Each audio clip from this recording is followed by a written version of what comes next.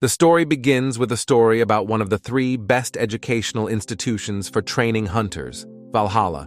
Every year, countless hunters are eager to enter this prestigious place. However, many people fail. The admission rate here is 500 to 1. Therefore, less than 150 people can graduate from the academy called Valhalla. The entrance exams begin immediately after the briefing. At the first stage of the test, the applicants compete against each other. A senior instructor observes the tests. A senior instructor at the Valhalla Academy named Lee Sang-chol was watching the current tests. He noticed that this time there were quite a few applicants. A young man named Yu Min-jun, the heir to the Yoshin family, approached the instructor.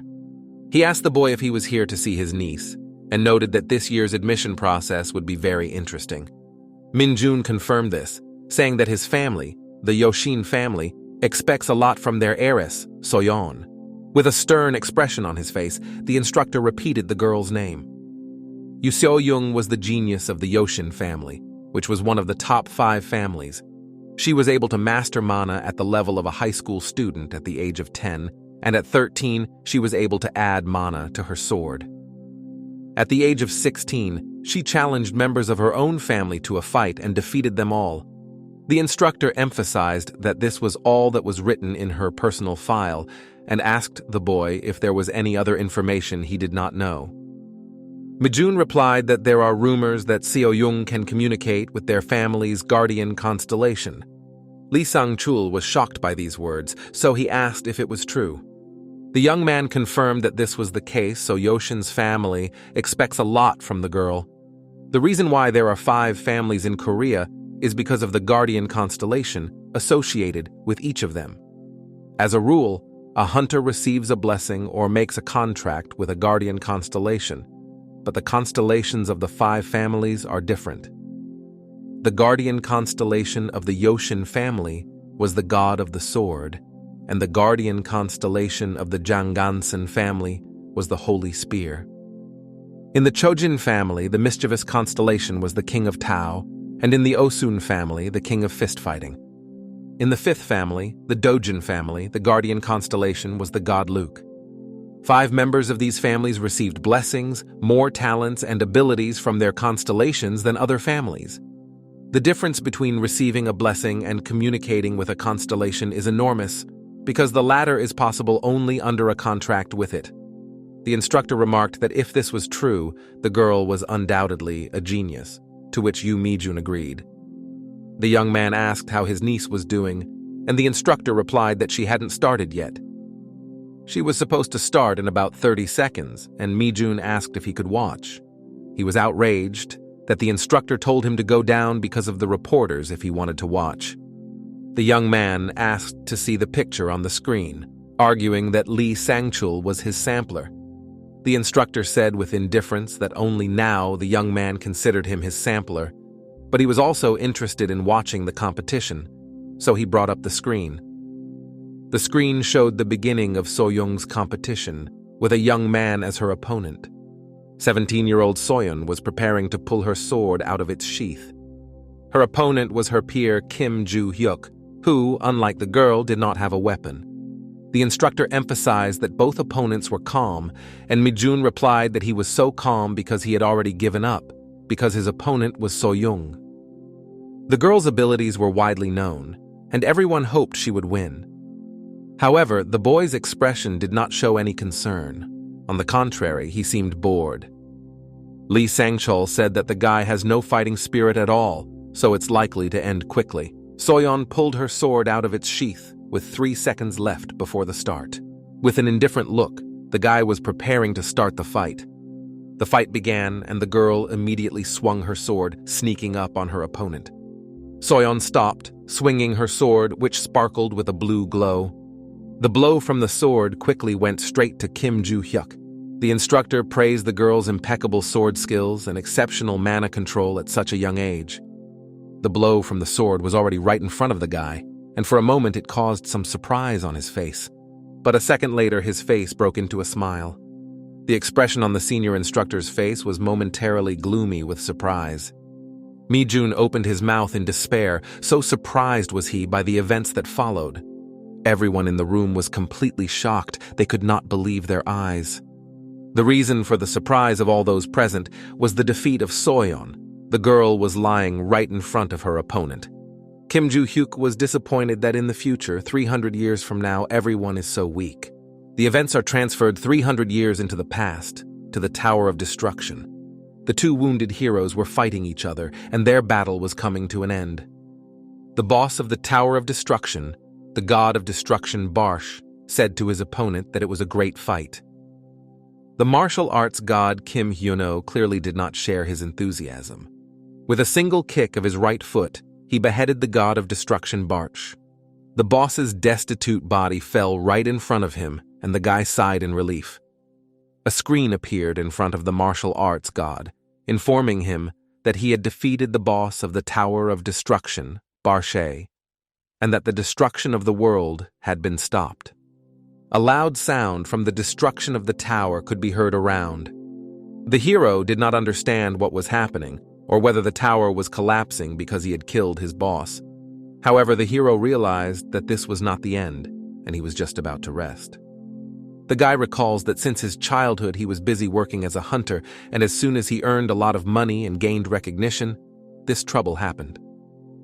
He doubted whether he should have brought his students here. The boss's power was too high, so even if they came, this place would be their grave. Unexpectedly, due to the destruction of the tower, a huge stone fell on the martial arts god, and it killed him. 300 years after the fall of the Tower of Destruction, he woke up in the body of a 17-year-old teenager. This satisfied the boy, because the knowledge he had gained when he was known as a martial arts god remained, even though his body was younger and weaker. He believed that he could live in luxury and constant rest if he could adapt to this body, until the translucent window appeared again.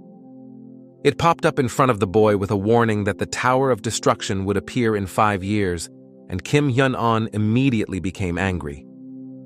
How he wished Barsha had died back then, but now he can do nothing about it. The young man was determined to destroy the tower once and for all. He dreamed that after that he would be able to live in luxury. But another message appeared on the screen, telling him to return his weapons and memories on the 3rd floor of the 5th room to the right of Valhalla. He understood what was meant by the weapon, but he had no idea about the memories, so he first decided to find a place called Valhalla. It was a sunny day, and the 4th day of the competition had just begun in Valhalla. It was announced that people who wanted to participate in the competition should come to the site. Kim Juhyuk was wondering whether he should go to the competition. The events returned to the day after Soyeon's victory, when the 2nd round of fighting began. The audience was noisy. There were more people today than ever before. The instructor suggested that the reason for this was that the children of all 5 families were here. But most likely another reason was this newcomer, Kim Juhyuk. With 30 seconds left before the start of the match between the boys, Kim Juhyuk's opponent was the eldest son of the Osun family, Osenyuk. Osenyuk recalled that his opponent was the young man who had defeated Yu Seoyung on the first day. From the outside, the boy didn't seem that strong to him. He thought it would be great to defeat him because his image would improve. Osenyuk shouted to his opponent that he would quickly destroy him. However, Kim Juhyuk said that the guy shouldn't be such a self-confident fool. He was outraged that the guy had dared to call him that, but before he could say anything, the match had already started. Senyuk had no talent for literature, strategy, or martial arts, but he still had a talent that surpassed all others. This talent was his strong physique. He could do things that other people could not do without mana. Even after a little training, his body was getting stronger and stronger, and he was born with a top-level physique, so he was worthy of being called a genius just for that. After Kim Juhyuk called him names, the guy was beside himself with rage and rushed right at his opponent. Kim Juhyuk realized that the body he was reborn in could not win in the struggle of physical strength. But just because he is physically superior to him does not mean that the guy will be defeated. The guy realized that his physique supported martial arts. With a light swing of his leg, he managed to knock his opponent down. Osenyuk was shocked by what was happening, how he could have lost his balance so easily. Throughout the fight, Kim Juhyuk watched his opponent. With uncontrollable rage, the guy rushed straight at his opponent. With one incredible blow, he knocked Senyuk to the ground. The figure of an exhausted boy was lying right in front of Kim Juhyuk's feet. The guy summarized that if martial arts ability and observation in combat are in harmony, then the victory is definitely his. He thought that even though his body was weaker than before he was reborn, he shouldn't have any problems hunting monsters. After his brilliant triumph, the guy left the battlefield. The expert was disappointed that Senyuk was indeed defeated, and the man next to her added that he did not expect him to attack so easily. Behind them stood the head of the Osun family, Chulshan, the king of fist fighting, looking thoughtful, and he was surprised that the two called it just an attack. He knew that no matter that his son had never been interested in martial arts and was only improving his physique, he could easily avoid the fist of any of his peers. But this time, it was a fist bump that could not be dodged. His son lost his temper and simply attacked Kim Juhyuk. He used the magic that he rarely used before and sharply attacked the enemy to try to quickly end everything. However, Kim Juhyuk tilted his head slightly to avoid the blow. Since Senyuk thought that Kim Juhyuk was definitely defeated with one punch, he completely shifted his center of gravity. Therefore, with a quick kick, his opponent was able to knock Senyuk down. The head came to the conclusion that the young man was moving faster than his son's maximum speed, and Kim Juhyuk already had a plan for the second round. He recognized that this kid had a really great talent. He thought with regret that there were many other people who also knew the value of this newcomer, but they were all brainless. The head of the Chulshan decided that he would make sure he was accepted into their family at any cost. Kim Juhyuk's next rival was Choi Arin, whose name could be guessed from the shouts of her fans, who sweetly called her Nuna. He was annoyed that men who had already been in the army called a 17-year-old girl a Nuna. The final match between Kim Juhyun and Choi Arin has begun. Choi Arin was a slender, blue-eyed beauty, the second daughter of the Chojin family. When the match started, the girl was in no hurry to move. The guy was surprised that the girl was waiting for him to attack first. He acknowledged that she is already better than her previous rivals because she tries to assess the situation first.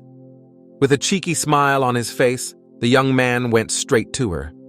Choi Arin was ready to pull her sword out of its sheath. As he slowly pulled out his sword, it began to sparkle with lightning. The audience was shocked that the girl had mastered the Chojin family's ability to change the elements at the age of 17.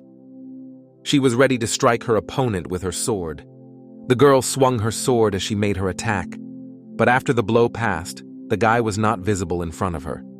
But then Juhyuk's voice was heard saying that if she showed her eyes where she was going to attack, it would be too easy to dodge. The girl was desperate when she noticed that the guy was standing on either side of her. Suddenly, the young man sent a strong punch directly at Choi Arin. However, the girl was able to defend herself with her sword by leaning back a little. Now he understood the reason why he did not feel the hit. She realized with horror how difficult it was to defend herself against this blow. But before she could realize it, Kim Juhyuk approached her sword and put his fist right in front of it. With a smile on his face, he told the girl to try to dodge the next blow and sent his fist as hard as he could at Arin's sword. Choi Arin was defeated. The girl fell to the ground in front of the protagonist's feet. However, he was surprised to realize that something had just gone wrong with the attack, and he thought his rack had been knocked over. But in the end, it didn't matter to him because he won. In the table of the top 10 students of Valhalla, Kim Juhyuk was ranked first, ahead of all his rivals. The guy was calmly walking down the street, and suddenly a crowd of reporters attacked him. They surrounded him with microphones and begged him to listen to them. Every reporter begged him to join his guild, praising it among others. All the reporters' insistence that their guild was better, their pleas to join, made him furious. And the next day, he became a social media star. The next day, the sun shone on the majestic building of the Valhalla Academy. The freshmen were greeted with a speech, including Kim Juhyuk. He was bored listening to the story of Valhalla. He noticed that the guy behind him was looking at him sideways.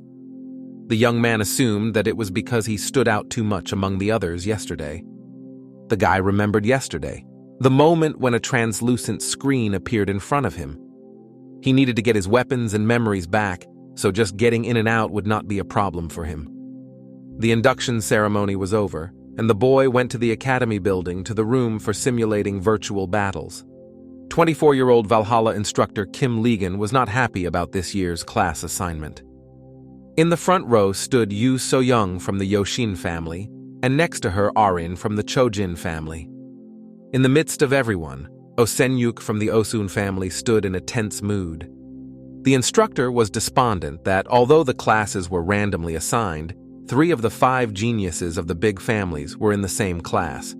He glanced at Kim Juhyuk, who was standing casually in the back row. The fact that Kim Juhyuk was in the classroom with them only made the young designer feel worse. However, he pulled himself together, and in such situations, you have to act decisively. He introduced himself to the students as the instructor in charge of this class, Kim Lingen. The instructor leaned over to the table and pressed a key on the keyboard. The students were surprised by what had happened and looked around trying to understand what was happening. The walls of the room in front of them suddenly disappeared, and a view of the courtyard appeared in their place. The students were surprised at where they were because they had just been in the classroom. The instructor intended to show them some blood right there. Suddenly, an invasion of goblins began to come from all directions. They surrounded the students and were about to attack them. Osenyuk realized that there were orcs and goblins, and about 100 of them. Several goblins were about to rush at the boy, but at a fateful second, a barrier appeared in front of the students. The ugly goblins started jumping on the barrier and hitting it. The instructor was happy that the barrier worked in time. He asked Kim Juhyuk to come to him. The boy approached the stand where the instructor Kim Lee-gun was standing.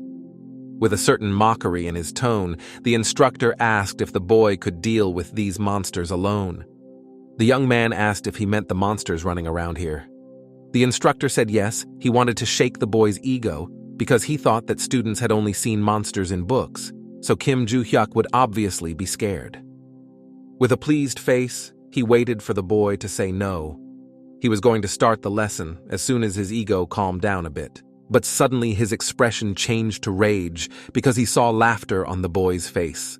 The instructor asked the boy if he was laughing because he would still be able to take care of the monsters alone, and the boy confirmed his guess. He told him to try, thinking that he was still bluffing. The young man asked if there was a reward for this, because from what he knew, there was no mention that students would do this on the first day. With a disappointed face, the instructor asked if he wanted a reward. Kim Juhyuk asked what reward awaited him if he defeated all the monsters. The instructor promised that he would do anything the boy wanted from what was within his authority. The young man agreed to his offer, although it was not enough. The instructor pointed out that the monsters in this system attack in the same way as they would in the real world, and the guy simply said to give him the sword. He justified this by saying that he would not be able to fight them with his bare hands. The instructor pulled out his sword and told me to use it. The boy took the sword and went through the barrier to the goblins and orcs. For a moment, all the students looked surprised and worried. Kim Juhyuk killed monsters one by one with fervor in his eyes. His expression showed a hint of madness. He continued to destroy the goblins as easily as if it were a routine matter for him. It had been 300 years since he had held a weapon, but he admitted that he was quite good at it. In the boy's past life, the world couldn't fulfill its role because of monsters, so he had to fight with everything at hand. But the sword was still a familiar enough weapon for him.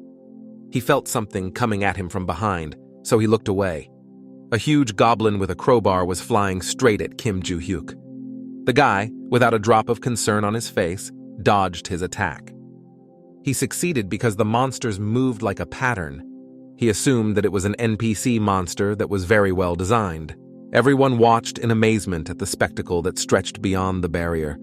The instructor didn't understand how this was possible, because the sword he gave Kim Juhyuk was the most ordinary one. He was surprised that the sword cut through something so easily because it had no magical powers. It seemed to him that the sword was swallowing up monsters, so skillfully did Kim Juhyuk wield it. 2 geniuses from the 5 main families of Korea were extremely surprised by this madness. Only Choi Arin watched the battle in complete delight. The boy's wish was to get into the Constellation room. All the monsters lay dead behind the satisfied figure of Kim Juhyuk. The guy's whole appearance reminded the instructor of his promise to do anything. Evening twilight illuminated the majestic building of the Valhalla Academy. The instructor said that the classes were over for the day and the students could go to their dormitories to rest. The students began to leave, but Juhyuk was the only one who was not happy. He was annoyed that the lesson was so long. He would just take what he needed and get out of here as soon as possible. The boy recalled that he had never been to school before, and studying as a student had never occurred to him. Although the lesson was boring, he took some information from it. This was especially true of the history related to the constellations. He recalled that in his past life there was no such thing as a constellation. The guy mentioned that constellation is a term used to describe the reincarnation of those who have achieved great success into gods. Most constellations are associated with hunters as their holy relics, which endow them with special powers. The Academy of Valhalla is the third largest relic of the constellations. Juhyuk came to the conclusion that everything about fencing and how to destroy monsters makes no sense to him. His body was really weak, so he was going to go to the dormitory and take up martial arts seriously. He looked behind him and saw the slender, blue-eyed beauty Choi Arin. The story moves to the teacher's classroom, where the senior instructor Lee Chang-seol remarks to Kim Lee-gun that he has been through a lot, but he replied that it was more of an embarrassment than a difficulty. Involuntarily, he wondered if the guy was really a high school student, because this time he created 120 virtual monsters as a test. The senior instructor asked if the high school student, who had never met monsters before, had really killed them all. Kim Lee-gun confirmed that this is what he had already said. Lee Chang-seol said that the boy had no support, because he was an orphan who came from a small orphanage in a very dangerous neighborhood. Another instructor suggested that he might be a falsifier, but Lee Chang-seol denied this because he had conducted his own investigation into the matter. He asked his interlocutor if Juhyuk had really asked for permission to go to the Constellation room, and received a favorable response. After the first semester, he will indeed be able to get there if the senior instructor asks the director. He said that because of this, he had to take on quite a lot of responsibility. Kim Lee-gun expressed his concern about what might happen next year. It will not be easy for him to control his class because in addition to Kim Juhyuk, there are 3 other students from 5 large families. The senior instructor informed the interlocutor that an exchange student from the Ventric family was studying in another class. It was a student named Rodkill Ventric, and this news really surprised Lee-gun. Lee-gun remembered this guy. He had heard that he had been kicked out of the British Academy because of problems with his cousin. Hearing this, he felt relieved. He thought he would do better than the next class. The story returns to Juhyuk, who asks the girl what happened. She approached him and asked him to teach her how to use a sword.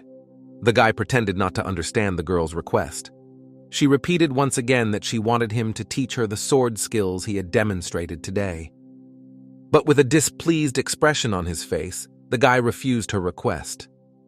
Arin asked why, and Juhyuk asked why she was asking him, but he didn't want to do it. Asking if she had anything to say, Juhyuk was about to leave, but the girl asked him again to teach her sword skills. Her words made the guy's face flush with rage, and he repeated that he didn't want to. He told her to stop clinging to him, accusing her of having hearing problems. Juhyuk said he had no desire to teach her and left. The next day, the hero sat at his desk in his classroom at the academy. Swaying in his chair, Kim Juhyuk sat in thought. It was predictable, but his new body was much worse than he thought. Training in martial arts or anything else will be useless because he has no magical power, and it is difficult for him to control mana.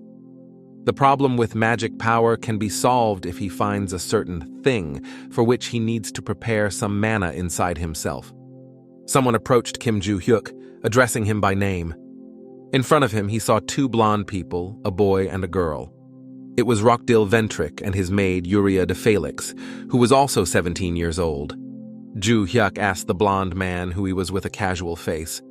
Rodkill thought that this was to be expected from an uneducated person. He didn't even know about the Ventric family. He introduced himself to the guy and was going to ask him something directly. With an ominous expression, he asked if Juhyuk didn't want to get stronger. In most families, it is harder for the side branches of the family line to achieve power and wealth than for members of the main family line. However, the Ventric family has a mask with a beak that is the guardian of the constellation, and this distinguishes their family from others. But the Ventricle family decided to make a contract with a family member who was not a member of the main branch, which was a way for the chosen person to make a contract with the constellations without contradictions. The Ventric family has a lot of power in Europe, so they can choose anyone as a contractor. Thus, the side branch of the family could even wield the same power as the main line, and Rodkill Ventric, who is supported by his family, became too arrogant because of this. Not so long ago, there was a stir in the British Academy, which led to his expulsion. His maid followed him out of the British Academy, and although he had been expelled before, he was sure that he would always find a way to get back on track. He remembered a young lady who would definitely like his actions. His plan was to bring Kim Juhyuk, who's now in the spotlight, to his side. Rodkill told the boy that if he obeyed him, he would take him to the constellation of the Ventricle family. Juhyuk looked at the boy defiantly and called him an idiot. Juhyuk's boldness surprised the blonde boy to no end. He asked if he had misheard, and Juhyuk replied that he wasn't stupid, because Juhyuk wasn't really interested in the guy. Juhyuk continued that if he said such nonsense, he was truly an idiot. Rodkill Ventric was incredibly angry because of the boy's words. But then a voice behind him ordered him to return to his seat. The guy was unhappy that someone dared to call him by his full name. He looked around and saw a senior instructor. This was not a British academy, but it was Valhalla. Lee Chang-sol said that no matter how big the Ventrico family is, everyone has to obey the local instructors. After these words, the blonde man with a disgruntled face headed straight for the exit. Closing the door, he promised Kim Juhyuk that they would meet again. The guy reacted to these words with an imperturbable expression. Classes ended and Kim Juhyuk went to the dormitory. He was unhappy that he hadn't learned anything new today and had instead contacted another fool in the morning. He now knew that the guild guides were a bunch of outsiders using students and instructors to keep tabs on him. The guy turned around, noticing someone behind him. It was the same as yesterday. It was Choi Arin who again asked me to teach her how to use a sword. How tired he was of her annoyance. Was his rejection not enough for her? The majestic building of the Valhalla dormitory is illuminated in the evening twilight. Everything in the upper-class room in which Rodkill Ventric lived gave off a luxurious feel: mirrors, wardrobes, and a lamp. However, the lamp fell victim to his aggression. The fragments of the lamp spilled onto the rug, and Yuri's maid stood quietly behind the sofa. Rodkill was full of rage that an orphan like Kim Juhyuk dared to humiliate him. The guy told Yuria to call Desera. He had to deal with someone. Yuria did not answer him, so he asked her again. The girl was still looking at the floor, not daring to look at the guy. But suddenly Rodkill grabbed the girl and pulled her by the hair. In an aggressive tone, he ordered the girl to answer. In a crazy voice, he asked her if she really still thought she was the eldest daughter of a noble family. As a reproach, he asked if he should kick her out of their family, to which the girl, with fear in her eyes, replied no. After answering, the guy angrily threw Yuria to the floor. Rodkill ordered in a superior tone to contact Dicer again. There was something that needed to be sorted out. He also added that the son of the Rice family was in the 2nd grade at the academy, and he needed to tell him that he wanted to see him, and Yuria gave a sign that she understood. The events are transferred to Valhalla's dormitory, Kim Juhyuk's room. The young man was sitting in the Lotus position, practicing the accumulation of mana. The guy was completely focused on this process. As Juhyuk finished his practice, he exhaled slowly. He could not use mana. His body was too clumsy. With some tension, the guy recalled the events that happened on the way from the academy. As Juhyuk walked home calmly, Choi Arin pursued him again. The girl was too persistent and he was annoyed by it. Turning in her direction, he expressed his incomprehension. They were already near the dormitory, so how much longer was she going to follow him? But she repeated her request like a parrot to teach her the art of swordplay. It bothered him, so he thought about how to get rid of it. After thinking about it, the guy told Arin the amount of 10 million won. He said that this was the cost of one lesson, thinking that the girl would definitely not be able to afford it. For a moment, Choi Aaron doubted what she should do next. Kim Juhyuk said that was it and he was leaving. But the girl asked him to take his phone. The guy thought for a moment but gave her his phone number anyway. He handed it to her, wondering what the girl needed his phone for. Choi Aaron said she would write down her phone number here. Returning the phone, she added that it would make it easier for her to transfer funds. Kim Juhyuk did not quite understand the meaning of these words. His face immediately tensed with surprise as he looked at the phone screen. The screen showed that a transaction of 100 million won had just been made to his account, and the guy stood there in shock. The girl shyly asked if he would teach her now. Juhyuk mockingly replied that he wouldn't, refusing the transaction. He recalled this and was surprised how the student was able to send 100 million won. The guy thought that if he agreed to teach her, he wouldn't have to give away all his secrets, which was a lot of money, but it didn't matter to him anymore. It was just money, and he needed to find something first, even though he had very little mana. Immediately, Kim Juhyuk began to dress to go on the road. His intention was to find his secret hiding place. So the boy went to the Valhalla Academy. He was walking through the forest, near the academy, carrying a backpack with a shovel. He checked the area before entering the academy and found that most of the marks made 300 years ago had been destroyed. According to his observations, there should be at least 4 marks, but it was very likely that there were only 3 of them left. And most likely he will have to look for them in the Valhalla Mountains. All he has to do is find them. The boy took a calm pose and began to synthesize mana around him. He still has the ability to sense with the small amount of magic he has, because his marks react to mana. Not far from him, a small amount of space glowed with a blue glow. It was his mark. At this point, Kim Juhyuk took a shovel and started digging a hole. He quickly got tired because his new body was too weak. If the guy had known it would be so difficult, he would have buried his treasure in a safer place. If the Tower of Destruction had not appeared, he would not have had to hide his treasure. The world was on the verge of destruction, and there was no place for its riches, so he made notes and put them all here. The glow of dawn illuminated the majestic building of the Valhalla Academy. Finally, Juhyuk managed to find the note, and he hoped that his treasures were safe. The morning rays of the sun harmoniously illuminated the figure of the boy standing near the newly found mark. The guy leaned over to the keyhole, which was quite large. An ordinary key would not fit in there, so the guy synthesized a magic thread. He made a key out of it and turned the keyhole. The door to his riches opened, and the light from the sun immediately illuminated the area. Kim Juhyuk began to slowly descend to his treasures. He landed on the floor right in front of his gold. He enthusiastically turned to the treasures, wondering how they had lived here all this time without him. The boy looked with pride at all the riches stretched out under his feet. He was relieved that he didn't have to worry about money anymore, and only had to find something. But immediately his eyes were filled with surprise at what he saw in front of him. In the middle of the pile of gold coins were dark blue guardian stones.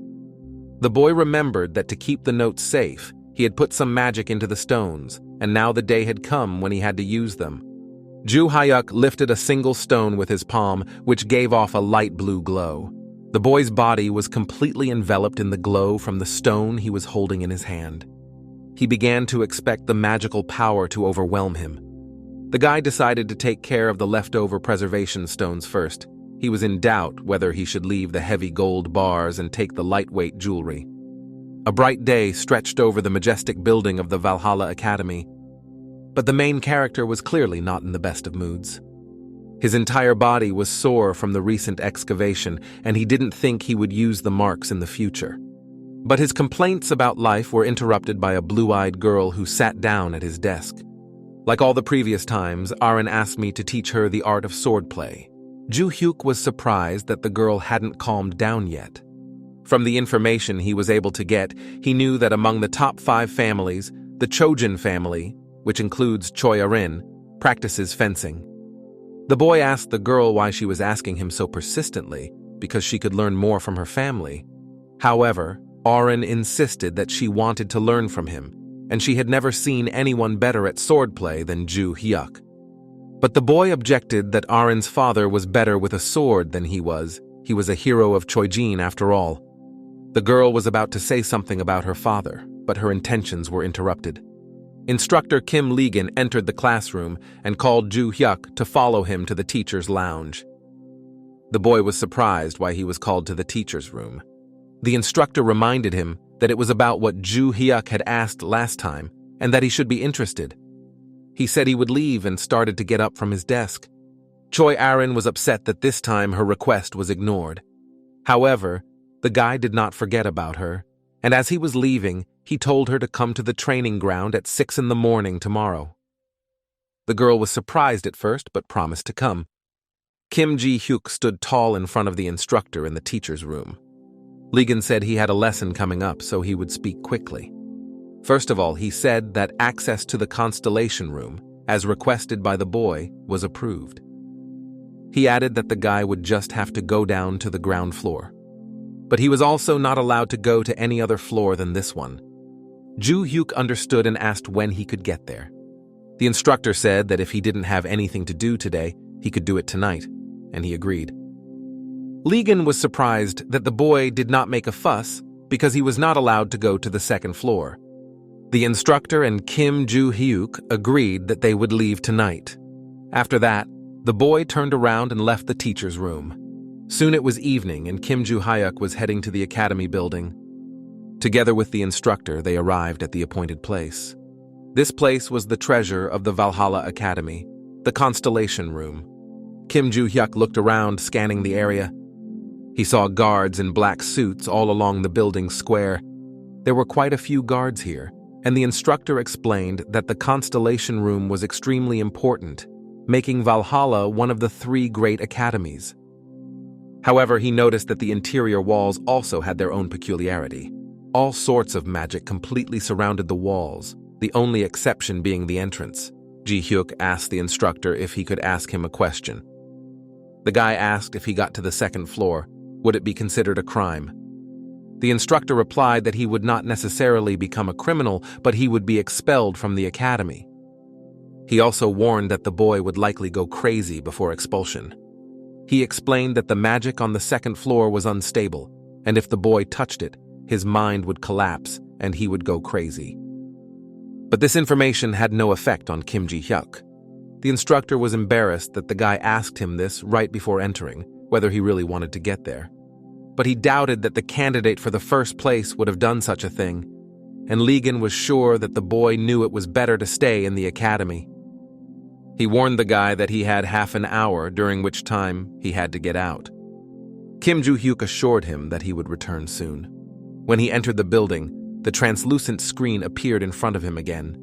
He was thinking that he didn't care if he was expelled from the academy. He needed to get to the 3rd floor first.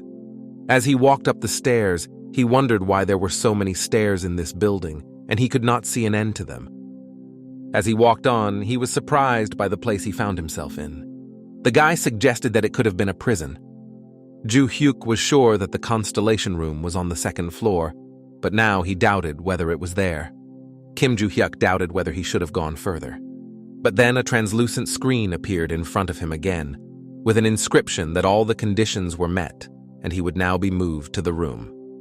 A moment later, Kim Juhyuk's transfer to the room began. Suddenly, the guy opened his eyes and saw a familiar figure in front of him. It was the god of destruction Barksh, the boss of the Tower of Destruction himself. Kim Juhyuk was clearly surprised by this turn of events. God Barchi said that 300 years have passed. Is this really a reunion? But immediately after these words, he was punched in the face. Kim Juhyuk angrily attacked his former acquaintance. His face, red with anger, showed that he was very happy to see the boss of the Tower of Destruction again. God Bars begged the boy to wait and calm down so they could talk. However, in response, he again received a fist bump with a death wish. Finally, Kim Juhyuk got his anger out and calmed down. After all these blows, the guy was quite tired. He emphasized that he is not the kind of person who uses his fists in a fight. But he continued to beat Barshi again, explaining that this time it was different, because he had ruined his comfortable future. He recalled that all that time he had been training his students, but this guy had ruined his wealth and his honor. However, a former acquaintance stopped him by asking if he was curious about the place he was in. Juhyuk emphasized that there was nothing in this room. Barsh explained that this is an imaginary world, that is, a space in a relic. He continued his story about how his real body ceased to exist 300 years ago, and the person he sees now is just an incarnation in the imaginary world. Juhyuk suggested that Barsh had been wearing the relic all along. The boy wanted to make a guess as to what this might mean, but his old friend interrupted him. The boss of the Tower of Destruction said with delight that he was now a constellation. However, Juhyuk's face did not show the same enthusiasm. Full of rage, he struck his interlocutor again. Outside, Instructor Kim Ligon was still waiting tensely. There was some anxiety on his face. He was worried that the boy would throw something away this time. And when Juhyuk came out of the building, the guards stopped him to scan him. The instructor asked the boy if he had done anything strange, and he replied that he was just looking around. He confirmed this by repeating the words that he could not go further, because he would go crazy if he did. The teacher gave the boy a sign that he understood and told him to go home. With a smile on his face, the guy walked away from the building. As he walked along the road, he recalled the events of the evening. First of all, he recalled a conversation between him and Barsh. Juhyuk didn't care if he became a familiar constellation. He was interested in getting an answer to another question. He asked Bodan Barsh if he was the one who created the translucent notification window and what it was. However, he rejected his guesses, saying that he did not know who did it. Juhyuk took the boy by the collar and was about to hit him again, but he shouted that he was telling the truth. He explained that after Juhyuk killed him, Barsh was inside this thing for 300 years without any energy. Juhyuk then asked who sent all the messages, but the boy replied that he had received them as well. Barsh received a message that he could contact the reincarnated Kim Juhyuk and get his memory back. Then, this suspicious person appeared in front of him, and he assumed that it was she who made the boy the owner of the Tower of Destruction. Juhyuk asked who this person was who made Barsh the owner of the Tower of Destruction. The guy replied that he didn't know because all memory of that part had disappeared, and he didn't think that the memories would come back immediately. He then asked what was in Kim Juhyuk's message. The guy replied that it asked him to find his weapons and memories, and he could not read what was below because it was censored with squares. He also added that he does not remember losing any memories because he still has memories of the Tower of Destruction. Barsh assumed that the boy did not have all his memories, but he had found a weapon, so his memories would return on their own. Juhyuk wondered what kind of weapon he had found. Barsh explained that this space is the inner world of 4 types of weapons, pastoral swords, which have become sacred relics. He also added that he became a constellation because he used his pastoral sword as a relic. The protagonist again went to Barsh with an outburst of aggression. He came back from his memories to reflect that his pastoral sword had become a relic, and a constellation now lived inside it. The guy just wanted to destroy and forget this sword, but he couldn't.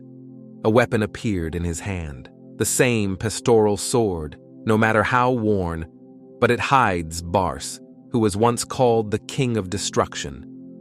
So there's nothing to be done, because the quest that appeared in the translucent window is only available with a pastoral sword. A voice came from behind him, asking if it was really him who had won first place at the commencement ceremony. A group of hooligans with colorful hair was heading straight for the boy. A blonde guy named Lyric Sunrise said that they, his senpai, were on a trip, so could the guy introduce himself. To which the guy replied, how could such a bully be called a senpai? It was not enough for the blonde man to just walk up and say hello to the senpai if he was ranked first in his first year. A man came forward with a long wooden weapon in his hands and said that he would be the first to beat the guy, to which the gang leader replied to be gentle with him. He started to say something about the difference between the first and second year at Juhyuk, but this story was interrupted. But then the man was kicked right in the stomach. With his excited look, the boy challenged the hooligans to a fight. The next blow he delivered was a kick to the man's face. He flew back to the crowd of hooligans from such a strong blow. Everyone around was extremely surprised by this sight. The head of the gang, Lyric Sunrise, was immediately angry about this. A sword appeared in the guy's hands, and the hooligans noticed that he definitely did not have one before.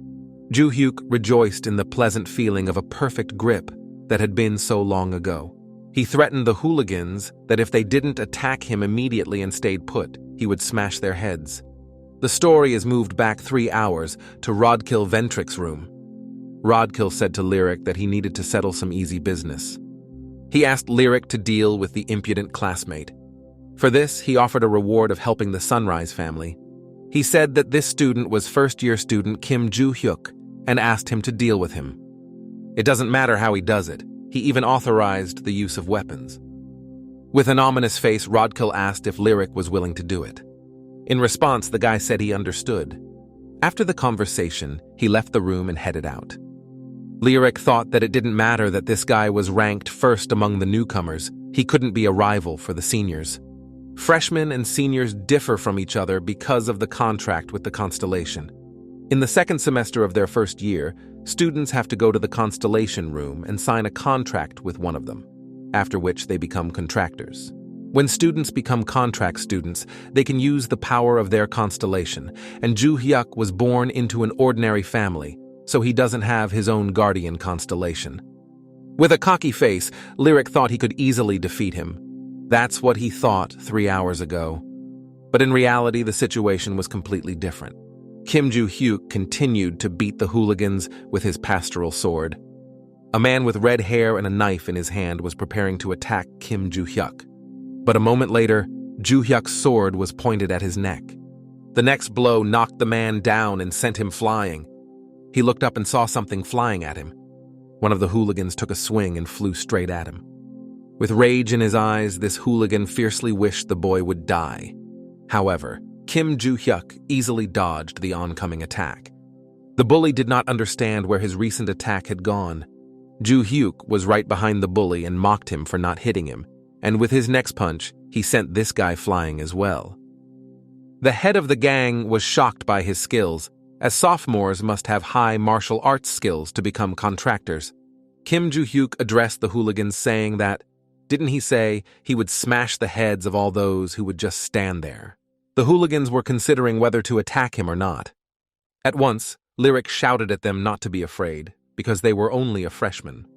The guy defiantly said, "Does the boss of the hooligans have a little fighting spirit?" Lyric Sunrise grabbed a sword and was about to attack the boy. However, something suddenly prevented him from moving on. It was the tip of Juhyuk's sword pointed directly at Lyric's stomach.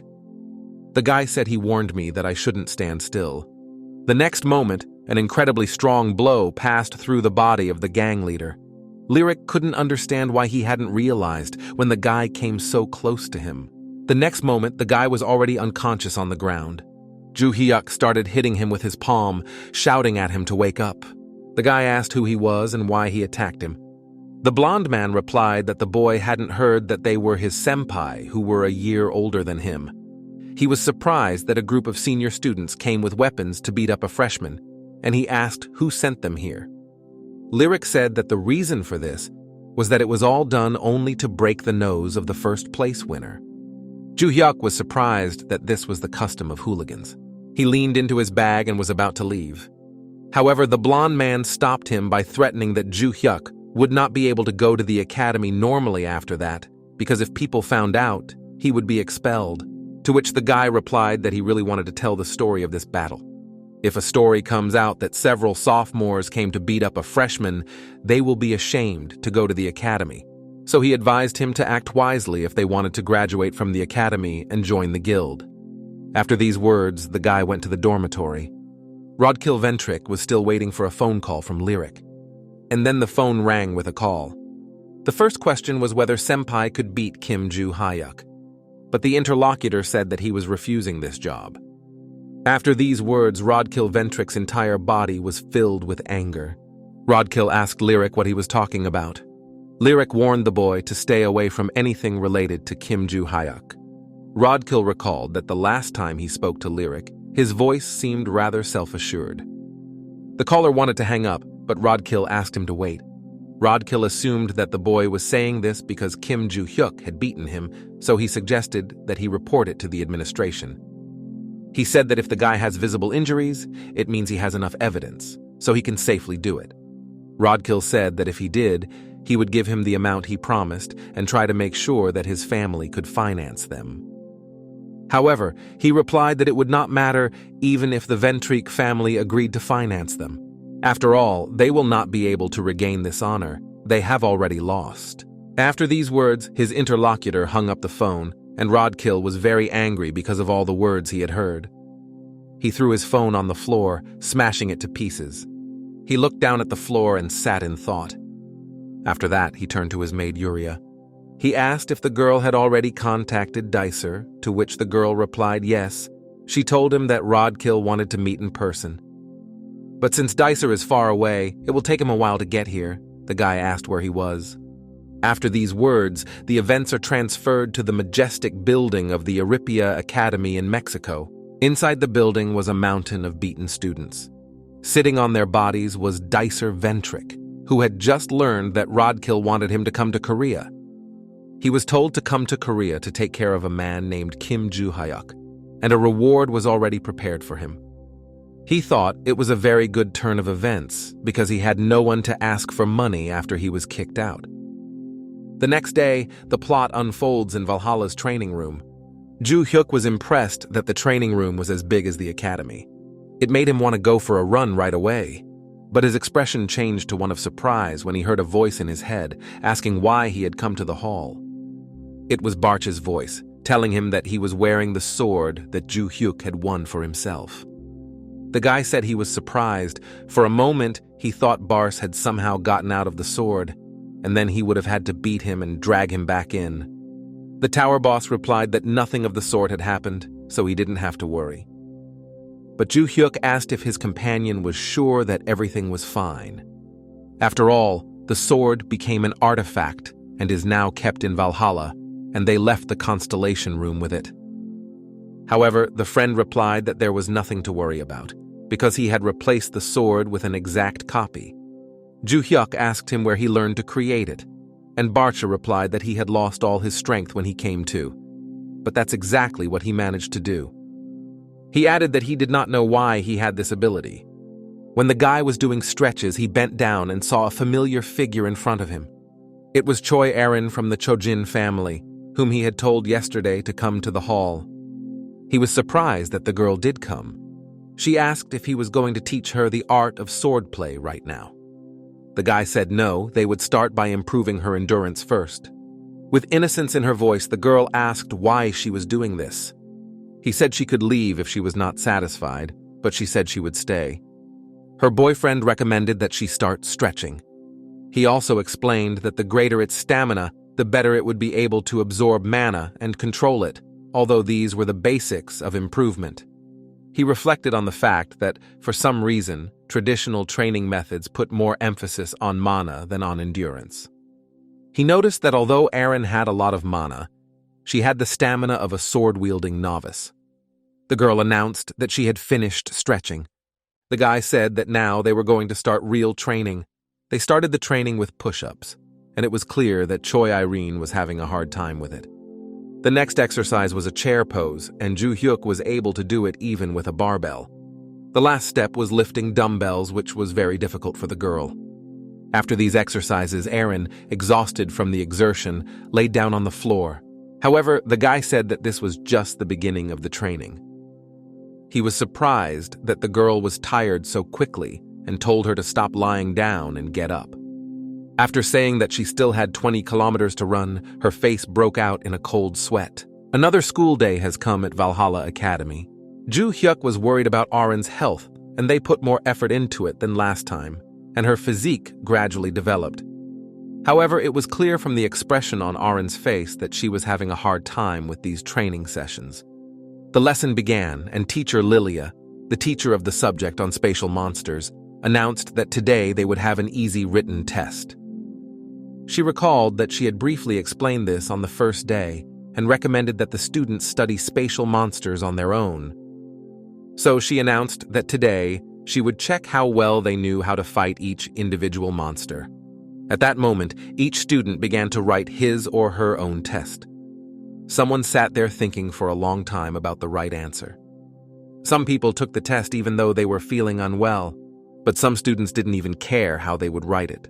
The time was up, so the instructor, Lilia, said to pass the tests from the end to the beginning. She added that the test result will not be added to their overall score, but the test will be used to assess their abilities in the next class.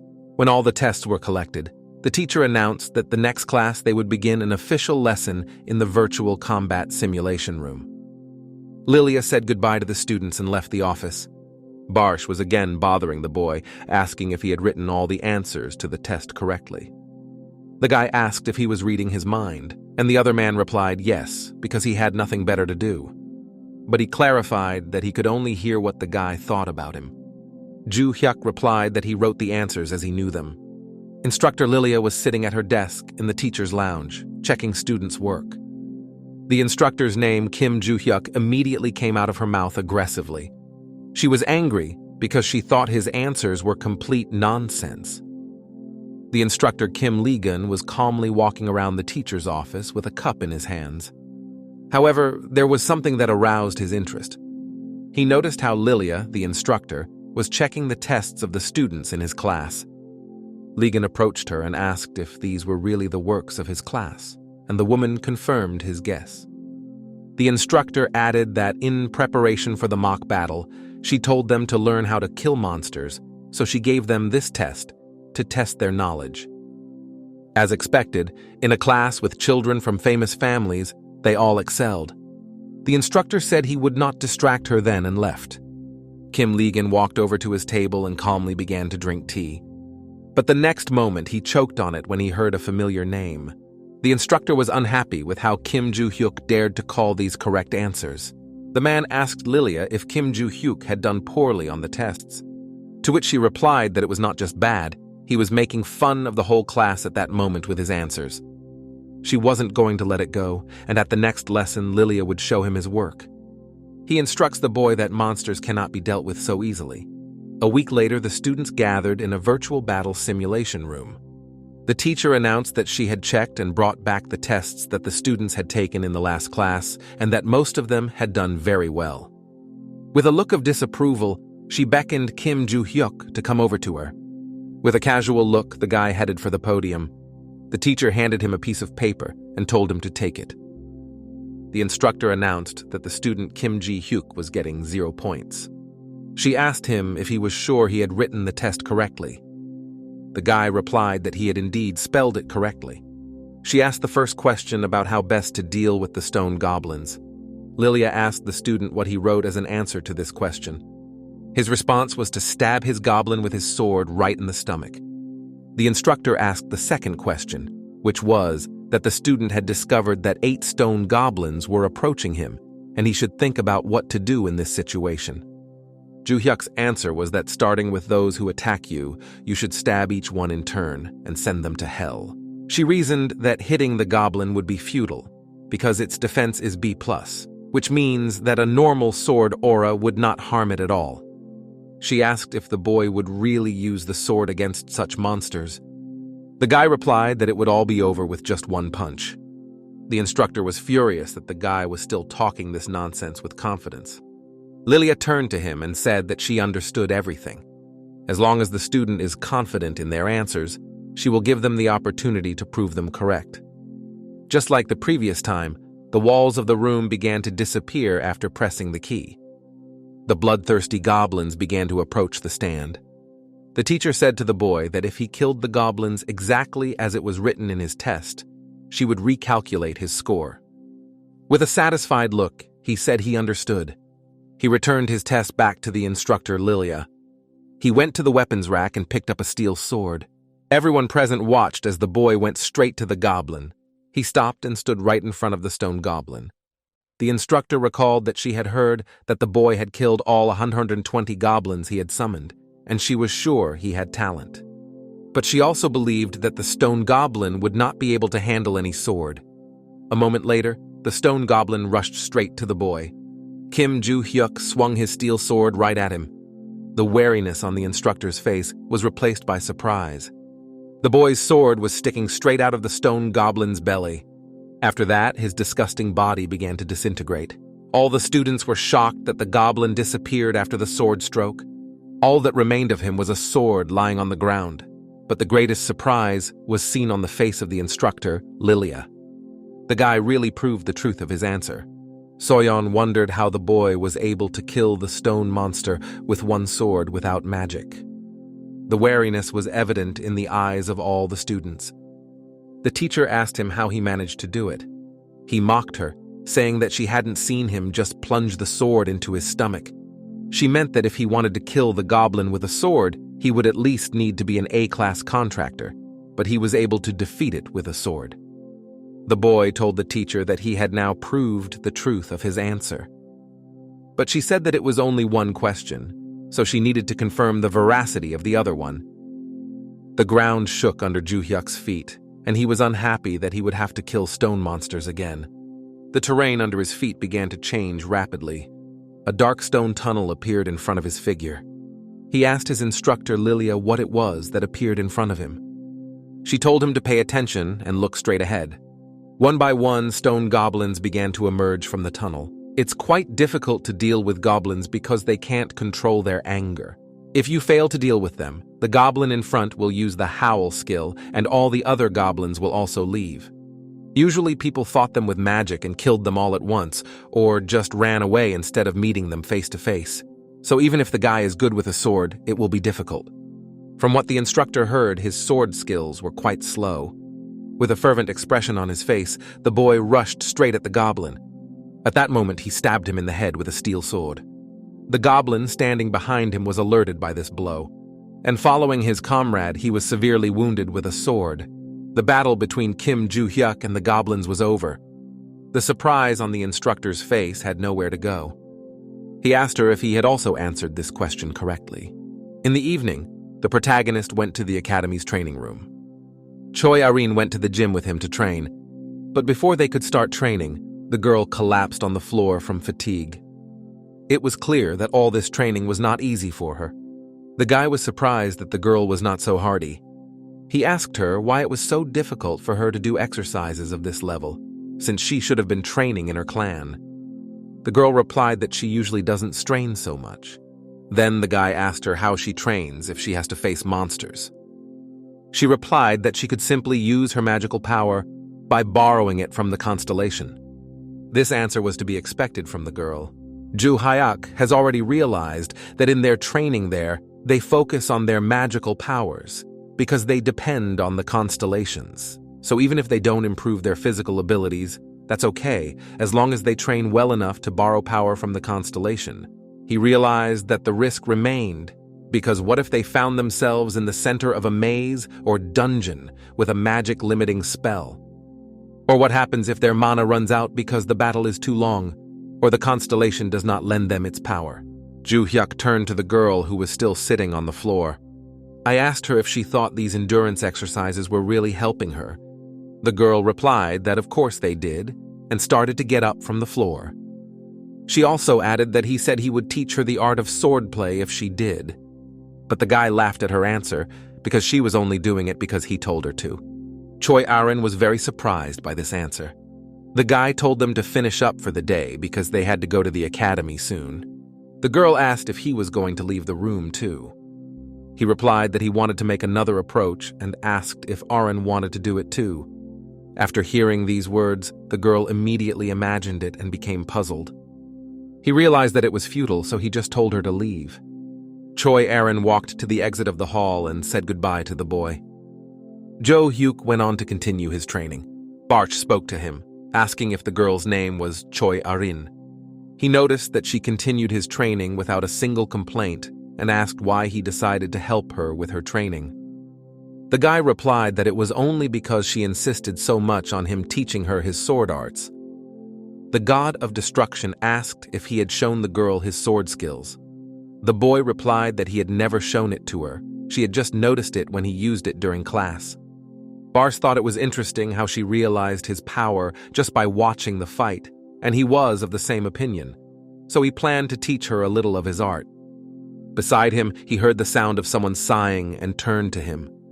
He was not alone. Oh Senyuk was training in the gym with him. His former rival was lifting a huge barbell. After this exercise, he sat down for a minute to rest. He also noticed that someone was watching him. At the same time, the two boys looked at each other. Juhyuk asked how long the boy had been here. Osenyuk said that his usual occupation before entering the academy was sports, so he has been training here ever since. After this answer, he left the training room of the academy. Juhyuk mentioned that Osenyuk was able to train for so long because of his talent. Barch asked why Juhyuk was interested in this guy. Juhyuk noticed that Osenyuk is clearly smarter than those who only practice their magic. After that, he asked what these guardian constellations were doing. The guy went on to continue his training. Barch said that he knew nothing about other constellations, even though he was a constellation, and all he had done for 300 years was to be isolated. He noticed that the guy would be able to learn more about them if he completed a new task in the system. On the translucent screen, it was written that the task of returning his weapons and memories had been completed. Instead, it was a chance to visit the house of Madagai Rona in the Eye of the Great Forest. The boy recalled hearing about the Eye of the Great Valhalla Forest in class, the last place they trained during the first semester. He thought that if it weren't for this damn quest, he would have just run away and taken his stuff, but it looks like he's going to have to be careful for a while. Barch was surprised by this decision because he had recently made a lot of noise because of a fight with hooligans, but the guy said that they had come up with it themselves. He added that he had already restrained himself for a very long time. If he hadn't done it, his head would have exploded, but he hoped that after completing the task, he would learn the secret. The action shifts to the Ventric family's huge mansion in the UK. Inside the mansion, masks with beaks stuck out of the mirrors. Portraits of the guardian of the family constellation also hung near them. The vice president of the Ventric clan, Adelia Ventric, sat at a long table in front of the painting of the constellation's guardian. The lady ordered her butler to report on the progress of the case. The servant said that the maze on the outskirts of Reading had already been taken care of. She praised their work and asked if he had anything else to say. The servant said that he was considering hiring some competent people he had found on the way. One of Robert's destroyed clan had survived the maze. He added that the two people he found were quite strong, as they were A-rank contractors. Adelia ordered them to test their abilities and bring people to her, and asked if that was all he wanted to say for today. The butler added that he had information about Rodkill. The lady asked if something had happened to Rodkill again. The butler said that he had been given information related to Desera Ventric. He said that Rodkid had summoned Dicer to South Korea. When the vice president heard this name, her expression changed to fury. Dicer Ventric was a problem child in his family. He committed many terrible acts using the name of the Ventric family. At the age of 19, he killed 5 people in an English academy just because they started arguing with him. And at the age of 20, he was expelled from the Ventricle family. Adelia wondered why Dicer was meeting Rodkill, since he had been in hiding for many years. She ordered me to continue to monitor Rodkill. She also added to inform him that if he did anything strange, the vice president would kick him out of the family. The butler said he understood, finished his report, and left. After he left, the vice president was left to ponder. She believed that all of her brothers had the power they deserved, and that such power was not for scum. Adelia believed that power should belong to only one person. That in the end, all power is meant for Adelia. After these words, the lady looked at the painting behind her. It was a painting of the Ventric family's guardian constellation. At the Valhalla Academy, a teacher was explaining to his students that the word thief consists of 2 words, evil and deed, which literally mean an evil person. He added that in modern society, the word thief is used to describe people who use the power of the constellation with evil intentions. Thieves usually act alone, but they can also create organizations. Among these organizations, the most notorious was the One God group. Juhyuk reflected on the fact that he feels he is getting stronger from regular training. His body also has a talent for using mana. Although it was not at the level of genius, it was much better than his body before the transformation, but it still seemed strange to him. He did not understand why his body was in such a bad condition. The first day when he did the chi circulation, He could barely finish because he had less mana than a normal person. And his physique was so bad that after a little digging he felt like he was going to faint. But he realized that even with a body like this, it shouldn't have turned out so badly, and he guessed that something had happened to the body in the past. But after a moment, he decided that there was no point in worrying about it. A thin woman's hand approached the boy's desk. When the guy saw it, he didn't realize what was happening at first. Looking closely, he saw that Juhyuk had put a note on his desk. Juhyuk took out and unfolded the note from the girl. When he opened it, he saw only the simple word hello. The fact that there was only one word in the note made him angry. It was already getting dark outside and classes at the academy were coming to an end. The teacher told the students that they could leave the academy this weekend, but they had to submit an application. When the instructor finished his remarks, he said that was all for today. Juhyuk is really thinking about leaving the academy this weekend. The guy filled out an application and wrote that he wanted to go for a walk outside. Barch was surprised that the boy was planning to go outside. He asked where the boy was planning to go, but their conversation was interrupted by someone's greeting. He turned around to find out where the voice was coming from. Behind him was his former rival from the opening round, Yu Su-young. He asked what kind of jokes she was making and what she wanted from him. He even kindly replied to the girl's note, but she did not respond in return. The boyfriend told her to hurry up because he had to hand in his application. The girl stood there, unable to connect two words. All of her attempts to say something made Juhyuk very angry. He shouted at her to hurry up and just say what she needed, calling her crazy. Soyeon was immediately annoyed that the guy called her crazy. The girl asked why she was abnormal, and the guy replied that it was not normal to make someone angry just like that. Juhyuk asked her again what she wanted to say, and she immediately thought about it. She recalled a previous fight against stone goblins with only a sword. She was very impressed by the fact that the boy was able to defeat the stone goblin with just a sword, without any magic. It was very different from what was written in the books. Soyeon was just about to ask him how he was able to kill the stone goblin.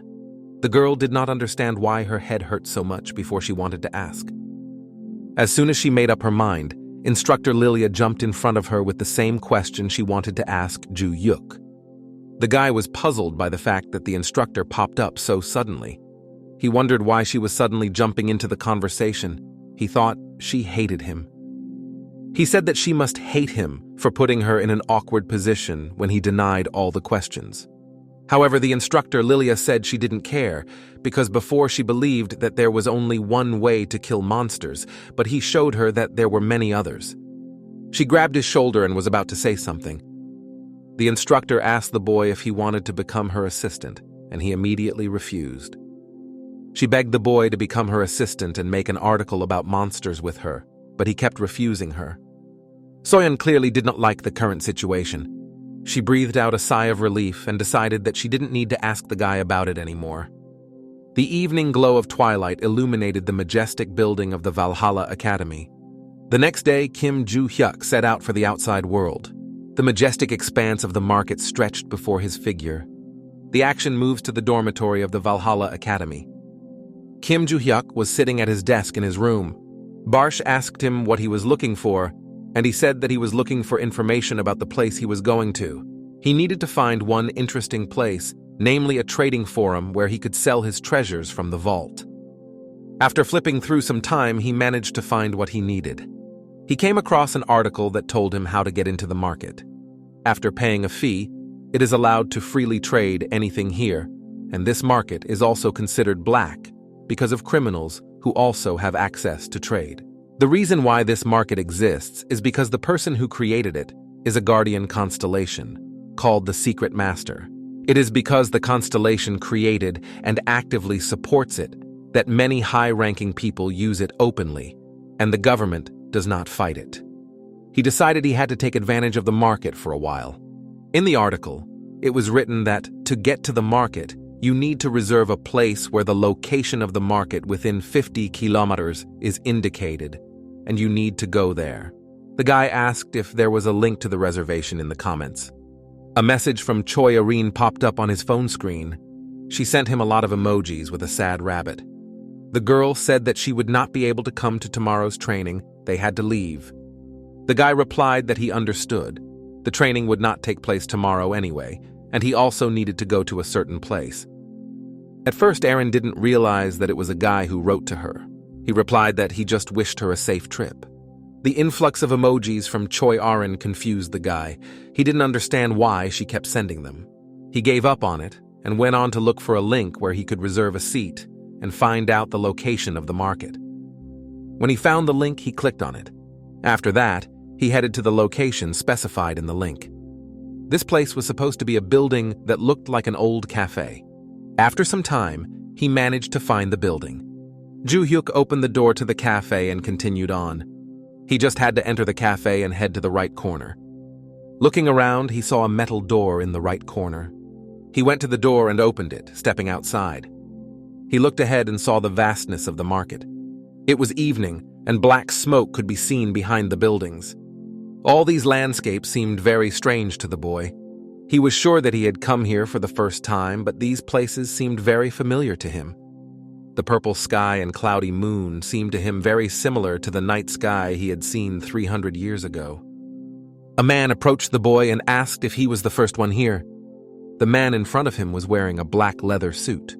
Juhyuk mentioned that this was the employee he had read about in the post.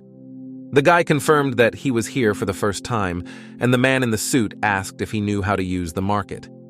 The guy replied that in a certain way, yes, and pulled out 2 million won. He handed the money to the guard, who thanked him profusely. Juhyuk had spent all the money he received for taking first place in the entrance exams, and he had only 30,000 won left, so he hoped to make money here. The guard asked him if he had anything to ask him, and he said yes. The guy said that he wanted to sell some jewelry he owned, but did not know where to go.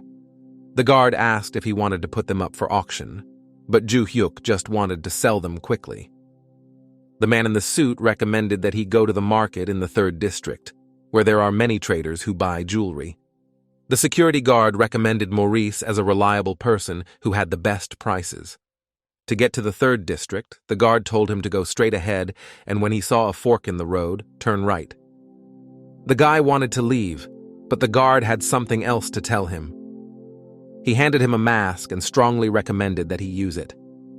The guard explained that due to the nature of the goods sold at the market, almost everyone wears masks. Juhyuk agreed and put a mask on his face. The guy thanked the guard and was about to move on.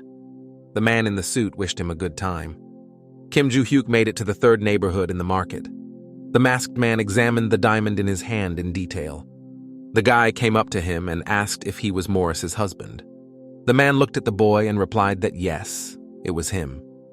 Juhyuk told the seller that he had some goods he wanted to sell right now. The seller replied that if it was gold or jewelry, he would be able to evaluate it very quickly. The guy looked into his backpack to pull out what he wanted to sell. He was holding a small black bag. He then put it on the seller's desk and said he wanted to sell its contents. The man opened the bag and realized that it contained rings. He took one in his hands and began to examine it in detail. A moment later, a look of great surprise appeared on his face. The seller realized that he was holding an artifact from the era of destruction. Whichever way the man looked at it, he realized that it was an artifact of the era of destruction. He asked if the other jewelry in the bag was the same. The bag contained almost a dozen precious rings. The seller realized that they were all really from the same era. The guy asked how much the merchant could offer him for all these jewelry. For a moment, the seller thought about how much it should cost. He wondered how the guy got so many artifacts, since he sounded like he was a little over 20 years old. He asked Kim Juhyuk where he got these artifacts. The guy replied that he had heard that they don't ask about such things here, and asked if he was mistaken. The seller admitted that the guy was right, and it was his mistake. Mr. Morris got excited. He was so fascinated by the artifacts that he asked something he shouldn't have asked, and he almost tarnished his reputation as a dealer. After a moment, he replied that he didn't even know how much he could offer for it. He added that he could not evaluate them because he did not have enough money to buy the artifacts of the era of destruction. Juhyuk was surprised and asked where he should go to get paid for them. The seller said that on his way here, the guy had to pass by a tall auction hall building. The guy asked how long it would take to sell it if he put it up for auction. The man replied that the average is about 2 weeks, because there are many people who have reserved seats, and it will take some time before the auction hall opens. He added that the guy would need to go through verification to receive the payment. All this information upset the guy. Juhyuk then asked how much he could earn from the auction. The seller began to estimate the value of the jewelry. He showed the boy his calculations, which shocked him. He was surprised that they were so expensive, even though they were also expensive in his past life, so he kept them away. Juhyuk asked the merchant if this was the exact price for his jewelry. The seller replied that this was only his personal estimate. Even if he sold everything he had, he could buy only 3/4 of the value of these jewels. The guy was extremely surprised by this assessment and asked if it was true.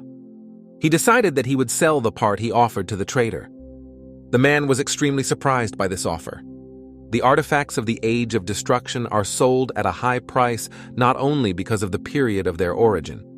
There was another reason for such a high estimate of their value. The reason for this was the constellations that began to appear after the end of that era. It was surprising that the artifacts that appeared in that era reacted to the constellation. Of course, a person was able to conclude a contract with an S-rank constellation thanks to these artifacts. As far back as the seller could remember, the artifacts were called the Alchemist's Zone.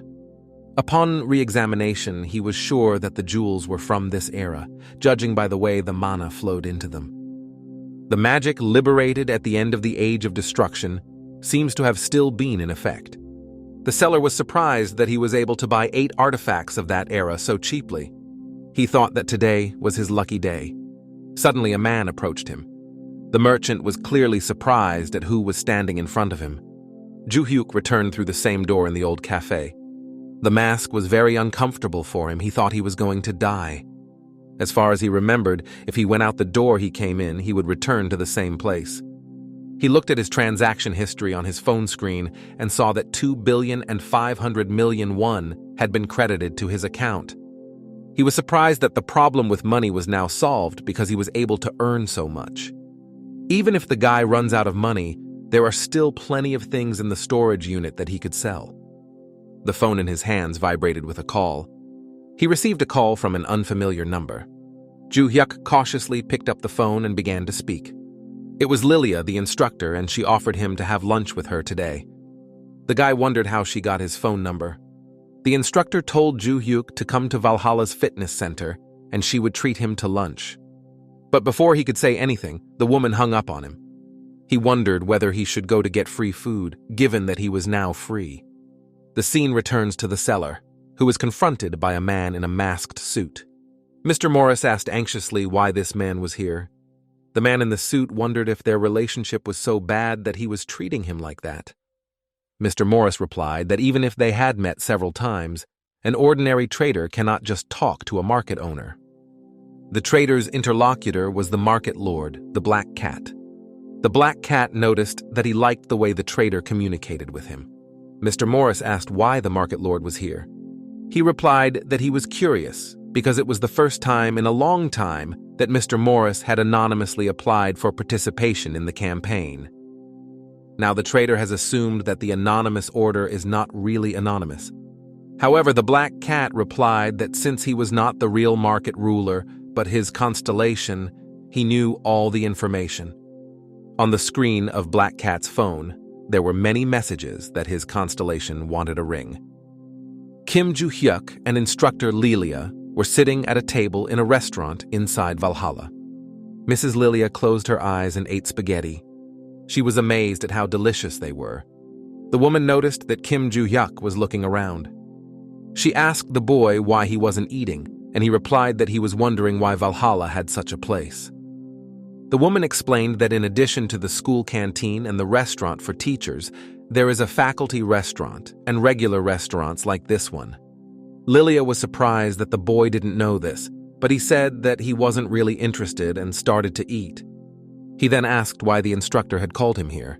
After these words, the teacher persistently asked Juhyuk to become her assistant, but he immediately refused. The instructor first asked him to think before answering, saying that if he became her assistant, he would have many advantages.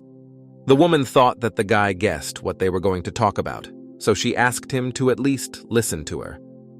She started by telling him about the benefits he would get if he agreed. First of all, the boy will be awarded a scholarship, which, according to the instructor, is a big plus, but the boy was clearly not impressed. The woman then added that the boy would have the opportunity to write his thesis with her, and if he did, new horizons would open up for him. If this happens, the boy's name will become known in the world's monster research institute, and wealth and fame will come by themselves. Also, instead of being allowed to go out once a month, he will be able to go out more often than twice a week. The guy asked if there was anything else. The instructor Lilia thought for a moment. As a final argument, she added that he could work with her, but the guy replied that she was just being narcissistic. However, the instructor continued to persistently ask him to become her assistant. He thought that if he could benefit greatly from it, he would consider it. But there was nothing special about the offer, so he refused once again. For the boy, it was more important to find the eye of the great forest that the message box sent him. He could only get there during the first-year performance evaluation, and he told the instructor again that he did not plan to be her assistant and write his thesis. The woman then asked if he would like to exchange information. If she would give him information that would interest him, in return, she wanted to know how to hunt monsters. The guy asked what kind of information, and the instructor replied that it was about Choi Arin, with whom he was talking. The guy wondered if Choi Arin wasn't communicating with him because of training, but he said he wasn't interested. The instructor said in a loud tone that she had heard that Choi Arin would soon be expelled from her family. For a moment, the boy was surprised by what he had just heard, and he was about to leave the restaurant, but the teacher stopped him again. The guy said that he was leaving because he had finished eating and hadn't heard anything useful. However, the instructor argued that she had already given him the information, so he should do the same. Juhyuk denied everything because he did not want to hear this information. He added that there is something he is personally interested in. The boy asked the instructor why she behaved so childishly when she was quarreling, but was so strict during the lessons. The woman said that she was the most responsible instructor, so if she fiddled around for too long during class, students might have problems.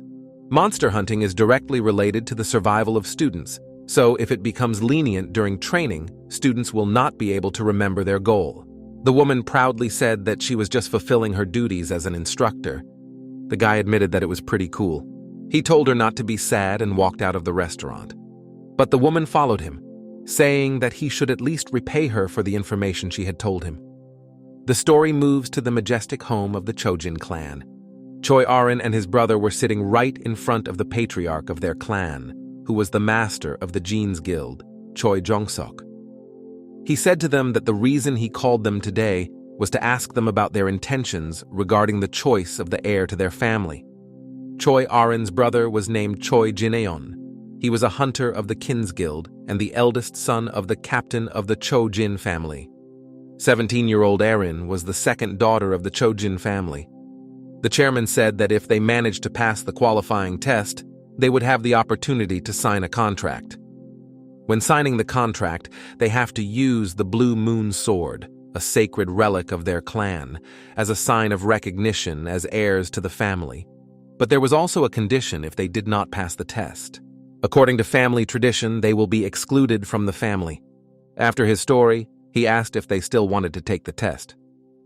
The eldest son of the family captain said yes. Choi Arin also said she would do so. The patriarch said that they will begin the selection test in 3 weeks, and now they can be free. The second daughter and eldest son of the family captain walked along the paths of the clan house. The guy asked if the girl was really so indifferent to the situation. The girl was extremely surprised by this question. Her brother said, "Didn't she see the look on her father's face when she confirmed that she was going to participate in the qualifying test?" Aaron recalled that their father's expression was indeed very stern. The guy suggested that the girl would not really stop until she achieved status in the family. He emphasized that the girl was an illegitimate child. The reminder of this angered Choi Arin. With a sneer in his voice, the guy said not to expect the girl to win the selection process. My brother emphasized that a girl who has only constellation protection is not on par with him, who has a regular contract. These words made her feel worse and worse. He said that since she had given up and was just sitting there watching the family's money being squandered, he would make them realize the price. He said goodbye with a malicious look and emphasized that they would meet again in 3 weeks. Arin stood firm even after all these insults and words. She recalled the moments when her mother was dying. Before she died, the girl's mother said that Arin should become the head of the family, and it would be nice if she could do whatever she wanted in this position. She recalled these bitter moments with a dispassionate face. The next school day at Valhalla Academy came. Today, Kim Juhyuk's class was taught by instructor Kim Ligon. The guy was sitting there looking pensive as usual. Barsh reminded him that he had midterm exams coming up, and he was surprised that he was worried about something like that. The boy should pay more attention because his class teacher is explaining the midterm exams, but he usually doesn't pay attention to what is said in class. The instructor told the students that they should all know this, but in Valhalla, exams play a very important role. As with the midterm and final exams, students with the lowest scores will be immediately expelled from school. He expressed hope that the students would prepare well for the written and practical tests, and told them to do their best.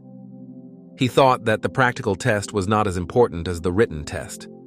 He was supposed to stay at this academy until he got to the eye of the great forest, but he didn't even know how to get there. After these thoughts, he turned to Barch.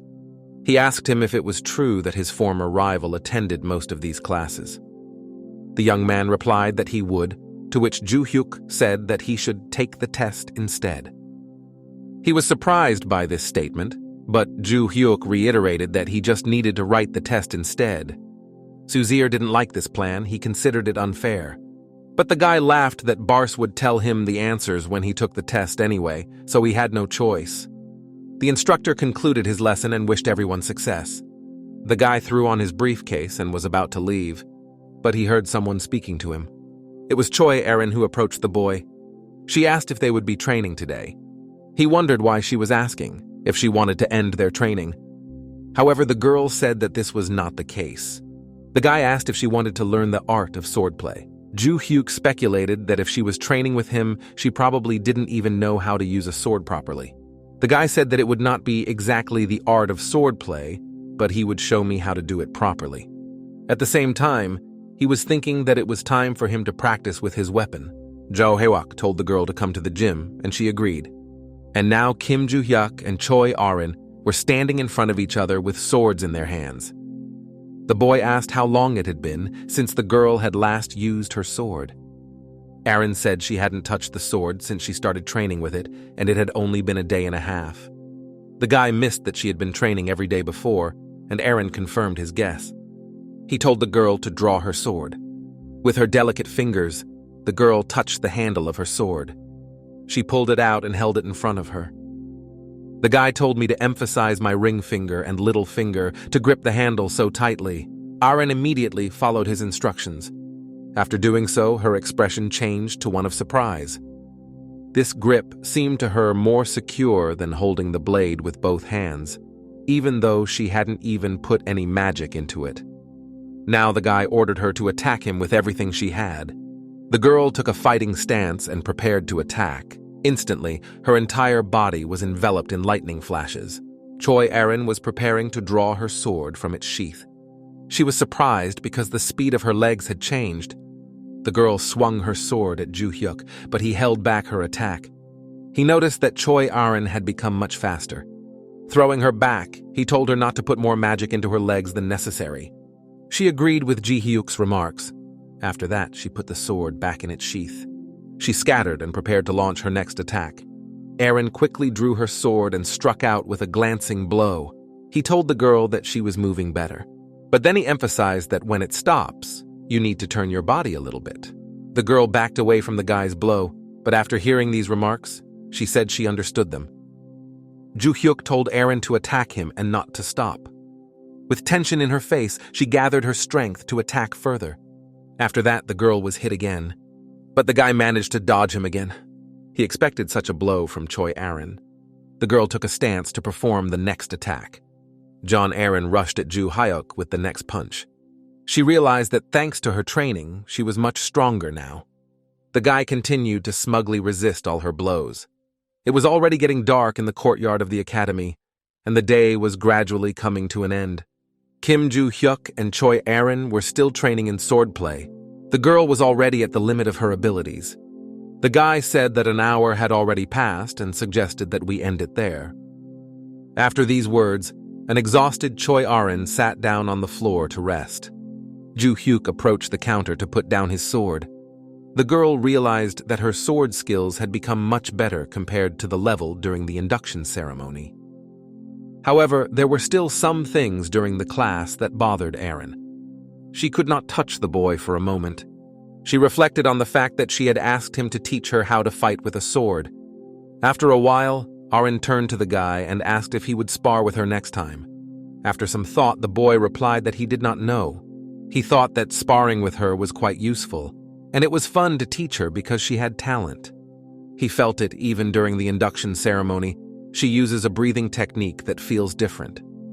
These trainings made the boy relax, and if it were 300 years ago, her talent would have been worthy of becoming his student, but now he doesn't have that opportunity.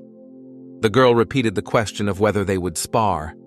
The guy thought about making a little joke about it and again said he didn't want to. The girl was upset, and the guy was surprised that she gave up so quickly. The girl said he was right about her. If Aaron follows his words, she will definitely become even stronger. He thought about the meaning of her saying that he was right, and said that they had enough training for today, so they were done for the day.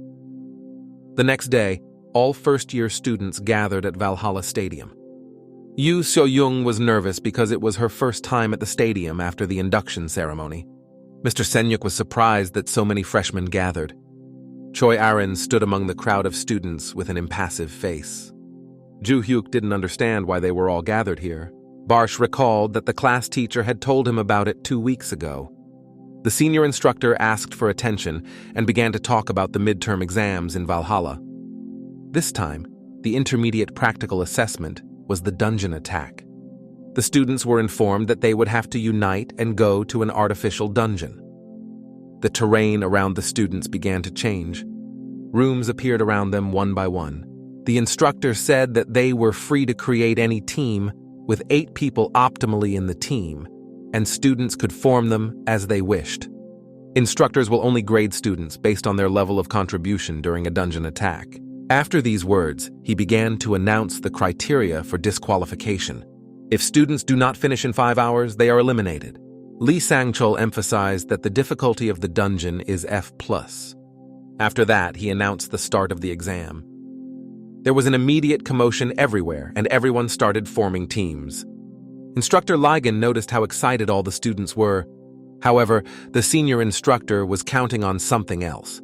Soyeon was telling her team that their dealer, the player who does the bulk of the damage in a battle, was not good enough, and they needed someone else. The girl reflected on the fact that she didn't need to choose someone better than herself.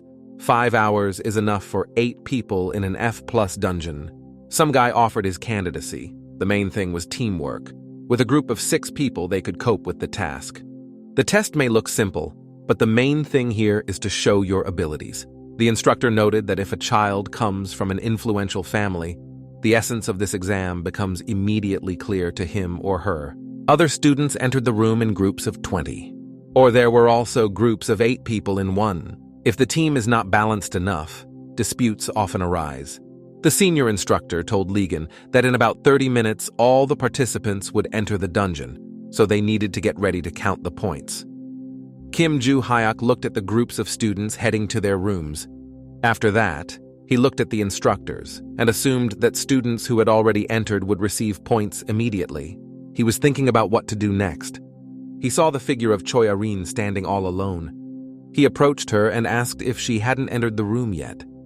He emphasized that almost everyone had already done it and asked what she was going to do next. She replied that she would do as he said. These words put the guy in a temporary stupor. He was concerned that she had been following his words since the last training session. The boy said he would go there alone, so the girl could do the same. She asked if she was sure she should go alone and the guy said that it didn't look like a difficult task, so she should. After these words, the boy calmly walked into the dungeon room. Other students saw Choi Arin standing alone without a team. They approached her and kindly asked her name. Her boyfriend invited her to join them, and now they have exactly 7 people, so with her they will have 8. The girl apologized and said she was going to leave alone. However, the student was worried that she might be disqualified for this.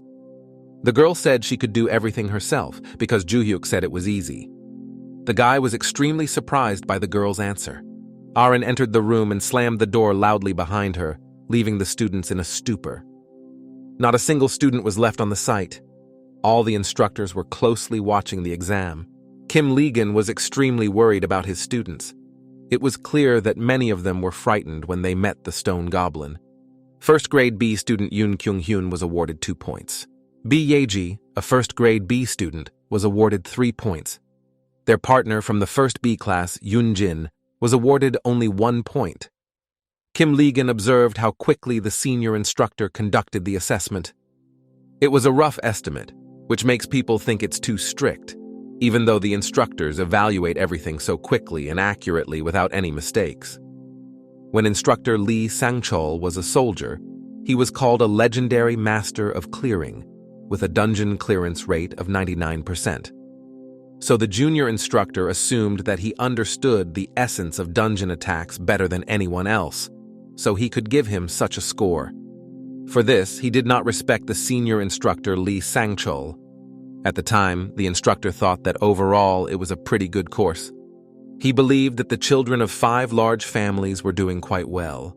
Among them, his favorite was one wonderful student, namely Yoo Soo-young, who best demonstrated her leadership skills. She ordered the archers to kill the goblins attacking from the side. The stone goblins continued to launch strong attacks on the students. The girl supported her comrades, shouting that the front line should not fall. At the same time, she ordered the archers to fire. Several arrows hit the body of the stone monsters. After that, Soyeon attacked the weakened goblins.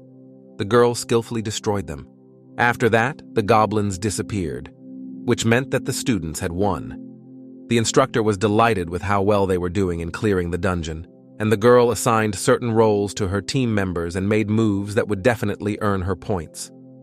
In addition, she is a great leader of her team members because she was confident that they would clear the dungeon.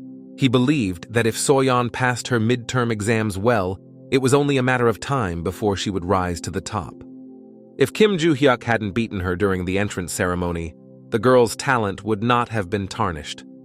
Remembering the boy, the instructor asked how he was doing. However, the search engine screen showed that nothing was found about Kim Juhyuk. The teacher was surprised by this, because this search engine can find any information about all the students who entered the dungeon.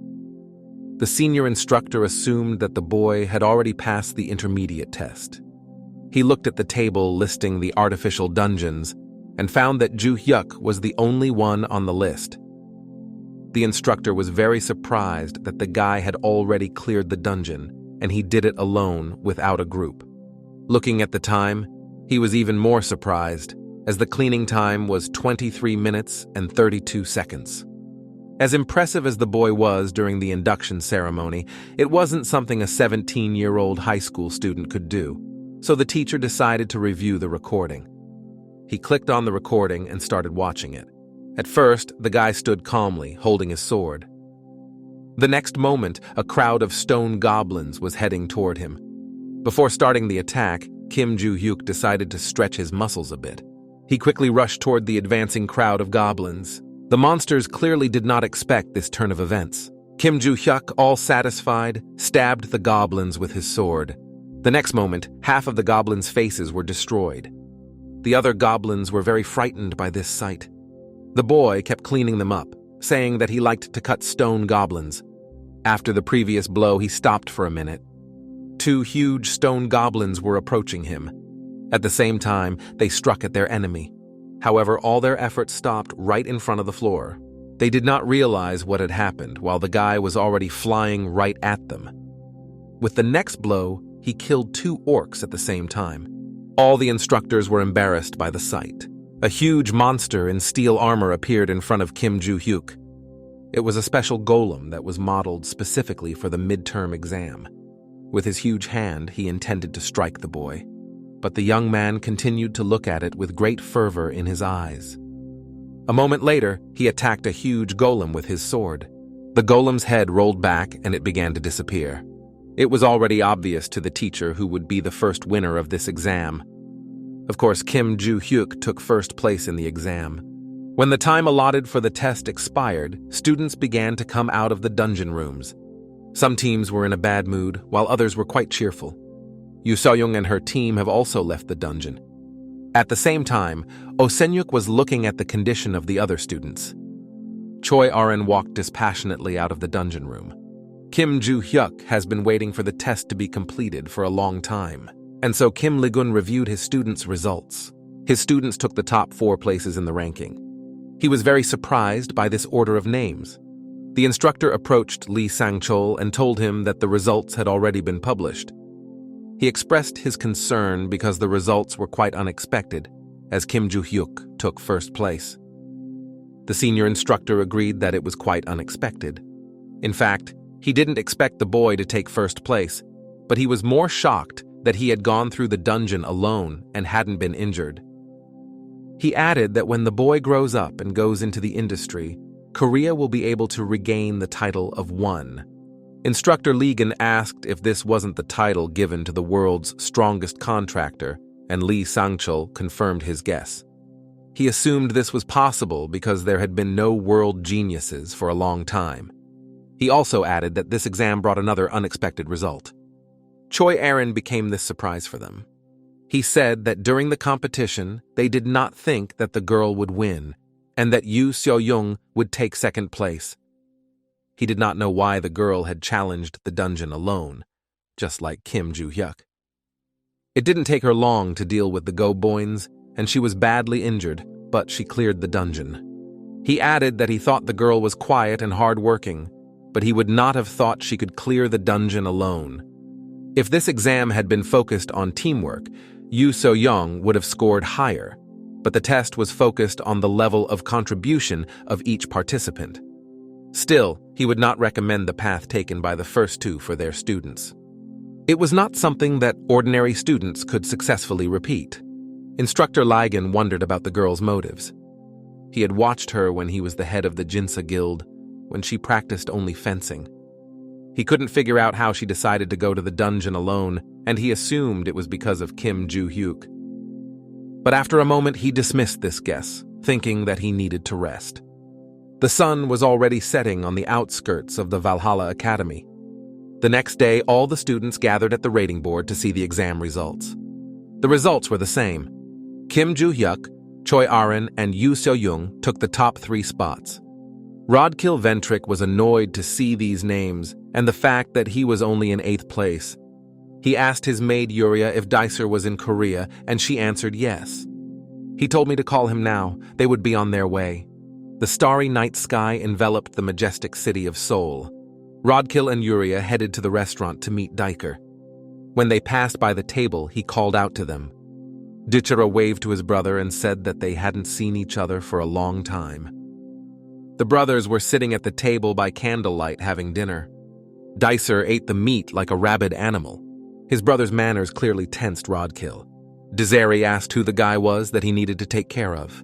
Rodkill replied that Kim Juhyuk was just a brainless senior.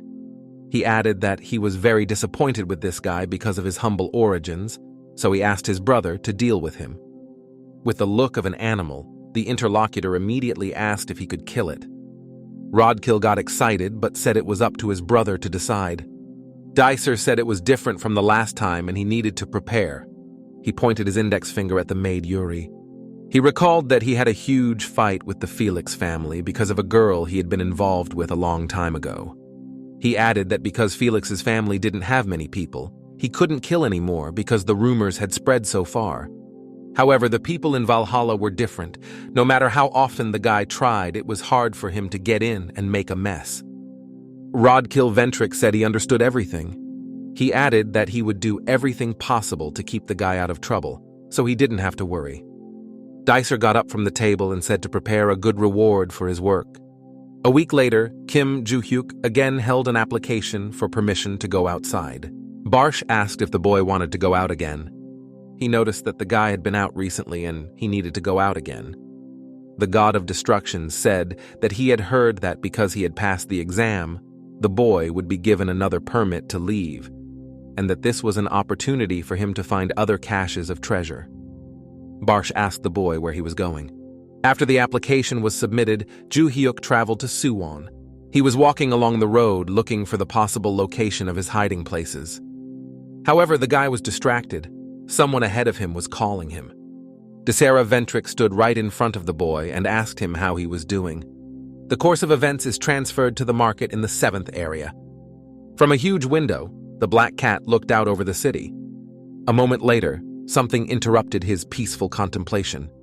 A screen appeared in front of him saying that the Constellation was asking where the ring was. It was already on its way and had to go through the usual procedures to pass through the portal. However, after these words, the screen displayed a huge number of lines with the phrase that the Constellation was going crazy. The man in the suit saw this reaction for the first time. He was investigating whether this ring was an artifact of the era of destruction at the request of the former Black Cat. A box appeared on the table, giving off a blue glow. The Black Cat hoped that if he gave the rings to the Constellation, it would be quieter. He opened the box, from which he could see the sparkle of the diamond on the ring. Then he said to the Constellation that the ring had already arrived. Behind him, a huge screen appeared with repeated messages, "This is it, this is it, this is it." The narrative returns to Juhyuk and Dicer Ventrica. The guy asked the man he met who he was. Dicer asked in response whether the boy was sure or wanted to know. Juhyuk replied that he assumed that something was needed from him. Dicer confirmed it because he had to look for the boy on this remote mountain peak. Juhyuk asked him directly if he had come to get rid of him. Dicer said that the boy had good intuition. However, the guy replied that it was not his intuition. Juhyuk added that anyone would realize this if they looked at Dicer's face. Juhyuk also added that he had already seen the boy a few days ago. All these words made Ventric very angry. In an angry tone, he called the boy stupid for someone who had won first place in Valhalla. As he prepared to attack, he warned the boy not to disappoint him. However, Juhyuk dodged, and Dicera's shot hit the tree. The blow was so incredibly strong that only the trunk remained of the tree. Dicer said that the guy was lucky that he dodged the blow, because if he hadn't, he would have been finished. However, the guy mocked the dizzy, saying that he dodged the punch because it was too slow. But Juhyuk was really worried about the fact that his punch had cracked a whole tree. He thought that this guy's physical strength was comparable to Senyuk's, although he was probably stronger. It was dangerous for the guy to stop such a blow with his fragile body. But at that point, he had already developed a strategy. After a moment, he started to run away, which surprised Ventrica. He thought that the boy had decided to run away and chased after him. Dicer believed that for a person in a similar situation, running away was a good choice. If the guy had done nothing, he would have been beaten to death. But the director had no intention of letting the guy just walk away. But at that moment, the guy was right in front of his face and asked him if he was going to use his head at all. Dicer was shocked that the guy managed to get so close. He didn't even notice his fist until it was right in front of his eyes. The next moment, a fist punch knocked Dicer back. He fell to the ground with a crash. However, before he could recover, another attack approached him. Juhyuk was preparing to kick Dicer with his foot, and the look on his face was crazy. In a split second, Dicer was able to dodge the blow. The incredible force of the attack shook the ground under his feet. Dicera breathed a sigh of relief that he had managed to dodge it. Juhyuk told his opponent that it was a great success that he was able to dodge it. Ventric was very angry at these words of Dicer's. In his surprise, he asked the boy what he had just done. The boy mockingly recalled that he had won first place in Valhalla, and Dicer should have known about it. Because of these taunts, Dicer's face immediately became angry, and he wondered what this guy had been using to become so strong. Next came a story about the memories of Dicera's past. He was forced to take elixirs to raise his family's status, even if it was only slightly. The boy's talent was his innate inclination to drink elixirs. The boy's parents used him to improve the status of their family. Dicer could drink any elixir that was given to him. His parents fed him elixirs worth hundreds of millions of dollars per flask. At the age of 16, Dicer became much stronger than a normal adult. Her parents wanted to use him to achieve recognition, but their plans were not to be. The 16-year-old boy turned into a real demon. He did not want to live his entire life under the control of his parents. So when the boy became very strong, he ruthlessly killed them. He believed that with his enormous power, he shouldn't have to worry about his family's recognition. Dicer was a real pain in the ass for the entire Ventricle family. The boy was kicked out of the family by a woman who considered herself the head of the family. But he didn't care. He believed that money solved most problems in this world, and he became bolder after his ties to his family were severed. Dysera accepted Rodkill's offer not only because of money, but also because of his personal interest in Kim Juhyuk. Due to the guy's popularity on social media, Dicer found out that he was the one who used profanity to drive the guild guides away. Before the fight, Dicer thought he was just going to have fun with the guy. However, his situation was clearly not so amusing. Now he was afraid of the guy he had to face. He asked the boy what drugs he had taken to become so strong, believing that some cheap elixirs would not help such an orphan. Juhyuk didn't expect to get a stupid question. After I mentioned drugs, he started laughing out loud. He was surprised that Dicer seriously thought he was taking drugs. The guy guessed that Dysera's strength was in her substance abuse. He replied by asking if the boy had become stronger without the help of any elixirs. Juhyuk said no, he had become so strong through training. He said to the guy that he wanted to compare him to his classmate, but thought it would be impolite to compare a naturally muscular guy with a dumbass like him. Dicer was very angry at these words and immediately wanted to kill the boy. He had a thing that he was not allowed to use here, but he decided to do it. The guy pulled a small blade out of his pocket, after which his body was enveloped in an ominous aura. Kim Juhyuk was surprised by the influx of this magical power. Dicer could feel his strength growing with the help of magic. He began to say something to Kim Juhyuk. The guy asked if he really thought he would let him go so easily, but before he could finish, Juhyuk attacked him. Attacking him, he called him a dumbass. He asked why they always talk so much before an attack. The guy's unexpected attack knocked Dicer back, but before he could realize it, he was punched in the face. With this blow, he smashed Dysera's face against a tree. The guy's jaw dropped from such a strong blow. Suffering from pain, he asked the guy to stop. Juhyuk took the attacker by the hair and said that he could not kill him yet. He would have forgiven him if all he had done was to get into a fight, but the guy said he wouldn't let him go that easily. Tensing his fist, he said to the boy that he wanted to ask him something. Before that, he told him to clench his teeth. Rodkill Ventric was sitting on the couch, waiting for news from Dicer. He thought that Dicer had already dealt with Kim Juhyuk, and given his character, he may have killed him. He'll have to clean up after him, but it's good that it's not on the academy grounds, and the fact that the boy went outside at such a beautiful time made it much easier for him to wait. He leaned on the back of the sofa and called for the maid Yuria. Rodkill told her to get the car ready. He was distracted by the sound of a call on his phone. It was a call from Dicer, which he had been waiting for so long. He picked up the phone and asked if the guy had already dealt with Kim Juhyuk.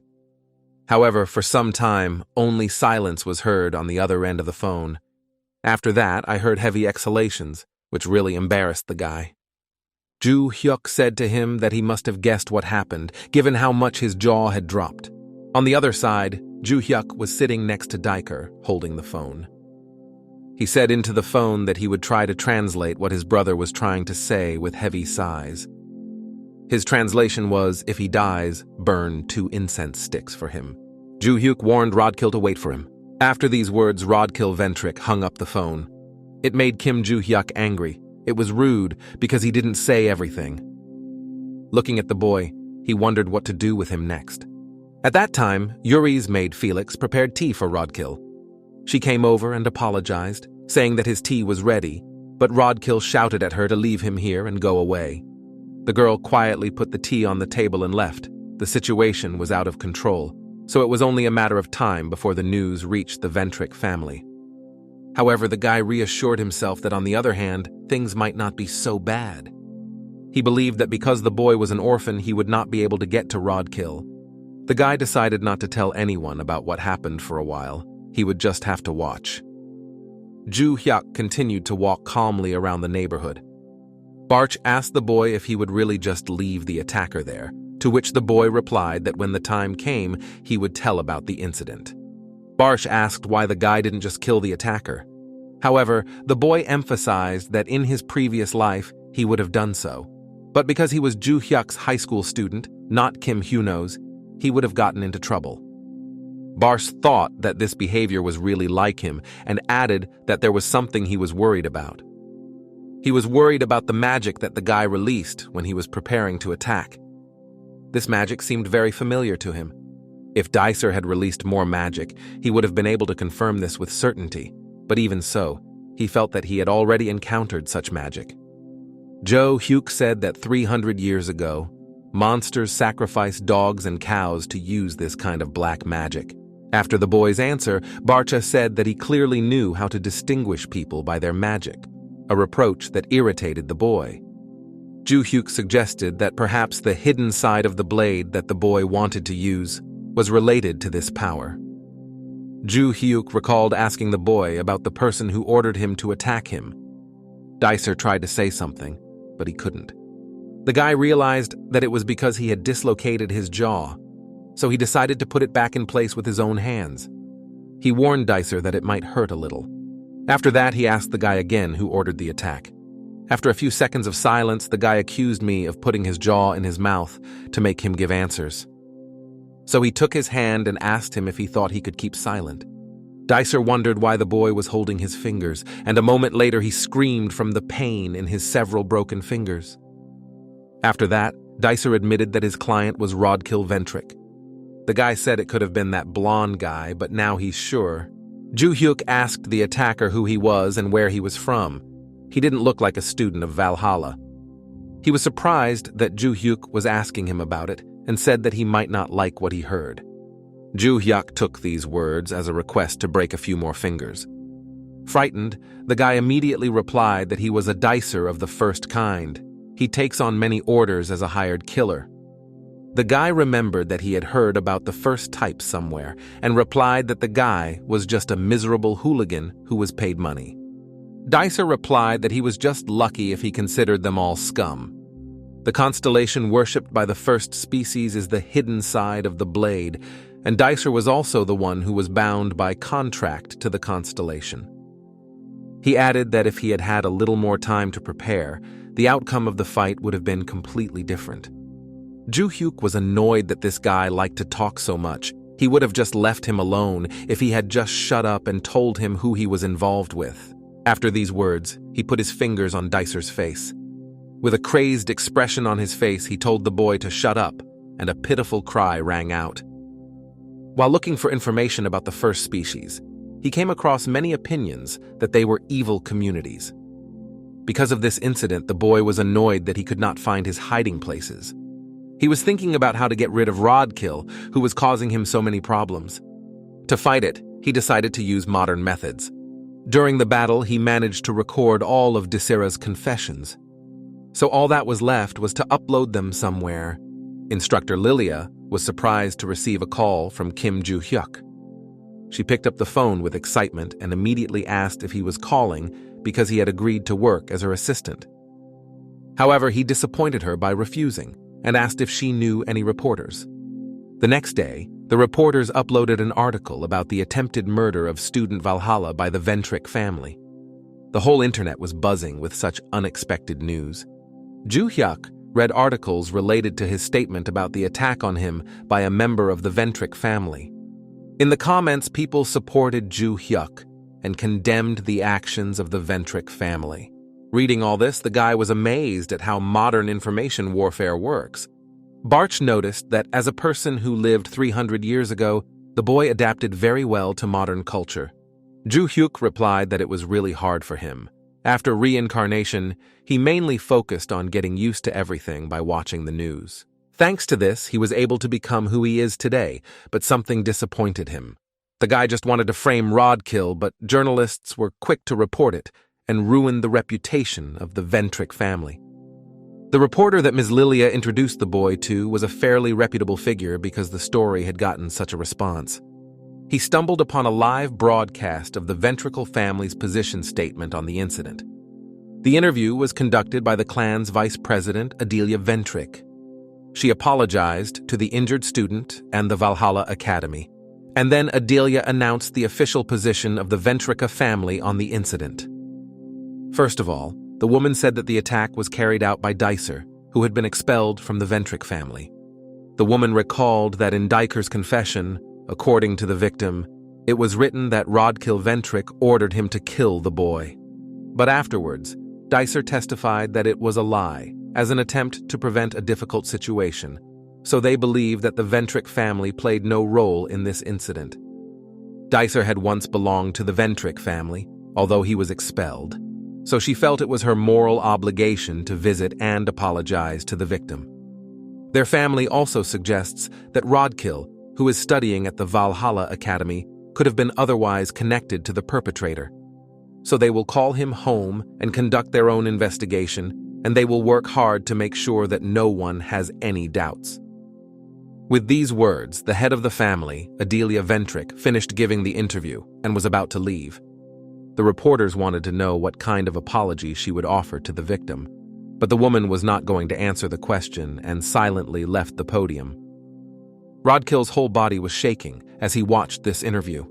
Immediately after Adelia's presentation, the boy received a call from his father. He told him to return to England immediately. Rodkill replied that he understood and hung up. He was very angry after everything that happened. The next day, the Valhalla building was clearly illuminated by the morning sun. Juhyuk came across a video with Dicer's knowledge of Ventrica. In it, the guy said that the Ventric family was not responsible for anything, he was the only one to blame. Juhyuk did not understand why Dicer suppressed his pride in this confession. He was angry, and the lowliness of the Ventric family was extremely annoying. He recalled that the vice president said she would come and personally apologize to him, which would be very embarrassing for the guy. The boy stopped and looked at the teacher's office. Classes were already over, so he wondered if he should ask one person for help.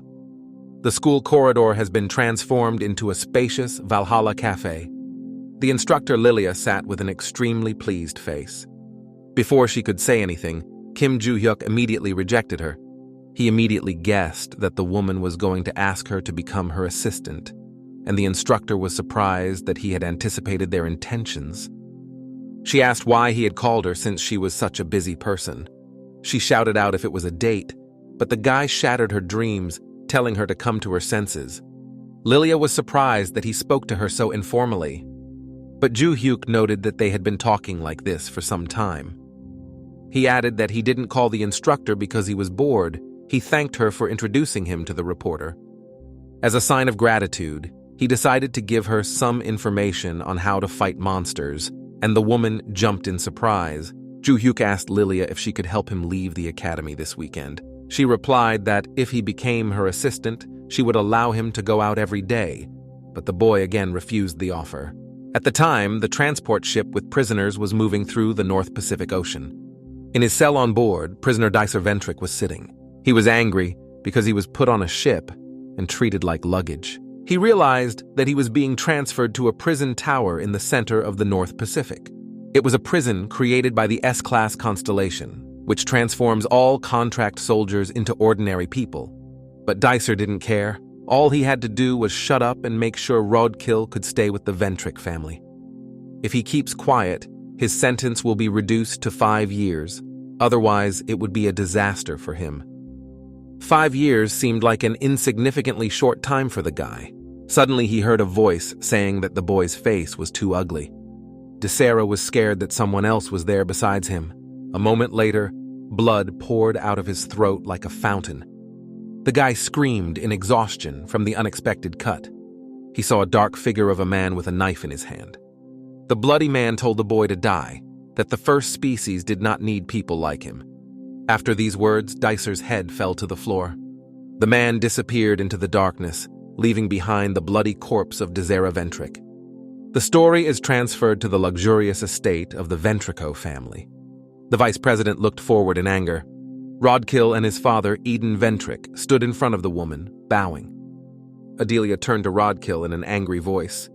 Cold sweat ran down the boy's face. He responded to her appeal with fright. The woman asked the young man what he was going to do next.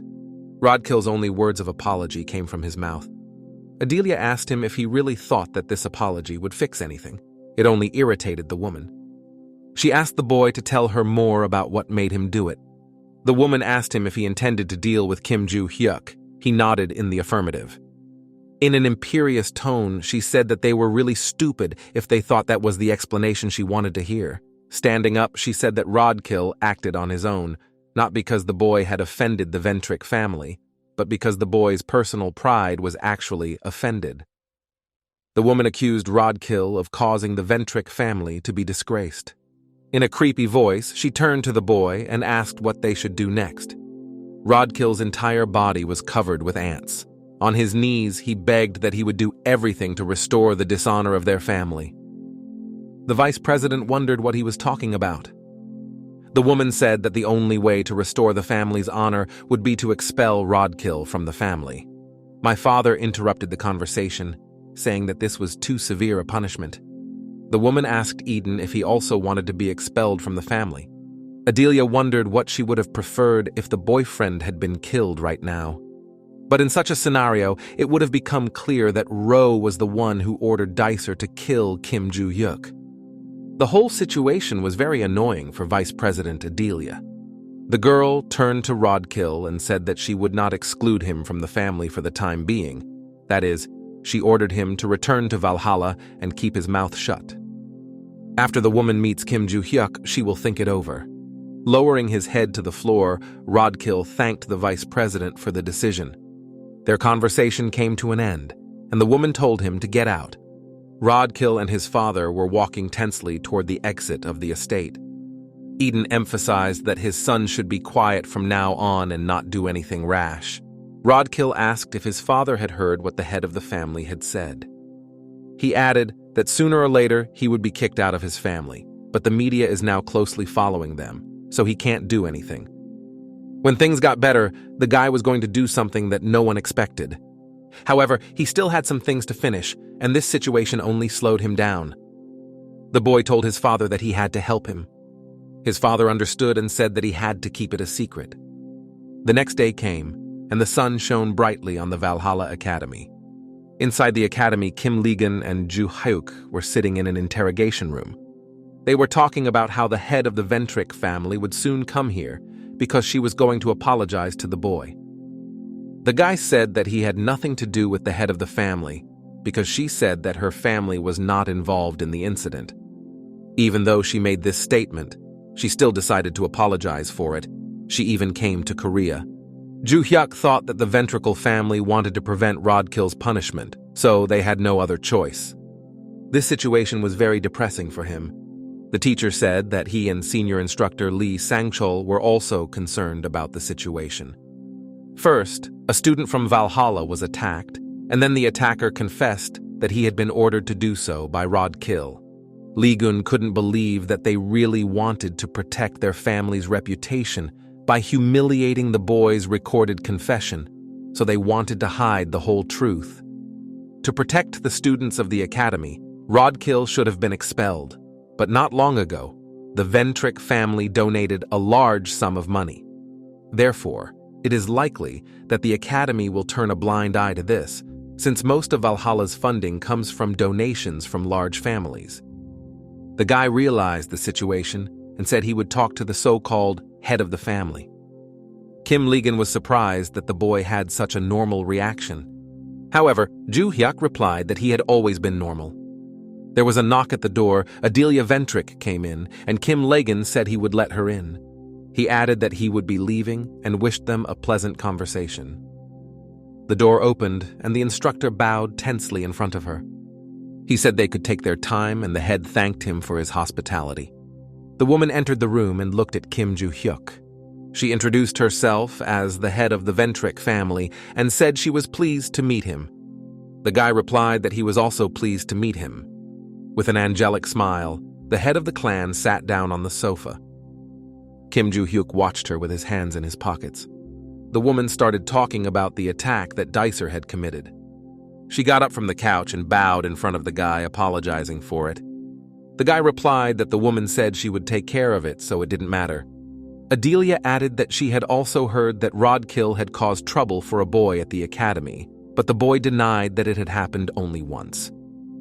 Juhyuk said that he had nothing to say because the woman said that Rodkill had nothing to do with the incident.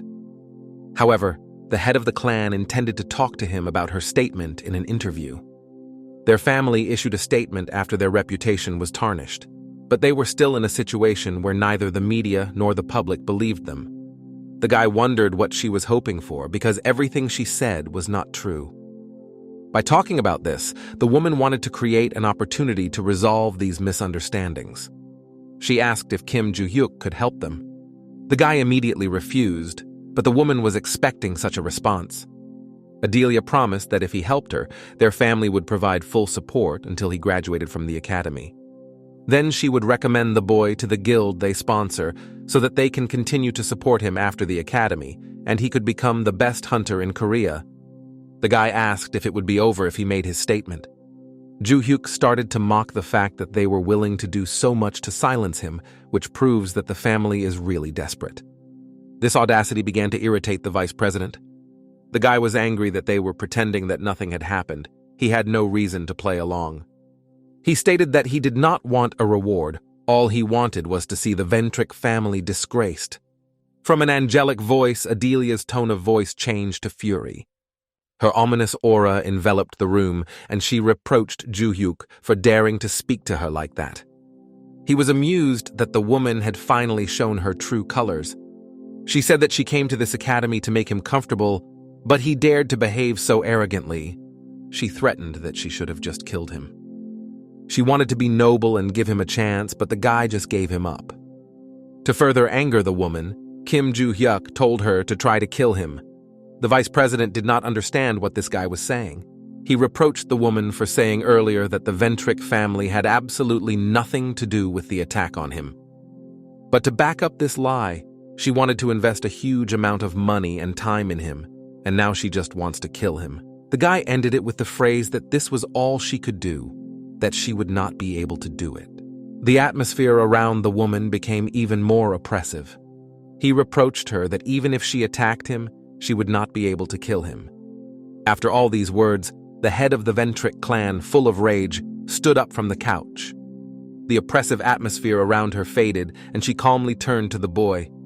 As she left the room, she told the boy that she would make him regret what he had said today. In the end, she was unable to accomplish anything but just talked incessantly. Barsh approached the boy and asked if he really thought he had done the right thing. To this question, the guy replied that he hated ignorant people who think that everyone should worship them the most. Kim Juhyuk guessed about the clan leader's future intentions. He added in passing that this is also why he hates Barsh. Since there were no more classes today, he decided to go to the gym much earlier. Outside, the sun was brightly illuminating the outskirts of the city. Juhyuk was on his way to the gym while watching the news on his phone. However, when he almost reached the hall, he saw that Choi Arin was also there. The girl was talking to some guy. Her interlocutor was Choi Jinyeon, the eldest son of the Chojin family.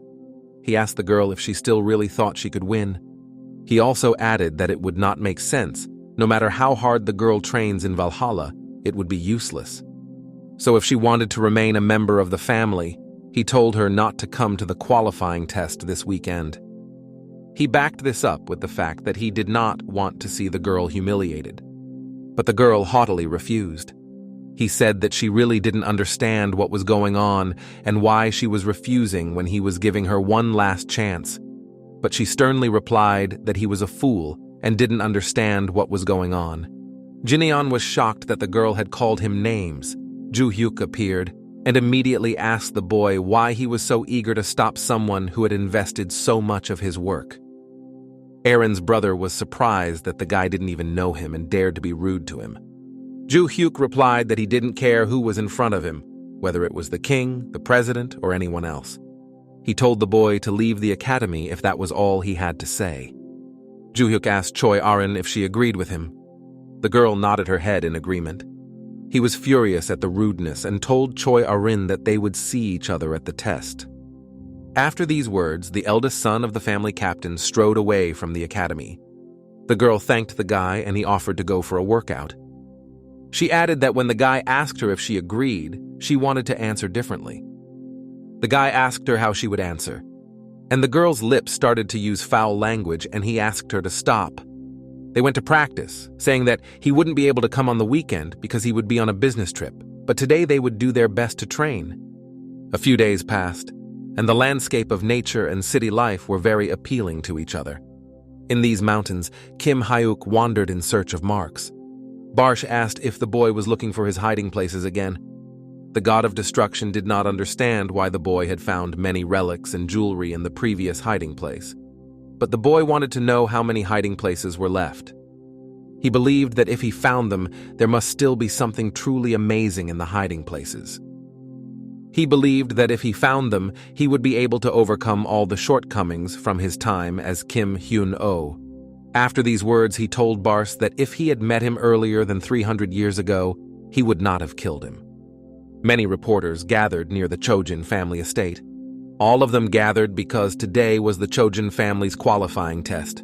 Arin and Jineon stood at attention in front of clan head Choi Jong-sok. So he announced that the selection test was starting for them.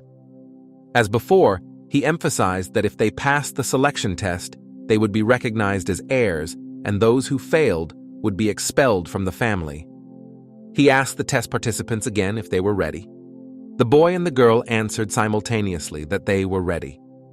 The task of this test was to find a double blade hidden in the mountains. The participant who finds the double blade and brings it to the head will be recognized as the winner of this qualifying test. It didn't matter how they got the double blade. However, killing others was strictly prohibited. After the start was announced, the participants stepped forward. Arin ran forward, and her opponent was thinking that this was not a test of speed. His plan was that when the girl found the double blade, he would simply take it away from Arin. Thus, Jizenon expected to win this test. He recalled the events that took place after he left the academy, after his conversation with Arin. After that, someone called his cell phone. He picked up the phone and answered that it was Choi Jineon speaking. On the other end of the phone, they asked what happened to the double blade. The guy replied that he needed to pass a qualifying test, so it would take a little longer. His interlocutor reproached him for talking about this qualifying test for the second time. He asked if the boy knew he was late, and Jineon immediately apologized. He asked if he could get the blade. Would the other man keep his promises? The man replied that the promise they had made to the Constellation would definitely be fulfilled. He advised him to just focus on his goal. For the guy, this selection was his last chance to get a double blade. After a while, he went in search of Choi Arin. The girl was already far away in the mountains, looking for traces of the blade. She could feel the trace of the double blade's magic, so she needed to concentrate. She estimated that it would take her about 15 minutes, and she had just come across the blade's trail when something distracted her. Arin's older brother Choi Jineon was approaching. He realized that the girl was looking for the blade using magical traces and asked who taught her how to do it. Holding the hilt of the sword, the girl replied that Juhyuk had taught her this. Arin began to remember exactly how it happened. The guy assumed that the girl knew the basics of magic control. After all, Choi Arin already had the power of lightning flashes. He told her to start practicing the magical control field in a small space, and the girl clarified how to do it. He wondered why the girl was asking him this, because she should have been taught this in her family. However, with a sad expression on her face, she did not say a word. He asked her if all she knew was how to borrow the power of the constellation and how to collect magical energy, and Arin nodded. The guy also added that he was not very good at it himself. At first, she had to relax her whole body and use her fingertips and toes to spread her magic a little. We had to distribute the magic slowly. Now Juhyuk said that the girl in this state should try to feel the magic in the air. She froze in place and focused on the sensations. A strong flow of magic was felt from Kim Juhyuk. Choi Arin immediately felt his fiery form. The girl was very exhausted by this lesson, but then the boy asked if she had managed to feel anything. Aren replied that she was able to see a form of magic surrounding the boy. This is one of the ways to feel magic.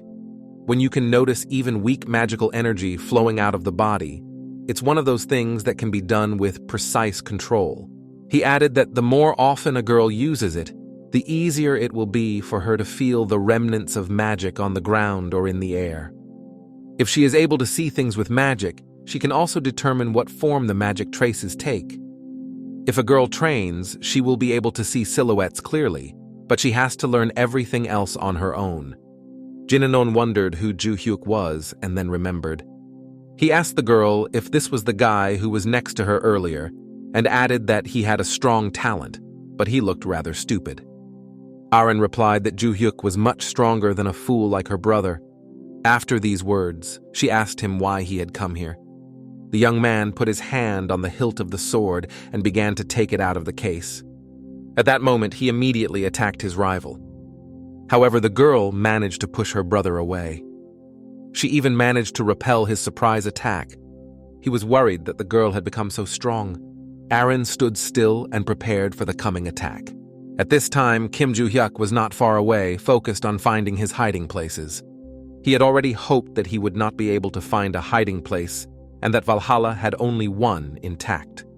But then, a bright blue blob of magic appeared nearby. The guy managed to find another hiding place, but immediately afterward, a noise distracted him. He saw magic being used near him. At the time, Choi Arin continued to fight with her brother. With all her might, the girl continued to attack the eldest son of the family captain. The guy noticed that thanks to the academy, the girl became much stronger. However, he still insisted that she give up the double blade. He justified this by saying that an illegitimate child does not deserve this, and was going to attack. With all her might, the girl prepared to repel the oncoming attack. She turned her sword and stabbed her brother. When he let go of the sword, she hit him with all her might. Choi Jineon was lying exhausted on the ground in front of Arin's feet. After all these attacks, she was quite tired. She didn't think she would be able to strike him even once, but it looks like she defeated him. All she had to do was find a double blade. However, for a moment she froze when she heard her brother's voice again. He asked if Aren really thought she could defeat him as he stood up, his entire body enveloped in dark magic. He believed that the girl's strength was still laughable. He appeared before Aren again and emphasized that the girl could not defeat the one who had signed a contract with the Constellation. He only got hit because he didn't expect it from her, but now he was going to kill the girl. Aren realized that the magic that enveloped her brother was sinister. She asked Jineon why he was giving off such magic. He was surprised that the girl was asking him this. He attacked her and told her to try to guess why. Aren pulled her sword from its sheath and prepared to deflect the blow. However, this did not help, as the guy managed to dodge her attack. Aren was shocked that her brother turned away from the blow at such close range. The next moment, Jineon attacked the girl with a strong punch. Aren landed loudly on the ground from the impact. She received a wound in her stomach. Her brother came up to her and asked if she was going to get up. But then he added that it would have been better if she hadn't. The wound inflicted by the captain's eldest son began to bleed. Aren shrank back in pain, and her brother told her not to get up, that if she moved, she would die. She asked her brother if, when he mentioned a contract, he meant a contract with an evil constellation. He replied that because he was the leader of the Genes Guild, the guy had signed a contract with a higher-ranking constellation to save face, but now he was on the side of the Loyalists. Aren remembered hearing about the organization, and the Loyalists were the third most dangerous group in the world. The girl said that she did not understand why her brother had signed a contract with one of the Loyalists' constellations. Were the benefits of joining them better than just enjoying life? Seeing that the girl was really interested, he told her to listen carefully. As advantages of joining them, he mentioned unlimited power and authority and the disappearance of the need for feelings. The girl was most impressed by the paragraph about rejecting the need for feelings. His brother said that he joined the guild when he was only 12 years old. At that time, he was only interested in games, but the family expected him to be a model big brother. The reason why he is still in the Genes Guild is because of his father's observation. Being there was never his own choice. In his teens, he met a man from the devotees. As soon as the boy met him, the man invited him to join them, encouraging him that he would be able to satisfy all his desires that were in his heart. He guessed that the man already knew about his temperament. He described his temperament as a complete disgust for people. But in order to join them, Jinyeon needed to obtain their family's heirloom, the double blade. He added that if the girl had simply given up, there would have been no second test, and the guy would have automatically received this double blade. Aaron was confused that it was already the second test. 10 years ago, the family's eldest daughter, Choi Ajin, took part in the first selection test. When she heard about her older sister, she was shocked. She recalled that Choi Ajin had gone missing during the first qualifying test. However, the words Aaron heard next frightened her. Jinyeon admitted that he had killed his sister on the mountain before searching for the double blade. But in the end, he couldn't find the double blade, got injured and failed the test, and if not for that, he would have joined the Loyalists 10 years ago. The boy left his crippled sister behind, hoping that she would disappear, but his father somehow managed to find and hospitalize Choi Ajin in the hope of saving her. Aaron asked where her sister was now, but the guy was surprised that she was asking and said that the girl should disappear. He said that after the incident, the sister's mother fainted. The reason for this was that she saw the image of her eldest daughter in Aaron. Now her brother knew where the double blade was and was about to leave. Jinyeon took up his sword and finally intended to kill Aaron. He pointed his sword at the face of the weakened girl. However, something happened that turned all his plans upside down. Kim Juhyuk appeared behind the girl and stopped Aaron's brother's attack with his sword. He asked Choi Aaron's brother what he had just been about to do. Jinyeon told him not to interfere in their family affairs. Juhyuk was very angry after hearing the answer. The guy said that it was completely insane to put a knife to his sister's neck, not family matters. After Juhyuk's attack, the captain's eldest son flew into a tree. Aaron asked the boy why he had come here. Juhyuk came to the mountains to find his hiding places. One of them was in this direction, but he did not tell the girl about it. He saw that blood was oozing out from under the spot on her stomach that the girl was covering with her hand. Although he did not show it, the injury made him extremely angry. When the girl asked him, he replied that he had some business to attend to and told her to go away and gather some magic to heal her wound. The rescued girl listened to Juhyuk's words. Jinyeon asked the boy if he was the student he had met in Valhalla. He again told the boy not to interfere in his family affairs. After these words, he attacked Juhyuk, intending to kill him. His sword was enveloped in flashes of lightning, similar to those that enveloped Choi Aaron's sword. He attacked Juhyuk, but the boy managed to dodge the blow. Aaron's brother was extremely shocked that he failed to carry out the attack. Immediately afterward, Juhyuk, without even being naked, struck with his sword. He criticized that one shouldn't aim at a guy who is standing still. The attacker should think that the opponent will be able to dodge. The guy jumped on Aaron's brother with the intention of launching another attack. Jinyeon did not think that at the moment he attacked Juhyuk, he was ready for it. Juhyuk stunned his opponent with a blow of incredible power that even the ground beneath them cracked. Jinyeon lay defeated with a disfigured expression. After the battle, the guy immediately asked Choi Aaron if she was okay. He asked the girl if she was able to walk, and Aaron was not sure. At that moment, the guy's face became confused. He felt an unusual flow of magic behind him. This sinister magic emanated from the body of Aaron's brother, Jinyeon. Kim Juhyuk realized that this guy was also a thief. Jinyeon picked up a sword and intended to attack the boy. When he attacked, he reproached the boy for saying that an ordinary newcomer to Valhalla would not be able to defeat the guild leader. However, with an impassive face, Juhyuk stopped the boy's attack without even drawing his sword.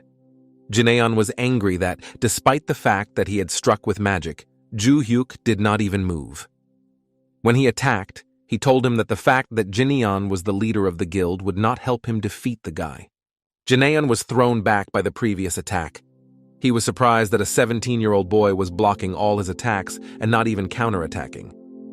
He had no choice, so he decided to use this. There were a lot of side effects to what he wanted to use, but he thought that if he took one more hit, he would definitely lose. From his jacket pocket, he took out a stone of the past. Having bitten through it, he had to enter into a preemptive contract with the Constellation. Kim Juhyuk watched the boy's actions with displeasure. After that, I could feel a huge amount of magical power coming from Aaron's brother. This influx of magic caused an earthquake to break out all over the mountains. One of the reporters pointed at something with her index finger. Behind the trees, a stream of sinister magic was visible. The head of the clan also looked in that direction and was shocked.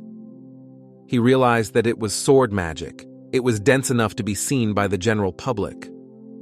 There was also a double blade in the place where this stream of magic was visible. The chairman decided that he should go and see what was going on. At that time, the two boys continued their argument. Kim Juhyuk watched the boys' actions, but it all ended with Jinyeon simply strengthening his magic. However, his opponent replied that the guy was stupid enough to realize that it was just an additional effect. This was part of the power he gained through a temporary contract with the Constellation. The dragon that was killing everyone recognized the sacred relic and was about to descend, showing his teeth as if he was glad to have come down after such a long time. After that, the dragon activated its all-seeing eye ability. At that moment, the dragon saw that even more terrible magic was emanating from the boy's body. When he saw this, he was not terribly frightened. He blinked and instantly deactivated the all-seeing eye. However, when he opened his eyes, the boy's terrifying aura had not disappeared, and the dragon that was killing everyone panicked and fell into despair. The dragon that was killing everyone shouted that he had to get out of here. Jinganong was shocked that the dragon withdrew the sacred relic summoning and canceled the contract. After that, the dragon that was killing everyone took his power and fled. All of Aaron's brother's ominous magic power disappeared at once. Juhyuk put the tip of his sword to Jinyeon's body. He asked the boy if he still thought he could kill him. A terrible blow went through his opponent's body. Choi Jinyeon lay defeated at the feet of Kim Juhyuk. The leader of the devotees, the Dragon King Khan Nibal, sat shocked that the dragon who killed everyone told him that he was in big trouble because of the man. He then threatened to ask him if he wanted to leave the world of mortals, and the leader immediately began to apologize. He bowed his head in front of the screen all the way to the floor. The message on the screen emphasized that they should not distribute artificial relics in the future. The last message on the screen was to behave, after which the translucent screen began to disappear. Khan Nibal was shocked by what had happened. He wondered what could have caused the constellation to split like that. From the words about the artificial relic, he guessed that the boy he had placed in the Chojin family had done something wrong. The leader of the organization tried to ask the constellation what went wrong. He decided to find out what had happened. Nighttime shrouded the Valhalla dormitory building. Kim Juhyuk returned to his room. He was tired of the events that happened today. He started looking for something in his briefcase. He took out a book called The Divine Arts. Barch asked what the book was, and the boy told him that it was the main reason he was looking for his hiding places. It was a breathing technique that helps raise a person's magical power to a very high level. The difference between this breathing technique and his previous one is that his previous technique was worthless. He bought it on the market, learned it, and used it to the end. When Juhyuk found these divine arts 300 years ago, he was unable to change his breathing technique because it was ingrained in his body. The boy recalled that in the battle with Barsha he was badly injured because of his poor breathing technique. He ran out of magical power. But thanks to this body, he could start all over again. He intended to stop training his body for a while and start studying the divine arts. The god of destruction asked about the situation that had happened earlier. He reminded the guy that he had left the wounded girl with her crazy brother. The guy said that he left her because he heard someone approaching them, so he decided that they would deal with it themselves. During the last battle, Bars asked the guy if he had killed his opponent. Juhyuk hoped that he hadn't killed the boy, because he had already been involved in another incident in Valhalla, so he would be in trouble if someone found out about this incident. There were tiny traces of magic on Aaron's brother's body, so he had to survive. Then he asked Aaron if she could stand up and wanted to give her his hand. but at that moment he heard someone approaching. He thought that Choi Arin's family was already on their way after seeing the sword's magic. This made it difficult to find the hiding places. After thinking about the situation for a while, Juhyuk turned to the girl, telling her to sit and wait for her family to get here, and added that he had something to do in this place, so he had to leave. Finally, he asked Erin to say that she had defeated her brother, and added that her brother was just fainting because the guy had overdone it a bit. Juhyuk said goodbye to the girl and left. Erin understood everything, and also said goodbye to the guy, just as her family arrived. Juhyuk hoped that once he mastered the divine arts, he would return the remaining guardian stones. He recalled that the last time he absorbed the magical power hidden in them, he failed to absorb all of it because of his low magical ability. After all the thinking, he turned off the light and went to rest. However, at that time, the Chojin family was still awake. All the family members gathered around the table to discuss today's events. The head began by telling us that because of the reporters who came to film the test, articles about today's events appeared immediately. He asked his interlocutors whether they had already read them, and they replied that they had already read most of them. The headlines of all the articles began with the fact that the Chojin family was linked to the world's most feared gang of thieves, the Loyalists. Articles with similar titles went viral very quickly. The head of the clan said that he could not believe that there was a criminal in their family. He said that the association had published an official letter and he had received a statement from them. He added that when this happened to the Ventric family, it had nothing to do with them, so they just kept quiet, but this approach will not work anymore. Jineon was handed over to the police, and a man wearing dark glasses said that Choi Arin had been transferred to the family's own hospital for treatment. The chairman asked about the girl's condition. He was told that the wound was significant, but the bleeding had stopped. Her organs were not damaged, so Erin would not need any serious surgery, and the head breathed a sigh of relief. Another man added that there are also several articles about Choi Arin. They say that following in the footsteps of Kim Juhyuk, Choi Arin destroyed a member of the devotees, and the Valhalla Academy called it the Era of Genius. The chairman added that the girl also turned against her own family, or there were articles about this as well.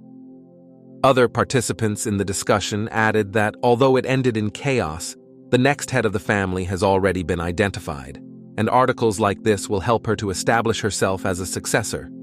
The chairman replied that they were right. However, at the time, he was thinking, it's good that Arin has a legitimate chance of success, but it's very strange that she defeated Jineon on her own. He began to recall the moments when they found the boy and girl. The wounded Erin was sitting next to her unconscious brother. She explained that her brother had attacked her with sinister magic, so she knocked him out. He asked her how she could defeat him, because there was a lot of magical power over the mountains. At that time, other family members were lifting the wounded Erin. She said that Kim Juhyuk taught her this. The head recalled that she was talking about a guy who was famous for openly chasing away guild guides. The next school day at Valhalla Academy began. Kim Juhyuk walked into the classroom and grabbed the back of the chair to push it back. However, his attention was diverted by something else. He looked at Choi Arin, who was sitting silently at her desk. He thought that the girl was hospitalized, but if she was here, everything should be fine. The girl turned and waved to Juhyuk. Behind him were two boys, one of whom thought Choi Arin had smiled and waved at him, but the other told him to stop dreaming. It would never happen. He recalled how he had mastered the divine arts technique yesterday. Then he suddenly received several messages on his phone. Arin wrote to her boyfriend that she would not be able to attend training for a while because her doctor had forbidden her to exercise, which was to be expected. He told the girl that he would be doing his own thing for the next few days, so she could do whatever she wanted, and Erin started spamming with nodding rabbits. Then Barch approached him with a message that there was something he should know. The black magic they encountered seemed familiar to the god of destruction. Juhyuk asked him if he remembered anything about this magic. Barsha said that he felt like something was blocking his memories when he thought about it. The guy asked if it could be because of the bad guy Barch mentioned last time. The god of destruction thought this was possible, and also suggested that if he could fulfill the second condition, it could help overcome this mental block. Juhyuk recalled that the second condition was the Eye of the Great Forest, which he considered to be just an area for evaluating students' progress, and the final exam was also held there. He then suggested that people with the lowest total scores for the midterm and final exams would be expelled from the academy. He was disappointed that all he had to do was wait for the final exam. But he still needed some time to get used to it, and then he would go in search of the Eye of the Great Forest. Instructor Kim Legan came into the classroom and told everyone to take their seats. Before the lesson began, he announced that he would make a short announcement. The instructor asked if everyone knew about the competition between the academies that would take place next month. The students answered in the affirmative. Juhyuk was not impressed by this news, and Bars reminded him that the instructor was talking about the competition between the academies after the midterm exam. The teacher announced that they were going to select the best students based on the results of the midterm exams. After that, he told Kim Juhyuk to follow him to the office, and the boy was surprised that he was the one who was called. The instructor said that they met quite often in his office, to which the boy replied that they kept inviting him here. He confirmed this and started a conversation about the boy's participation in competitions between the academies. However, before the instructor could go on, Juhyuk immediately refused to participate. He asked what kind of competition it was, so the teacher started explaining everything again. This is a competition between the 3 largest hunting schools in the world. In Korea, it is called Valhalla. China was represented by the White Lotus Academy. In the United States of America, such an educational institution was an academy called Heroes. Each of the 3 academies invites several freshmen as representatives. Competitions include sparring, maze escape, and more. So Valhalla plans to send those who scored the highest in the practical exam. Listening to all this information, Juhyuk felt like taking a nap. The instructor also said that if the academy took first place, all participants, and not only would receive scholarships, but Juhyuk was not interested in being showered with money. Teacher Kim Legun was embarrassed by the boy's reaction. However, he added that he knew that the boy wanted to get into the Eye of the Great Forest. Juhyuk was shocked by these words. The Eye of the Great Forest was the place where the final exams were to be held. The last test in the competition will be the entrance to the Eye of the Great Forest, and those who complete this task will be exempt from the final exam. The instructor added that if Juhyuk couldn't pass it, he would have to wait for the final exam. The boy understood that. Full of enthusiasm, he replied that he would take part in this competition. Meanwhile, at the Ventric family estate, Adelia talked to the servants. The head of the Ventric family asked them how the training was going. They told their mistress that everything was going smoothly. After that, they added that the preparation would take about a month. Adelia told them to keep up the good work. She asked how Rodkill was doing now, but there were no violations that could be reported. The woman told them to tell her immediately if something went wrong. One of the servants said that there was some important news that he had to learn.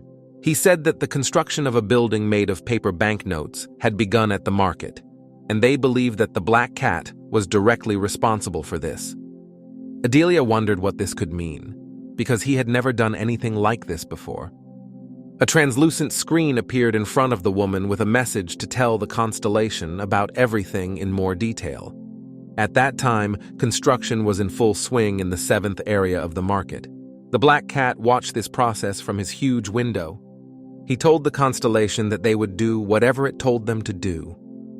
However, he did not understand the purpose of building a building made entirely of paper bills. Constellation replied that this building would be a gift. He was surprised by this message and wondered who this gift could be for. After that, a message appeared on the translucent screen asking if they had found the person who had sold the ring. The Black Cat replied that so far they hadn't succeeded in all that the seller had pointed out to him, which were the basic facial features and voice. But since all of the customer's contact information was recorded that day, they looked through all available records to find him. Behind the Black Cat, a message appeared with the repeated word, "Hurry up." At the time, Instructor Lee-hun was sitting at his desk in the teacher's office. In the process, something disturbed him. A senior instructor approached the man and asked if he had chosen all the participants for the competition. Lee-gun replied that everything was ready and showed the list of participants to Lee Sang-chol. Apart from Jung-jin, all the other participants were from his class. It was a surprise to the senior instructor that Kim Juhyuk would also participate. The instructor said that at first the boy was reluctant, but as soon as he told him that the competition would be held on the territory of the Eye of the Great Forest, he immediately changed his mind. Lee Sang-chol replied that it was strange. Most people would hesitate when they heard that. He assumed that maybe the boy didn't know what the Eye of the Great Forest was, because he slept during every lesson when something was explained. However, he thought that the boy was attending the academy for some ulterior motives. He offered to give the students a small training session. Instructor Lee-gun said he would take care of it to free up their schedule. Lee Sang-chol wished the instructor good luck and left.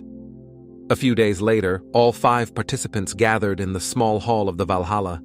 The senior instructor opened the door and entered the room. He saw that all 5 students were sitting in the room, so he started. The instructor said that he was sure the students had already seen him during the midterm exams and introduced himself again. Lee Sang-chol emphasized that the reason he gathered them here is related to the competition between the academies. Today, he will tell them about the training they should undergo. He told the students that they would have to complete 3 tasks. The first task was a duel between the students. It was similar to the entrance test they were taking. The second task was a team battle. 5 academy members in one team against other academies. It was a task where all 3 teams would compete at the same time, so the captain's ability to navigate the situation was important. The third task included the Eye of the Great Forest. The instructor emphasized that he would not be able to give the students much information about him, as he had an exam ahead of him. He said that the Eye of the Great Forest is a labyrinth full of giant trees. The gates to it are guarded, so anyone who wants to enter will be detained. You can get there only through the official gate. Each team will enter the Eye of the Great Forest. A specific task will be given to them on the day of the competition. Then the teacher began to explain the specifics and format of the team battle. The teacher emphasized that they all already had some experience working as a team, but at the time, Juhyuk reflected on the fact that they had received very little explanation about the Eye of the Great Forest. The guy assumed that if there was a barrier there, he could break through it, but it looks like it won't be that easy. The instructor finished explaining about team combat and started explaining what their training would look like, before asking the participants if they had any questions. After these words, Kim Juhyuk immediately raised his hand. He asked if he could train on his own. The instructor replied that if he wanted to train alone, let him train. It didn't matter. I asked if there were any other questions, and Erin raised her hand and said that she would train on her own.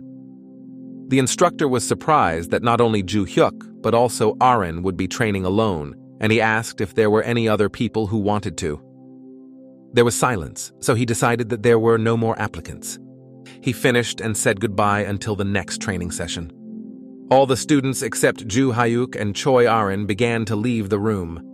The guy hoped to absorb all the mana and master the new technique before the competition began, so that when the competition started, he would be prepared. Erin called out to the boy when he was thinking about how he would spend the time he had left to train his body. She asked the boyfriend if she should just join the training, but he was surprised that she was asking him because she was going to train alone. He added that the girl said she wouldn't be able to train too hard. Then Erin recalled a conversation with instructor Kim Lee-gun. He knew that the girl hadn't quite recovered from her hospitalization, but he thought he should ask her in person. Then he asked her directly if she was going to participate in the competition. Erin asked if Juhyuk would be participating. The instructor was surprised by her question and said that he would. The girl replied that she would also participate then, although her wound had not yet fully healed. She assured the instructor that she would be fine. She was already halfway to becoming the head of the Chojin family. However, thanks to Juhyuk, she now has another goal. Now Choi Erin wanted to become stronger. She also wanted to help the boy achieve what he wanted, just as he had helped her. He was nervous that the girl was talking, and then suddenly stopped and laughed. In any case, she couldn't have been practicing very hard. The guy recommended that she stick to light walking for most of the workout and keep all her energy to a minimum. Before leaving, he added that when he finished his work, he would help the girl a little more and said goodbye. At that time, in another city, screams were coming from an eerie, abandoned building. The beaten man asked to be released. He promised the attackers to give him whatever they wanted. A bald man with a creepy face was holding a knife. The next moment, the knife flew straight into the guy's heart. And at that moment, he bowed his head and died. Lisa's companion reproached the man for not finishing the guy off faster. The two were from the Samsal Alliance, and the hairless man's name was Al. She received a message. She thought it was a new order. Al asked her if they had already sent a new target to kill. The woman showed him an image on her phone. It was Kim Juhyuk from Valhalla Academy. Lisa pulled the knife out of the guy's dead body. Her partner asked why they were ordered to kill the student, but the woman replied that the client must have paid a lot of money. She added that the client wanted them to kill him in a month during a competition. Al was unhappy that they couldn't kill him now, but Lisa replied that the security of the academy and the dormitory was very strong. They wouldn't be able to simply break through the barrier. He also noted that there would be participants from other academies during the competition, which could be more dangerous. Lisa answered that on the third day, the competition would be held in a town called the Eye of the Great Forest, in a maze of trees. Students will have to find their way out of it on their own, so there will be no instructors in the forest. The participants will be watched from above by a large drone, apart from the guards at the entrance, while others will be watching from the observation room. So these two will have to hide and wait for the right moment. Al replied that it wasn't fun, but Lisa emphasized that they would have to do it anyway. A month passed, and the first day of the competition between the academies began. All the students were excited before the start. Rodkill Ventric sat tensely in thought. He recalled a telephone conversation with his father. Rodkill told his father that he had received the money from him and added that he would figure out what to do with the money himself. A moment later, he told his father that he had ordered Kim Juhyuk's assassination from the Samsal Alliance, and his father was shocked by the news. The boy replied that there was nothing that could link his father to his actions. Samsal Alliance accepted Rodkill's order. My father recalled hearing about them, especially Il-Shin, the head of the Samsal Alliance.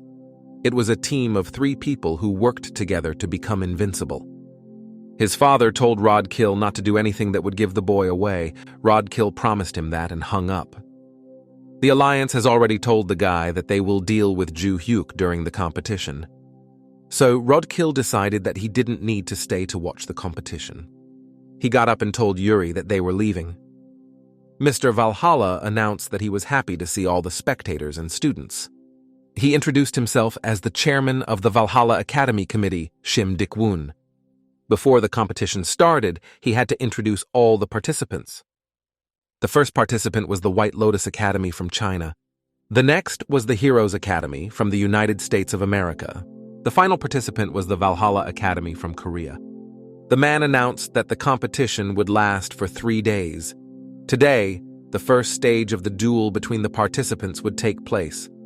He told the representatives of all the academies to return to their seats and wait to be called. Instructor Lee Sang-chul watched the participants from the spectator stand.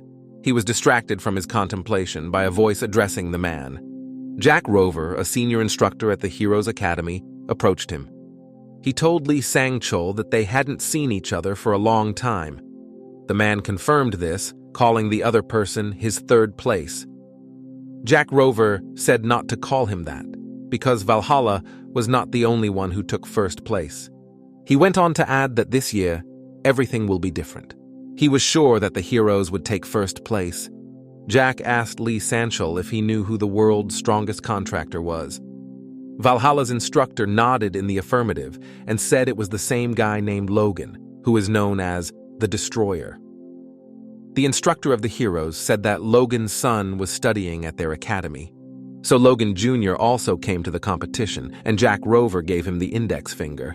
The son of the greatest contractor was named Logan Jr. He said that he was looking forward to seeing what the boy could do. But Jack added that the boy had already signed a contract with his father's Constellation, the destroyer of everything.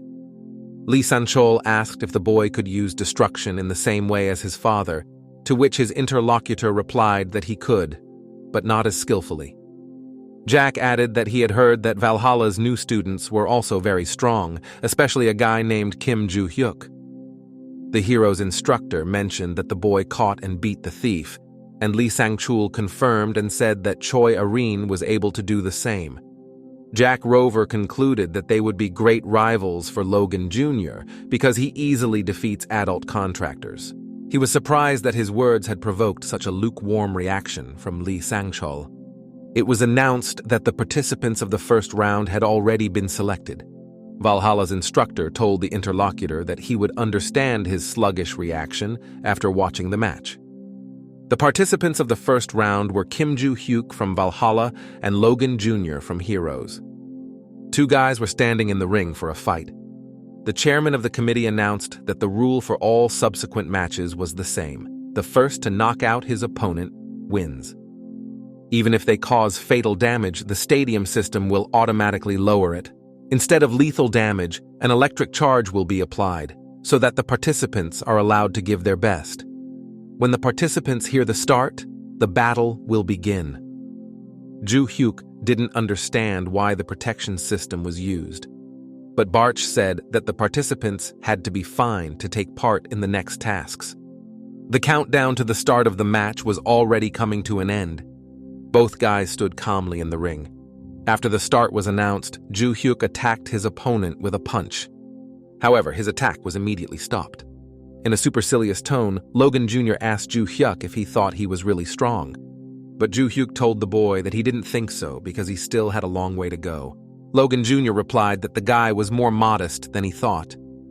His opponent said, "What does modesty have to do with it, if he is still growing and cannot consider himself too confident?" After that, he reproached the guy for how long he was going to block his punches. This question confused Logan Jr. So Juhyuk didn't waste the moment and struck out at him. He punched the guy right in the body. Logan flew several meters away from such a strong blow. Lee Sang-chul said that the guy was still strong because he thought he would pass out after the first blow. Two instructors watched this spectacle from the spectator stand. Lee Sang-chul, the instructor, said that the guy was really strong if he could withstand Kim Juhyuk's punch. Jack Rover replied that he and his students had seen him speak at the commencement ceremonies, but then Kim Juhyuk did not seem so strong. However, the instructor of the heroes still hoped for victory. After all, his ward had not yet had time to use destruction. Logan Jr. synthesized a cloud of mana and sent it at his opponent. However, Kim Juhyuk managed to dodge his attack. However, something about the previous attack had excited the guy. Juhyuk then kicked his opponent's body, asking what he had just done. Juhyuk noticed that Logan managed to cut off some of his hair, and if he had taken better aim, he would have wounded the boy. Logan felt that after the guy's two previous attacks, he would soon lose consciousness. He knew that if he couldn't strike with destruction, there was no point in using it. But he did not give up because he had another way to win. He concentrated the magic in his hands and directed it to the floor. The ground under the boy's feet began to collapse. Juhyuk asked his opponent why he was destroying the floor. After that, Logan hit the floor hard, and stone fragments flew into the air. The guy thought that his opponent would not be able to dodge the attacks if he could not see them. He decided to attack Juhyuk from the blind spot. However, his opponent immediately realized where he was hiding. Logan caught his eye and was nervous that he had managed to see him. But it was too late. He was not going to back down. But the next moment, a stone fragment hit him in the face. Juhyuk approached him and asked if he really expected to hide behind pieces of stone. He then added that the boy should have attacked him directly if he decided to use magic. The next moment, Juhyuk punched Logan in the face. Such a strong blow knocked the guy back a few meters. The first round is over, and Kim Jae-hyuk from Valhalla Academy has been announced as the winner. The senior instructor was not surprised by what he saw, but Jack Rover was stunned. Instructor Lee Sang-chol emphasized that this guy is really a monster. In the next round, against a student of the Blue Lotus Academy, Hai Lee-an, the boy also won. The same thing happened in the next round against Lee Bella from the Heroes Academy. In the final round, his rival was Choi Arin. She said that even though they were both Valhalla students, they reached the final round, and it looked like the Academy's victory was guaranteed. She then added that there was no reason for this round except to determine the ranking. She asked if she should give in, because the winner would receive a scholarship, and she didn't care. The guy said that he didn't care who won either, but it was a great opportunity to demonstrate their skills, so he told the girl not to give in to him. He also added that this is an opportunity for the girl to show how much better she has become thanks to training. Juhyuk told Arin to attack with all her might. He would take her injury into account. The girl nodded and touched the hilt of her sword, and lightning magic enveloped her. The girl took her sword out of its sheath and prepared to attack. With a crazy expression on his face, Juhyuk was also preparing to strike at his opponent. The chairman of the committee froze in anticipation of the outcome of this match. The instructors of the Valhalla Academy and the heroes were shocked by what they saw, and Jack Rover grabbed his head. Yoo So-young and Oh Sung-yuk were also tense because of what happened in the ring. The unconscious Choi Arin was lying right in front of Kim Juhyuk's feet. The final round is over, and Kim Juhyuk was declared the winner of all the competitions between the academies this year. Barsh said that the attack was ruthless, although the guy should have taken into account the girl's injury, to which he replied that he really restrained himself because he did not hit her in the stomach. He added that his attack was improvised. The trajectory of the girl's blade was heading for his stomach, so he hit the sword with his fist, and the boy became stronger because he could now hold some mana and increased his reserves. He also added that Choi Arin had also become stronger. The space around Valhalla is shrouded in night. The instructor walked into the room where the students were sitting and asked if everyone was okay. Although they were not injured thanks to the protection system, he recommended that they go to the infirmary and get checked out. Juhyuk thought it was a waste of time that he would have to wait another day before he could see the eye of the great forest. As usual, he listened to everything, and Lee Sang-chol had already finished his story and told the students to rest. After that, the senior instructor left the room with the students. However, he was stopped when one of the students called him. Kim Juhyuk turned to the senior instructor. The instructor asked him if he needed anything. The boy asked his teacher about the team competition tomorrow. He asked if he could finish it early, would he be able to move on to the next one right away. As this had never happened before, the teacher had to look at the rule book. Lee Sang-chol told the student that there are 2 rules. Only 1 test is allowed each day, but there are exceptions. If the test is over quickly, the student can move on to the next one at the discretion of his or her teacher. If the test venue is not ready, or the student is in an unsuitable condition, they are given time to prepare. The guy asked the instructor what he thought about it. Then he asked if he could move on to the next test. The instructor replied that if the boy finished early and came to the teacher's room, he would allow him to move on to the next test. He was satisfied with this answer and said goodbye to the instructor. The senior instructor said goodnight in return, and when Juhyuk left, he had a look on his face like a madman. Barshi asked the boy if he planned to complete the Eye of the Great Forest test tomorrow, and Juhyuk nodded and said it was good that he knew about it in advance. Barch suggested that in this way, he wanted to attract students from other academies. However, Juhyuk called him a fool, and he didn't even think that. The god of destruction apologized and said it was a misunderstanding. Kim Juhyuk decided that he had to finish this test as soon as possible. The morning rays of the sun bathed the majestic building of the academy. The chairman of the committee greeted everyone and began to explain the rules of the second test. In this competition, 5 representatives of each team will fight together. It will take place in a mountainous area, so the audience will watch through holographic screens. The flying drone was tasked with broadcasting the entire test. All members of the Valhalla team warmed up before the competition. Yoo Se-young asked when Kim Juhyuk would arrive, as the competition was about to begin. But a moment later, the guy appeared in front of them and apologized for being late. Yu Seoyoung reproached him for coming so late, but he replied that he had overslept. She emphasized that the teacher said he should have come 30 minutes earlier, but the boy said he was thinking about something else at the time. Seoyoung continued to curse at him, but Juhyuk asked him to stop all the noise. Instead, he said he would take care of the rest. She emphasized that it was a team effort. Soyeon reproached him that because he won the other academy, they would target them, and he wanted to go alone. She asked the others if they agreed with her, but they did not say a word. Only Aren raised her hand, and Soyeon hoped that at least she agreed with her. Aren asked the boy if she could go with him, but he told her to just stay here. Soyeon was annoyed by her reaction. Juhyuk told Seoyoung to stop chirping and save her energy. He added that he would face another test in the afternoon. Yu Seoyoung didn't understand what he was talking about. The guy was about to leave, but the girl tried to talk to him. He replied that he had to prepare for the Eye of the Great Forest, and after his words, the start of the test was announced. The White Lotus Academy team began to move forward. But before they could even speak, Kim Juhyuk appeared next to them. The girl with pink hair ordered her team to get ready. The guy told her that she reacted faster than he thought. A translucent screen appeared in front of the student of the Heroes Academy with a message that the White Lotus had been destroyed. He was excited about it because it had only been 10 minutes into the battle. Logan realized that Kim Juhyuk had already headed to the White Lotus. The student of the heroes intended to be the first to find them. But his partner said he could feel the magic around them. Logan asked if these were Valhalla's students, but was told that it was just one person. He ordered Luke and Dan to keep the magic shield in front of them. He instructed his partner Melissa to prepare a magic circle. Lee Bella was already preparing another magic shield. The guy stood in the middle of the magic circle and prepared to attack. Melissa asked why they needed such protection if it was just one person. Logan replied that if it was Juhyuk, then such protection was necessary.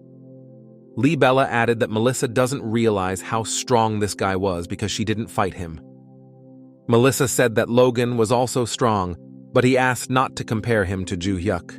One of the team members said that the magic had disappeared. They assumed that the guy had returned after defeating the White Lotus Academy. They all froze in anticipation of further events. Right above them, Kim Juhyuk watched from a tree.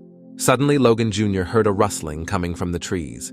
He barely had time to react to Kim Juhyuk's unexpected attack. But the next moment, the tip of the opponent's sword was right in front of his nose. Kim Juhyuk jumped out of the tree and attacked Logan Jr. Melissa and Lee Bella were nervous about the unexpected attack. Lee Bella wanted to react, but the guy's next attack was aimed directly at her. He reproached her for being too slow. At the time, Melissa synthesized a mana clot for the attack.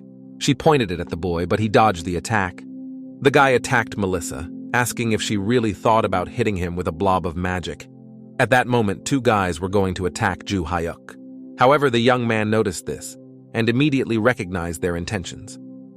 His next attack knocked down two opponents. Kim Juhyuk defeated all the members of the team of heroes. A translucent screen appeared in front of him with a message that the heroes had been destroyed, and now the boy was going to go to the Eye of the Great Forest.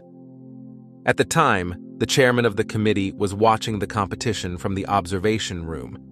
He asked the instructors how it happened that Kim Juhyuk completed the team fight in 23 minutes, and clarified that he spent 20 minutes on the road and 3 minutes on the fight. He said that this was a problem because it would ruin their competition schedule.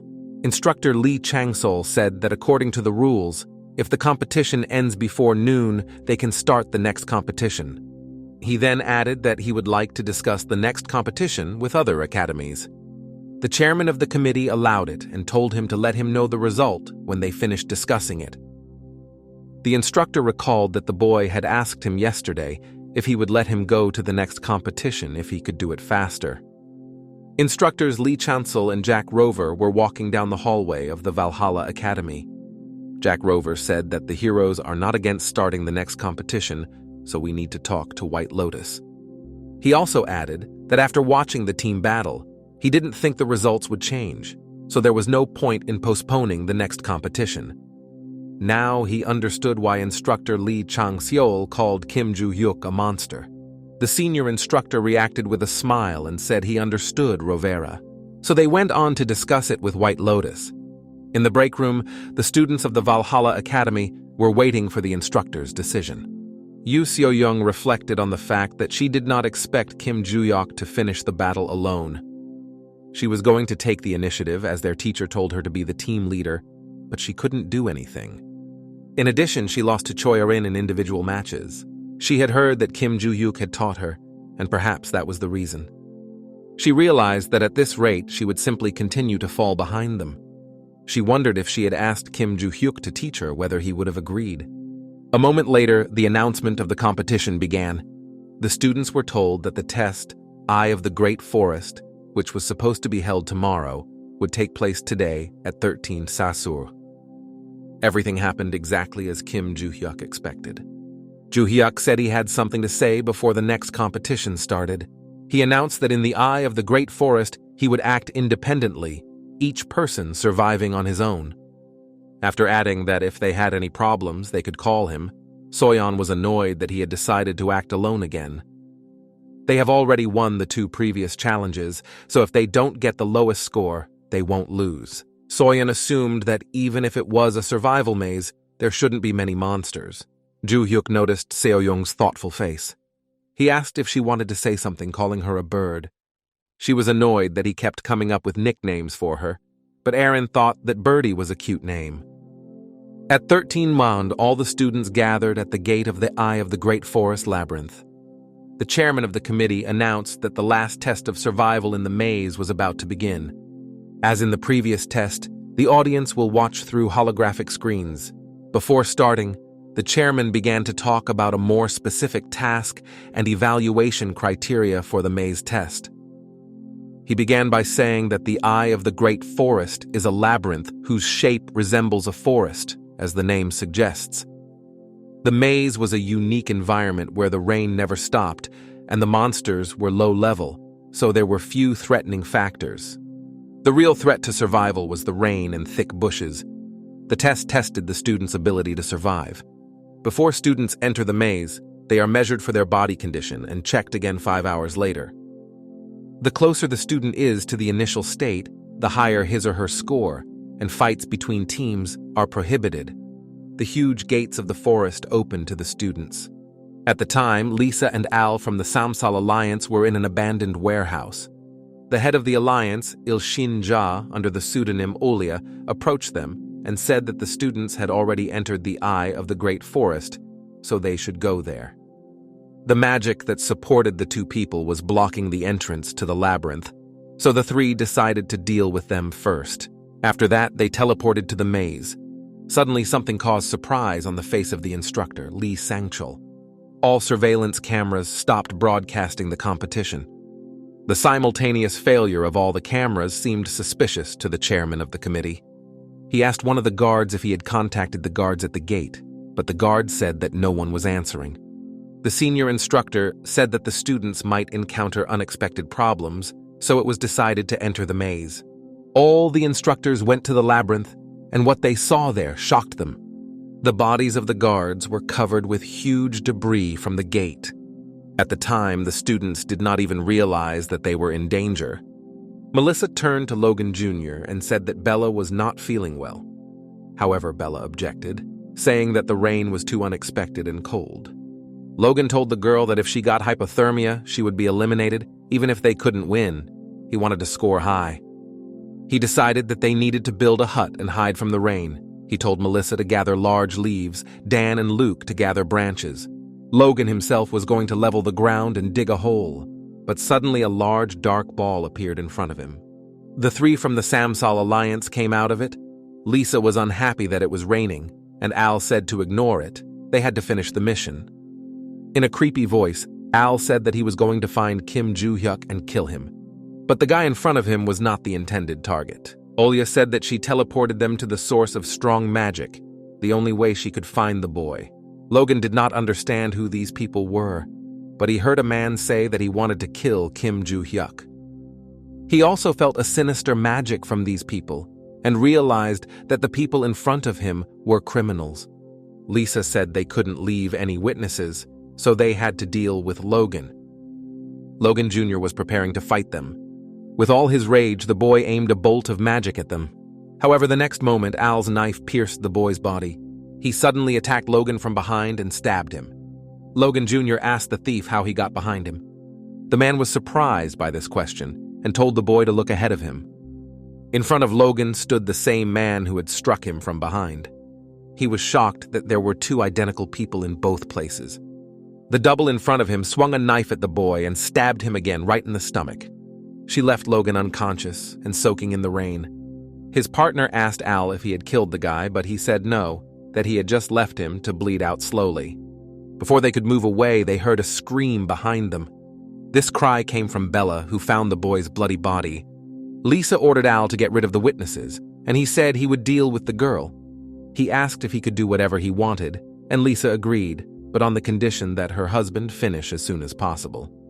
With a horrified expression on his face, the thief attacked Lee Bella. At that time, Kim Juhyuk was moving through the labyrinthine territory of the forest.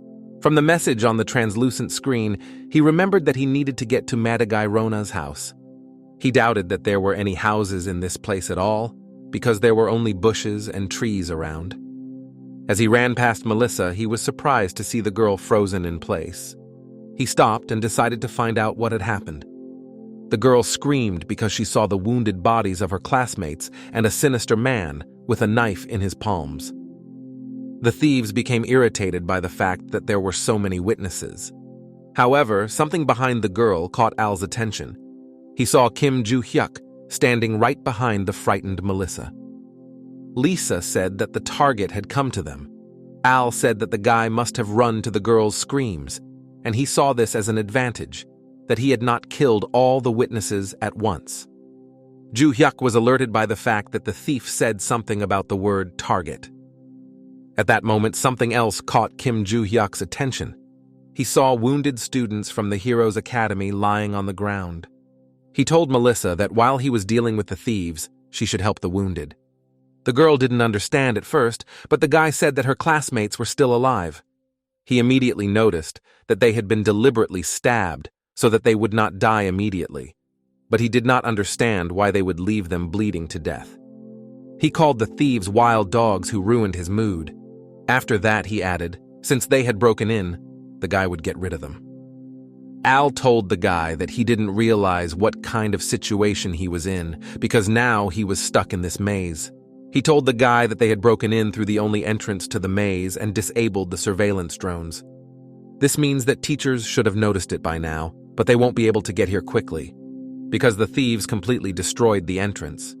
It will take at least an hour for the teachers to get there. Juhyuk was clearly not satisfied that he had only 1 hour. He asked the man if he had really said that the boy had only 1 hour to find the place. Al didn't understand anything the guy said. Both of the thief's doppelgangers rushed at Kim Juhyuk. However, Al stuck the knife into the ground instead of into the boy's body. He did not understand where the boy had suddenly disappeared to. But the next moment, Juhyuk attacked the thief, threatening to kill him. The tip of Juhyuk's sword slashed right into Al's face. This blow sent the thief's body flying back several meters. With a loud crash, his body fell straight to the ground. The man's partners just looked after him. After that, Kim Juhyuk immediately rushed to attack them next. He stunned the women by hitting their heads. All 3 thieves were lying unconscious on the damp ground of the forest. Juhyuk told Melissa to use her magic to heal the wounded. If she felt that she was not coping, he told her to run to the west, where Valhalla's students were. The girl began to make every effort to cure her comrades. The next moment, Al came to his senses and got up from the ground. He was surprised to see his partners lying unconscious right next to him. Juhyuk told the thief that his comrades were quite weak, but he immediately prepared to attack with a knife. Juhyuk turned to Al and reminded him that he had called him a target before he attacked, and that he wanted to know who the customer was. However, the thief said that he was not a beginner to give away the client so easily. The guy said it was strange because usually people immediately say who sent them. For a second, his opponent was confused, but then he decided to suddenly attack the guy with his double. However, Juhyuk again skillfully dodged his attack. This shocked the thief because he attacked with a double whose presence could not be detected. Juhyuk reproached Al for acting like a rat by attacking from behind. He pointed his sword at the thief's face to strike. This happened just as Al was about to make a surprise attack. Juhyuk's blade slashed into the thief's face again. The blow caused the bald man's nose to bleed. Kim Juhyuk asked the thief again who ordered his murder, but he refused to say. Then, with a crazy expression on his face, the boy threatened the bald man that he would beat him to death. After that, he sent an incredibly strong blow directly at the thief's body. The teachers were in a hurry to help their students. When they got there, they saw that all of them were alive. The students treated the wounded with their magic. The instructor, Jack Rover, asked Logan if he was okay, and the student replied that he had a little difficulty moving, but it was a minor problem. The senior instructor examined the area and tried to understand what had happened. He asked the students what had happened to them. Logan explained that they were suddenly attacked by some thieves, 1 man and 2 women. Hearing that there were 3 people, the instructor suggested that they might have been from the Samsal Alliance, and then he asked where the thieves were now. Logan pointed to the spot where the unconscious criminals were. Lisa's body was lying on the damp ground. The body of her unconscious partner was leaning against a tree. The student said that Kim Juhyuk defeated them all. The instructor noticed that the forest landscape around the thieves was destroyed. He was shocked that Kim Juhyuk was so strong. Logan confirmed that he had seen the boy fight them until he passed out. Juhyuk's strength was truly amazing. They couldn't even touch him. The guy completely destroyed them. Logan realized that when he fought the guy, he didn't even see half of his true strength. He thought he was going to be the strongest of the participants, but it seems that it hurt his pride. Jack Rover told Logan not to be upset because Kim Juhyuk is truly an anomaly. Instructor Lee Sang-chul asked where the 3rd attacker was, and Logan replied that Kim Juhyuk was still dealing with her. He and Instructor Lilia looked back and saw the girl's head. Kim Juhyuk stood in front of the attacker's body and said that he was trying to find out who was behind it and what their goal was. The senior instructor was happy that the guy was fine. The teacher said that they should discuss everything in more detail when they returned to the academy. He added that the teachers would help the injured students and take them to the hospital and ordered Valhalla students to find the White Lotus and report the situation. That was the end of their competition. Nighttime enveloped the territory of the Valhalla Academy. Kim Juhyuk took a shower and was about to go to bed to rest. He is very tired after all the events that happened today. Barch noticed that the boy had used too much mana to deal with the thieves. But Juhyuk was in a good mood because everything went as he wanted. He managed to take the item from Madagai Rona's house, as required by the task. He reached into his pocket to pull out the sphere. Although it was difficult, the guy was happy to get it. He began to recall the events of the day. Ilshin woke up and felt a pain in her head. She heard a voice ordering her to get up. She saw the figure of Kim Juhyuk in front of her. He asked the woman what her abilities were. Juhyuk guessed that the 3 were from the Samsal Alliance. He recalled that 2 of the participants were fighters and the 3rd person supported them. The guy guessed that the girl was the person who served as their support. He repeated his question about her abilities and ordered her to answer. Ilshin surrounded herself with a ball of dark magic and said that she would not tell him anything. However, this bullet did not stop the boy from approaching Ilshin. The girl was shocked that Juhyuk was able to stop her. After seeing everything, the boy realized what kind of ability Ilshin had. He asked the girl if she had the ability to create a magical space around herself and teleport with it. Her face showed that he was right. After that, he approached her and said that she should help him. With a sinister smile, Juhyuk said that if she helped him, he would not do anything to her. So, thanks to the girl's abilities, he managed to get this field. Barch reproached the boy for not keeping his promise, as he knocked the girl out, although he promised that if she helped him, he would not do anything to her. He argued that when he asked her who ordered his murder, she did not confess. Now that Juhyuk knew they were from the Samsal Alliance, he could guess who their client was. Of course, it was Rodkill, who had already made 2 attempts to attack the boy with other people's hands. To proceed further, he needed more information. He doubted whether it was worth destroying the Rodkill family if they interfered with him. But whatever the case, he had already found the sphere and completed the previous task. The next task appeared on the translucent screen: to meet his lost memories in a dream. The boy was surprised that he would just have to sleep. Barsh assumed that if the boy succeeded in finding his memories, he would also get his back, as he had received a notification with the same task. So Kim Juhyuk decided that it was worth a try. He turned off the light and prepared to fall asleep.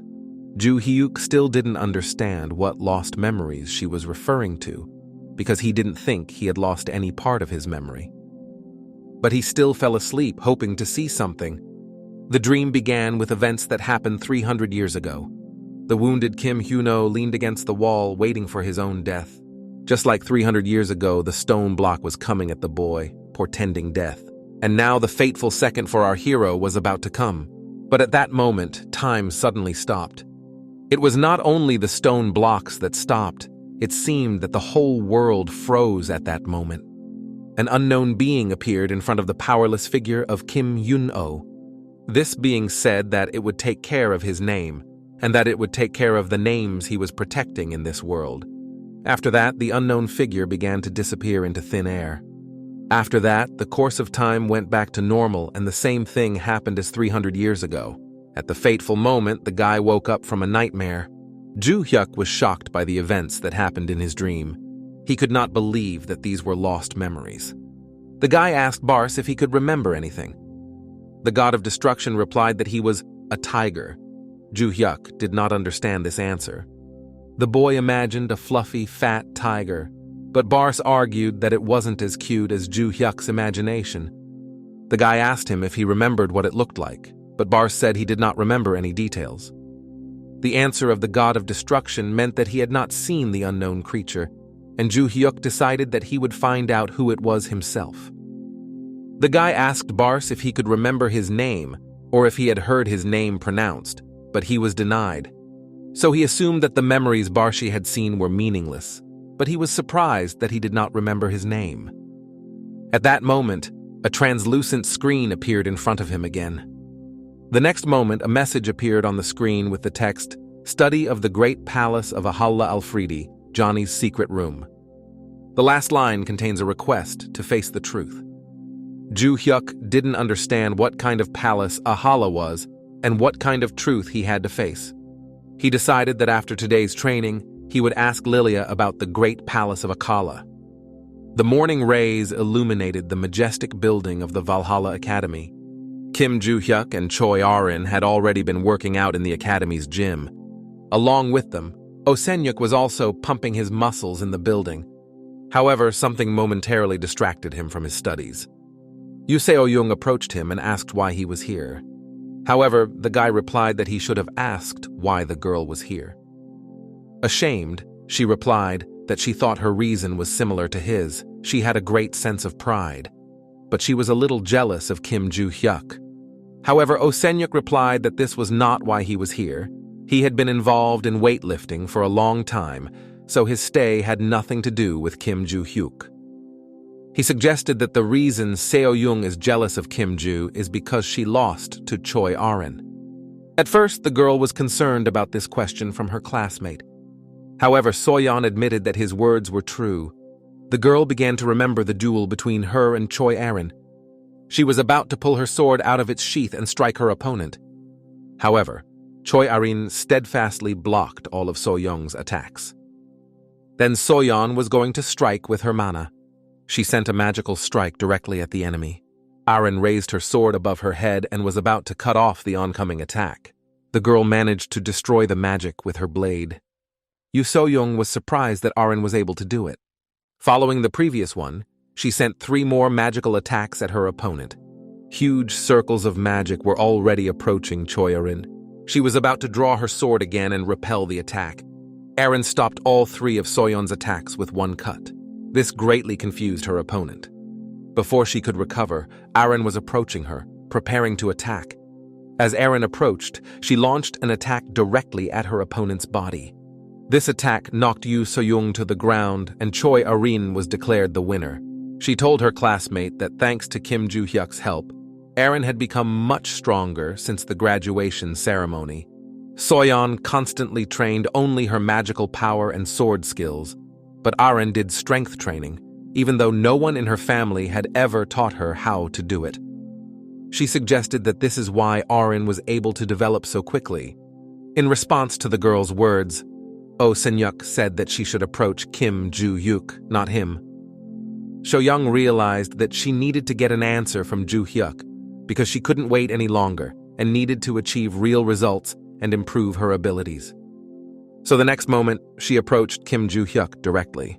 He asked what the bird needed from him, and the girl was annoyed that he called her a bird again. The girl started her appeal by saying that the guy was already training Eren, so she wanted to read if he could train her too. However, a senior instructor appeared behind her and prevented her from finishing. He asked him if he was busy, and Juhyuk replied that he hadn't finished his training yet.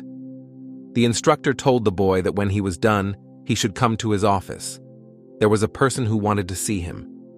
Also, that this person said that this was the only chance she would have to see the guy for a long time.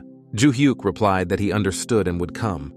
Soyeon felt ashamed that she was interrupted again and could not say anything. However, Juhyuk addressed the girl, calling her a bird. He told her that if she wanted to train with them, she should ask Choi Aren for a daily routine and follow it. If the girl does well, he might start teaching her. Aren was there and said he would explain everything to her. The guy had already finished training, and at that time the daytime was giving way to evening. He followed the senior instructor to his office. Juhyuk asked who wanted to see him and whether this person was going to meet him right now. Lee Sang-chul replied that maybe the guy was guessing who it could be. The instructor opened the door to the small hall to let us in. In the hall stood exhausted Rodkill and his maid Yuria. He immediately knelt down in front of the boy and begged to save him. Rodkill and repeated his request to save him. Juhyuk asked the instructor what the guy was doing here, and Lee Chang-sol replied that he should have realized by now. Then he told him that it was Rodkill who hired the Samsal alliance. He added that in addition to being suspected of ordering the previous assassination attempt, this was the second attempt to kill someone, and both times the target was Juhyuk. The media put pressure on the man to give up all the information, and now all the headlines are about the Samsal alliance and the guy who organized the attack on Valhalla. It was Juhyuk who leaked the information to the press, asking why he should forgive Rodkill if his family starts cleaning up his mess again. Lee Chang-sol said that the Ventricle family has just issued an official statement. They stated that they had expelled Rodkill from the Ventric family.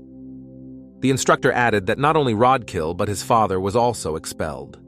And unlike the previous time, the Ventric family does nothing about the loud headlines from the media. Rodkill now had no defense, and the boy asked him how he imagined that he would save him. Rodkill asked me to give him one chance. Juhyuk asked the boy if Rodkill's words would be the only evidence of his intentions.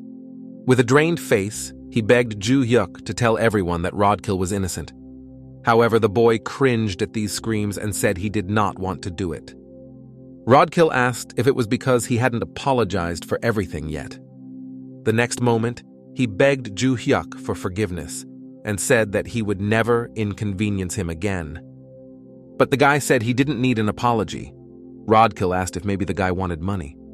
But Juhyuk replied that he didn't need the money either. After these words, Rodkill looked back frantically. He grabbed Yuri's wrist and pulled him toward him. The guy offered to give Juhyuk the girl instead of apologizing. He emphasized that she was a direct descendant of a noble family in England, and owning her could raise the boy's status. This made Juhyuk angry, and he asked Rodkill if he thought that a person could be disposed of as an object. But the guy said that Yuria was his property. He pulled her hair and told them to look at her neck. The spell around her neck was proof that she belonged to him. So he said that if the guy wanted to, he would give Juhyuk to Yuri.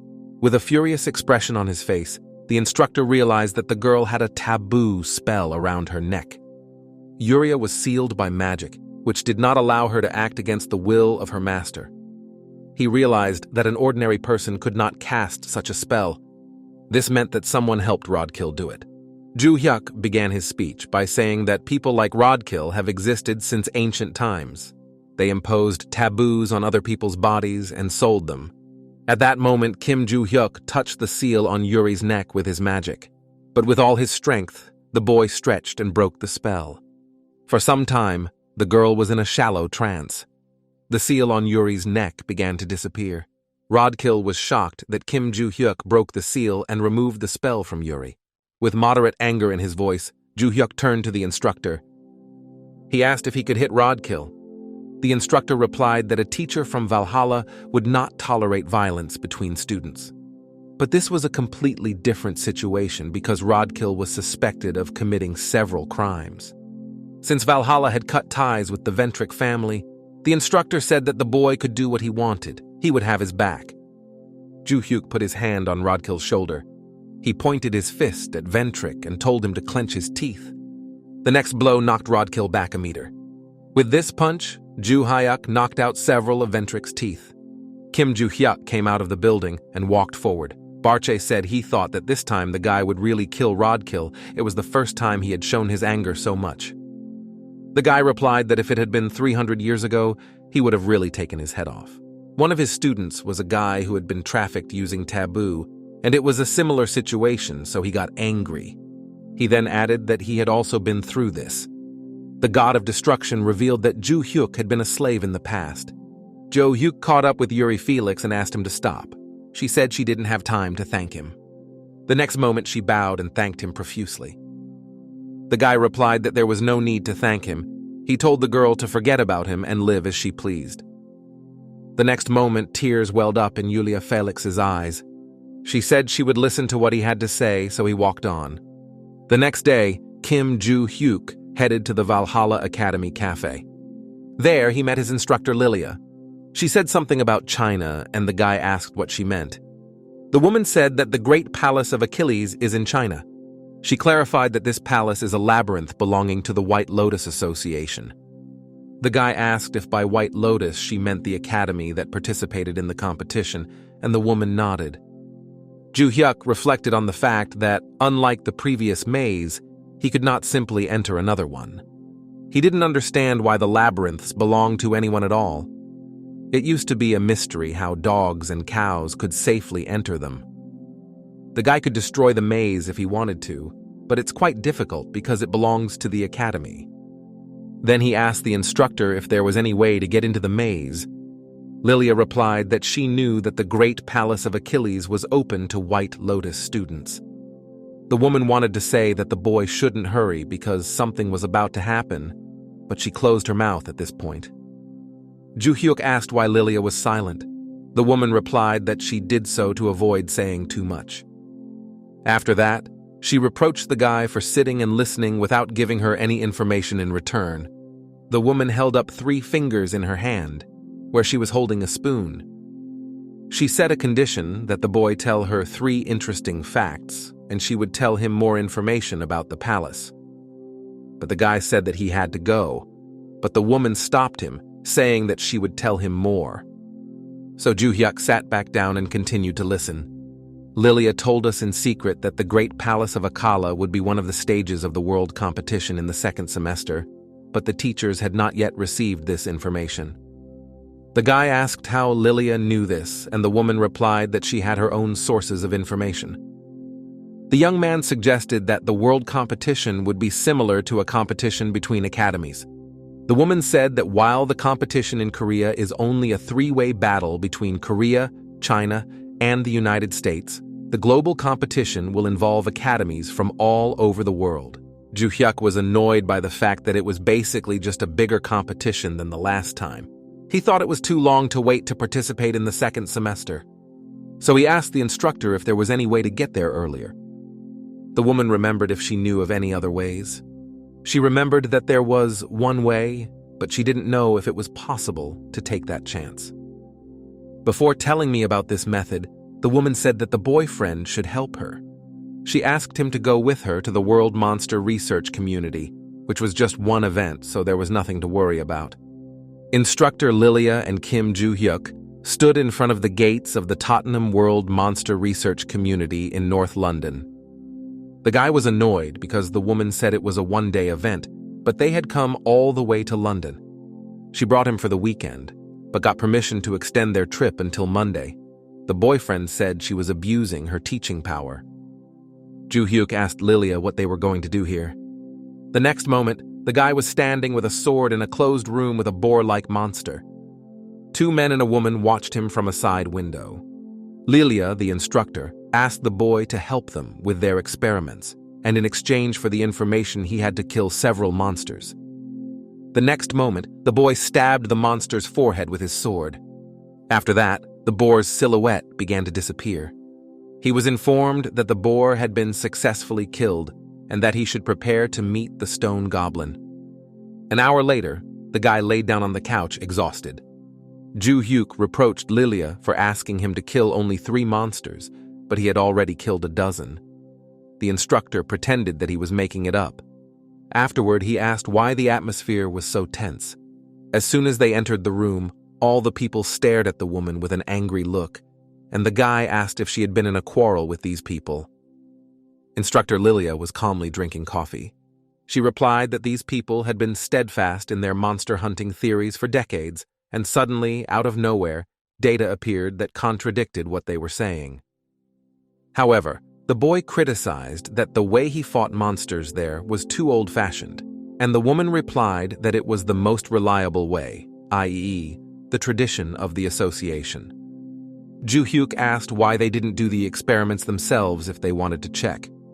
In a tense tone, the woman replied that they just didn't want to do it. These people were old men who couldn't stand to see their theories destroyed. Their theory of monster hunting was a good tool to strengthen the current status quo of the government, which is nepotism and a dead weight in the form of the upper circles of society. The guy felt disgusted with these people and asked why they needed to constantly update their documents. Lilia answered that this is because documents without public recognition are nothing. Their focus is on the ideal hunting strategy. She added that these people were willing to do anything to find new data. Juhyuk told the woman that since he had helped her, she should help him. The woman said that the decision to come here was a good one because a special woman came here, namely the head of the committee of the White Lotus Association. Lilia had heard that this woman was in the association of the World Monster Research Community, so she assumed that this lady might have been watching the boy during the trial. He was sure that the instructor knew what the lady looked like, so he offered to go and talk to her. But suddenly there was a knock at their door. The voice behind the door asked if Kim Juhyuk was in the room and added that he needed to talk to the boy. Juhyuk assumed it could be this girl because he heard a woman's voice outside the door, so he told her to come in. A beautiful woman with a fan in her hands came into the room and greeted the boy. The woman said she was the head of the White Lotus Association and her name was Solian. The guy said his name was Kim Juhyuk and asked how he could help her. Solian replied that she was actually looking for him to ask him to do something for her. She asked if he could take care of one person. The instructor assumed that the two were going to have a serious conversation, so she took this chance to walk away. After these words, the instructor Lilia immediately left the room. Juhyuk asked the lady to tell him more about her request. The woman began by saying that she is the head of the committee of the White Lotus Association, but she is originally a member of the Seol family. This family was the first in China to be founded after the Chaos era, and thanks to this, they were able to build an academy called the White Lotus and hire strong contractors. However, their family had a genius, or rather a person who could be called a natural disaster. At the age of 13, she was defeating ordinary contract soldiers. She even trampled on her sisters and members of their family guild, and even the head of the family was defeated. As a result, this girl decided that she had nothing more to learn from the outside world, so she locked herself in the Seol family's training room in the White Lotus Palace. The guy asked if the lady wanted him to deal with this girl, and she replied in the affirmative. Juhyuk assumed it would be easy, but he had a few questions. First, he asked if it wouldn't be easier to hire other strong men if Solian just wanted him to beat the girl. Also, looking at her magical power, the boy assumed that the lady was not weak herself. Solian replied that the boy had good eyesight, because she had used magic to hide it. She had 2 reasons for hiring him. The first reason was that the girl fought only with physical strength. The second reason was that the girl was only 17 years old, just like Juhyuk. Watching the boys' fights, The woman realized that he was physically very strong, so if she lost to her peer, her pride would be hurt. The lady said that her request was the reason why she came here. If the guy hadn't been here, she would have written him a letter. The guy understood everything, so he asked if there would be any reward for this. The lady replied that as the head of the White Lotus Committee, she could pay any amount. But the guy denied it. He didn't need the money. Juhyuk said that there was one place he wanted to visit, so could the lady organize it for him? Kim Juhyuk and Ms. Seolyeon stood in front of the White Lotus Academy. The guy did not expect the woman to bring him here on the same day he agreed, let alone on a private flight. She replied that the guy said he was free until Monday, so it was an opportunity to get the case over with much faster. The lady asked Juhyuk if he still wanted to get the right to enter the Great Palace of Valhalla as a reward. Kim Juhyuk nodded affirmatively, confirming her words. She replied that since it was a maze that they managed, it would be easy to organize. As Kim Juhyuk and Ms. Seolyeon walked through the academy, all the students were surprised to see the boy here. Together they entered the open entrance to the academy. The guy said that there was still something he was interested in. He asked why the lady wanted him to deal with this girl. The woman said that there were many people who foolishly tried to fight this child, only to realize the limit of their abilities. This was done by both students and teachers. Ms. Seolyeon's main goal now was to get rid of this arrogant child. She believed that after that, she would lead the White Lotus to the top. He said he understood everything and expressed hope that the fate of the academy was in good hands. They approached the seal that was in the room. The woman said that when he stampeded, he would be transported to the Seol family's secret training room. Juhyuk walked over and stepped right into the center of the seal. Before teleporting, he asked the girl's name. Ms. Seolyeon replied that the child's name was Yenlin. When the boy moved, the girl immediately greeted him with a question about whether the Seol family had sent him to make her leave. She added that she was not going anywhere, so she told him to get out of there. Juhyuk reproached Eun Lang for being so impolite to a person she met for the first time. After that, he attacked her, asking if she was really as crazy as they said she was. However, the girl stopped the guy's punch with a grudging smile. Juhyuk did not understand what had just happened. The next moment, she tensed her arm and prepared to strike. She unexpectedly attacked Juhyuk right in the chest.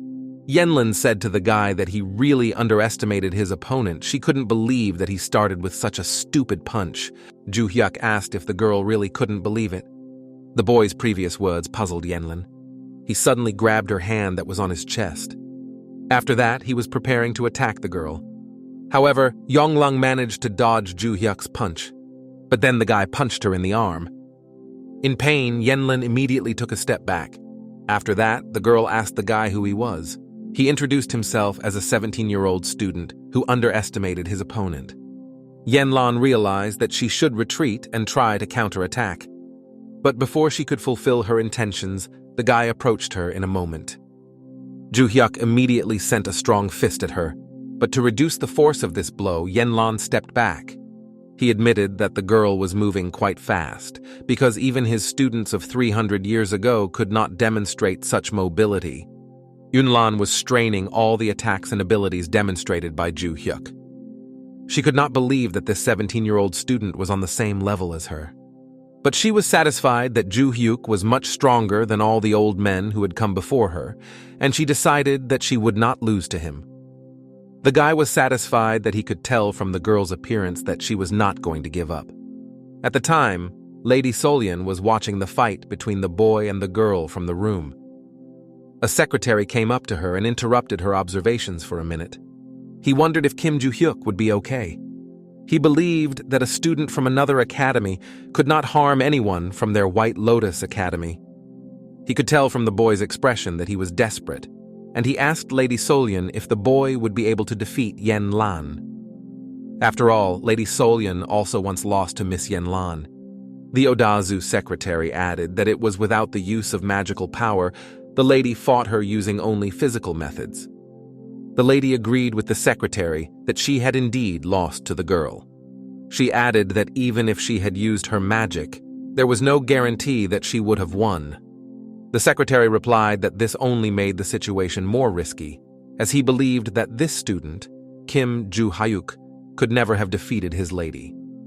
However, Ms. Solian replied that she could not be sure, because the boy had defeated several thieves and won first place in a competition between the academies. In any case, she realized that Kim Juhyuk would not give up easily. All they could do was watch the battle. Yanlan tensed her claws and was about to attack the boy. However, he again continued to dodge her attacks. The next moment he realized that the girl's knee was pointed directly at his face. Yanlan slammed her knee into the student's forehead with all her might. She was pleased that this time she managed to hit the guy. But before she could rejoice, she was puzzled by something the next moment.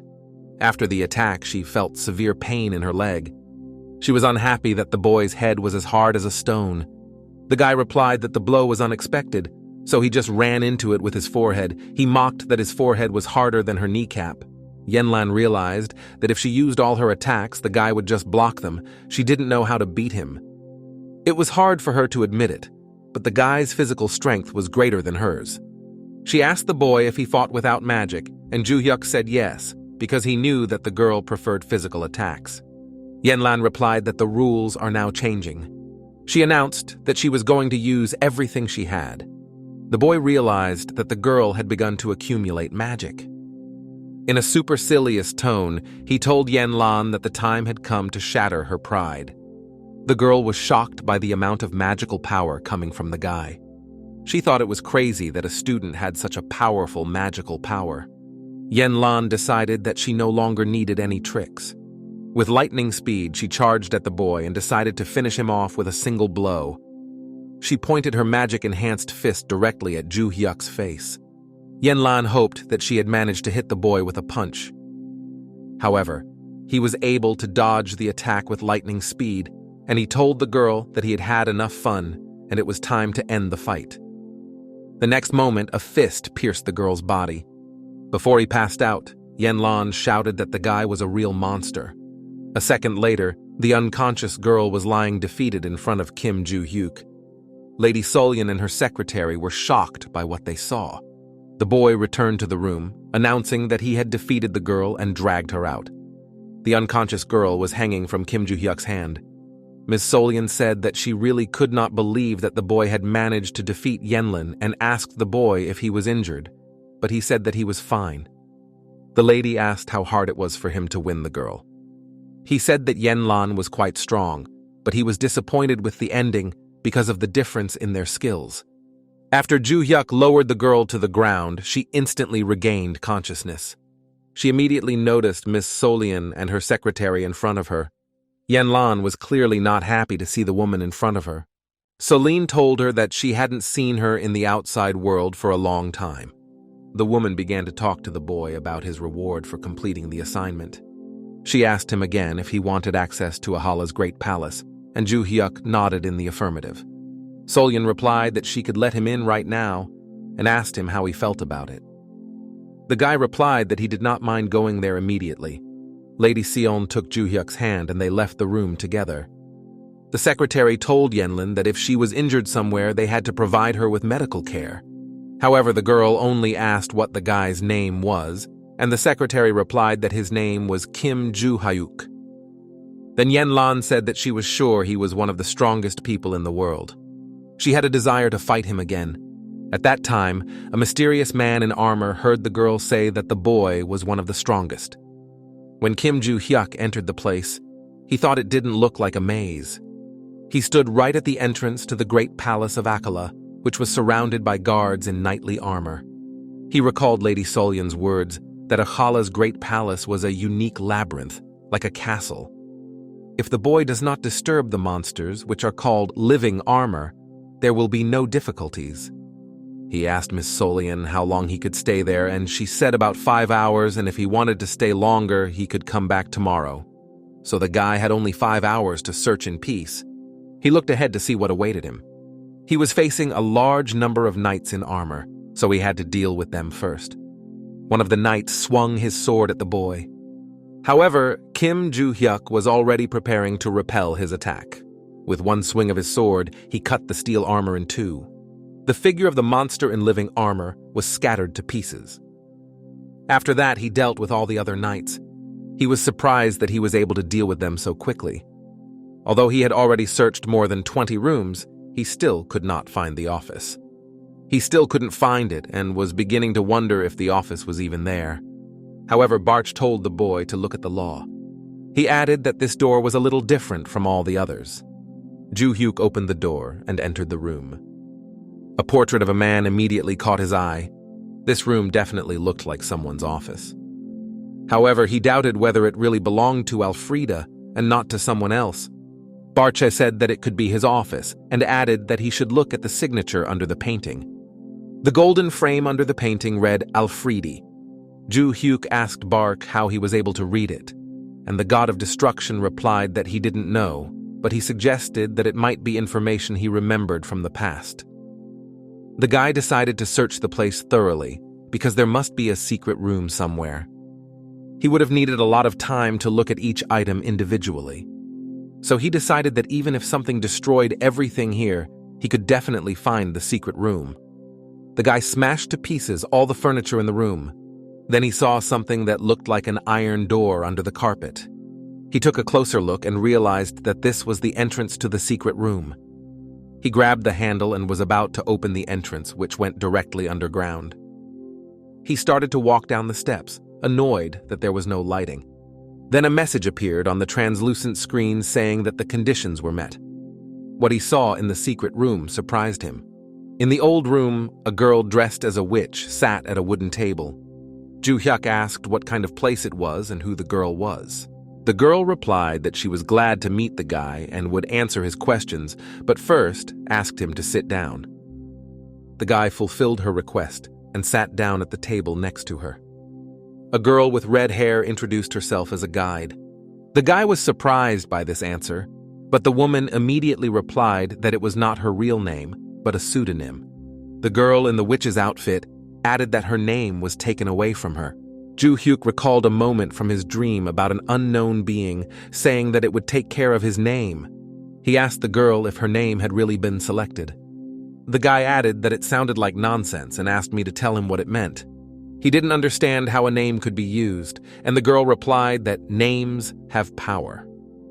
All beings build their lives on the name given to them. All efforts, achievements, and undertakings contribute to the greatest work of their lives, to their name. A name adorned with great achievements gives a person great power, but there is a person who steals such names, who absorbs the power they have. Juhyuk asked what happens to a person when their name is stolen. The woman replied that these people become constellations. She assumed that Juhyuk was an exception because he had come back in reincarnation. He found it suspicious that this girl knew about his reincarnation as well as Barshe. The guide asked if the boy now thinks about who allowed him to be reborn and sent him messages. However, the girl added that it wasn't her. The guide just got a lot of facts about the guy through the message windows. After that, the guy asked who the loot was that took his name. The guide replied that this man is called the King of the Labyrinth. His goal is to create towers of destruction in the labyrinths and grow great names to steal their power. The girl asked if Kim Juhyuk understood everything now. The guy replied that it was quite strange that this man could create towers of destruction on Earth. He remembered that this lord could only create them in a labyrinth, and he immediately realized. By the look on his face, Gid assumed that the guy had guessed everything. The girl said that the world they live in, the place they call home, is a labyrinth. Juhyuk didn't believe it, but Gid replied that it was up to him to decide whether to believe it or not, and she had no reason to lie. He asked again if the reason this man was creating towers of destruction was because he wanted to grow big names. The girl replied that it was easy to accumulate karma when there was chaos in the world, killing monsters, saving people, and he used this chaos to commit evil deeds. Only if a person had a lot of karma could he or she become a constellation. Juhyuk suggested that his students could also become constellations because they were trying to save the world. With a disgruntled face, the guy asked what was the point of their actions if they were still playing the Lord of the Maze game. However, Gid told him not to jump to conclusions. The boy's rebirth was an unexpected event for the king. She added that Juhyuk might be the one to beat the Maze Lord at his own game. But the guy assumed that this king knew that he was reborn and could also be the one who made them meet through the message box, but the guide said that he was wrong about that. She said that the person who reincarnated the boy and sent the message windows was not the Lord of the Labyrinth. The guy asked who was behind it all, but the guide replied that she didn't really know. She assumed that since this was the person who reincarnated him, she might be related to the boy. The guide got up from her seat and started creating something with her magic, saying that they couldn't miss this opportunity. A moment later, a small ring appeared in place of the glow. She handed it to Juhyuk and told him to take it. The girl explained that this was their key to victory, but she could not tell us everything in detail because they had little time. But the guy asked her to tell him right now about you, and the guide replied that while she was talking to him, she was being chased by the Lord of the Labyrinth. The girl added that since the guy had fulfilled all the conditions, it would be easier for them to meet next time. The guide informed him that they would meet again in a few days and told him not to lose this ring. With a flick of her finger, she created a small blob of magic. A moment later, Juhyuk found himself in front of the palace entrance. He mentioned the Lord of Destruction, who had stolen his name. He was annoyed that this person prevented him from living a comfortable life. He did not know what the ring was and assumed that it would not make him stronger. So he decided to absorb all the magical power of the remaining guardian stones. Although he has not fully regained his powers, the amount of magic he possesses should increase to the level when he was in his prime. The events are transferred to an island in the North Pacific Ocean. The leader of the devotees, the Dragon King Khan Nibal, was sitting on the couch. He read the news that 3 hired killers had been defeated by a student, Juhyuk. The tablet's screen cracked from a strong finger pressure. In the impulse to arrest him, the leader of the devotees threw him to the floor. He closely watched Juhyuk and, through careful investigation, discovered that it was the boy who defeated Jinyeon, who had entered into an advance contract with the Constellation. So when the son of the Ventric family ordered the work, the leader called in 3 assassins anyway to make sure the job was done properly. He doubted whether he should call all the participants to deal with this guy. Someone in the room said to the man that he looked worried. The leader of the first kind, George, sat in front of Khan Nibal. The leader ordered the man to knock before entering, to which he replied that he had just arrived. Georg noticed that the head seemed worried and asked if it was because of Juhyuk, and the man confirmed his guess. Georg added that they also lost a precious pawn because of Juhyuk. The leader realized that the man was talking about Dicera Ventrica. Dicer didn't tell them about it because it was his personal work, but he couldn't even beat an ordinary student. The man wanted to keep him as an informant in the Ventric family, but he had to deal with him so that the boy would not leak information about them. The leader of the Loyalists asked if Georg could help him eliminate the killers he had sent, and the man agreed to his request. Georg also added that even though Juhyuk is now a hot mess, he should not be contacted yet. This is because the guy was targeted by the first cult. Khan Nibal was surprised that the first cult decided to act because they were crazy. Georg agreed that all the members of the first cult are crazy. No one knew what motivated them or what goal they were trying to achieve. They were the people who killed Logan's squad. The leader replied that he had heard about it and that it was indeed a relief to them that these people had targeted Juhyuk. Moreover, if they spoil the goal that these people are seeking, there is a good chance that they themselves will become their target, in which case they will only have to wait. At that time, Juhyuk was already surrounded by a crowd of people in robes. Juhyuk turned to these people and asked who they were. He also added that they were on the territory of the academy and asked if they were fearless or just stupid. Under one of the robes was one of Adelia Ventric's servants. The events are transferred back to the conversation between him and the head of the Ventricle clan. Then he told her that all the preparations were already complete. Adelia said that this preparation took a lot of time. However, the servant replied that careful preparation was necessary to fulfill their mission in Valhalla, where Juhyuk was located. The chairman asked whether he had managed to find contractors with the ability to distort space. The servant replied that it was, and since everyone they hire goes through the Ventric family, the chance of the information getting out is 0. After that, Adelia asked if they had prepared everything she had asked for. The servant replied that everything was already ready. They prepared stones that contained a large amount of magical power. The head of Ventric said it was time to act. She told the servant that he should stay in the main group and keep in touch with her.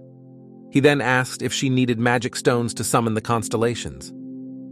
Adelia confirmed his words. The servant also asked if the lady was really planning to contact the constellation. However, this question clearly did not satisfy Adelia. She asked him if he thought it should cancel everything because of a miserable student, but the servant immediately denied that he did not think so. After that, the Ventric chairman ordered us to forget about it and proceed as planned. She was also worried that the constellation, which had not said anything before, had recently suddenly reacted. Adelia wanted to ask why. That was the reason why she wanted to summon the constellation. The servant also wondered why the constellation suddenly reacted. He ordered the main group to prepare for space warping. People in robes began to create a magical sphere around the boy. Juhyuk realized that they had created a space around him to fit him. He emphasized that it was a rather clever tactic because attacking a student within the walls of the academy is a terrible idea. He asked the servant if this idea was created by the ventricle family. The man was immediately alarmed to hear his question. He asked the boy how he found out about it. Juhyuk replied that it was quite easy because there were only 2 groups hunting him, one of which used black magic and the other did not. So it was logical that the second group was the Ventric family. There was no point in disguise anymore because they were discovered, and the servant ordered a cleanup team to be called. After he said this, all the servants immediately took off their hoods. A huge number of people surrounded him on both sides. The guy mocked the fact that so many people were called to deal with one student. The servant replied that it didn't matter because they were just following orders. Juhyuk was annoyed that Adelia decided to play dirty. In a loud tone, the servant ordered everyone to kill the boy. They immediately rushed at Juhyuk with a chorus. However, he was ready to attack back. With a single movement of his hand, he threw all his opponents back.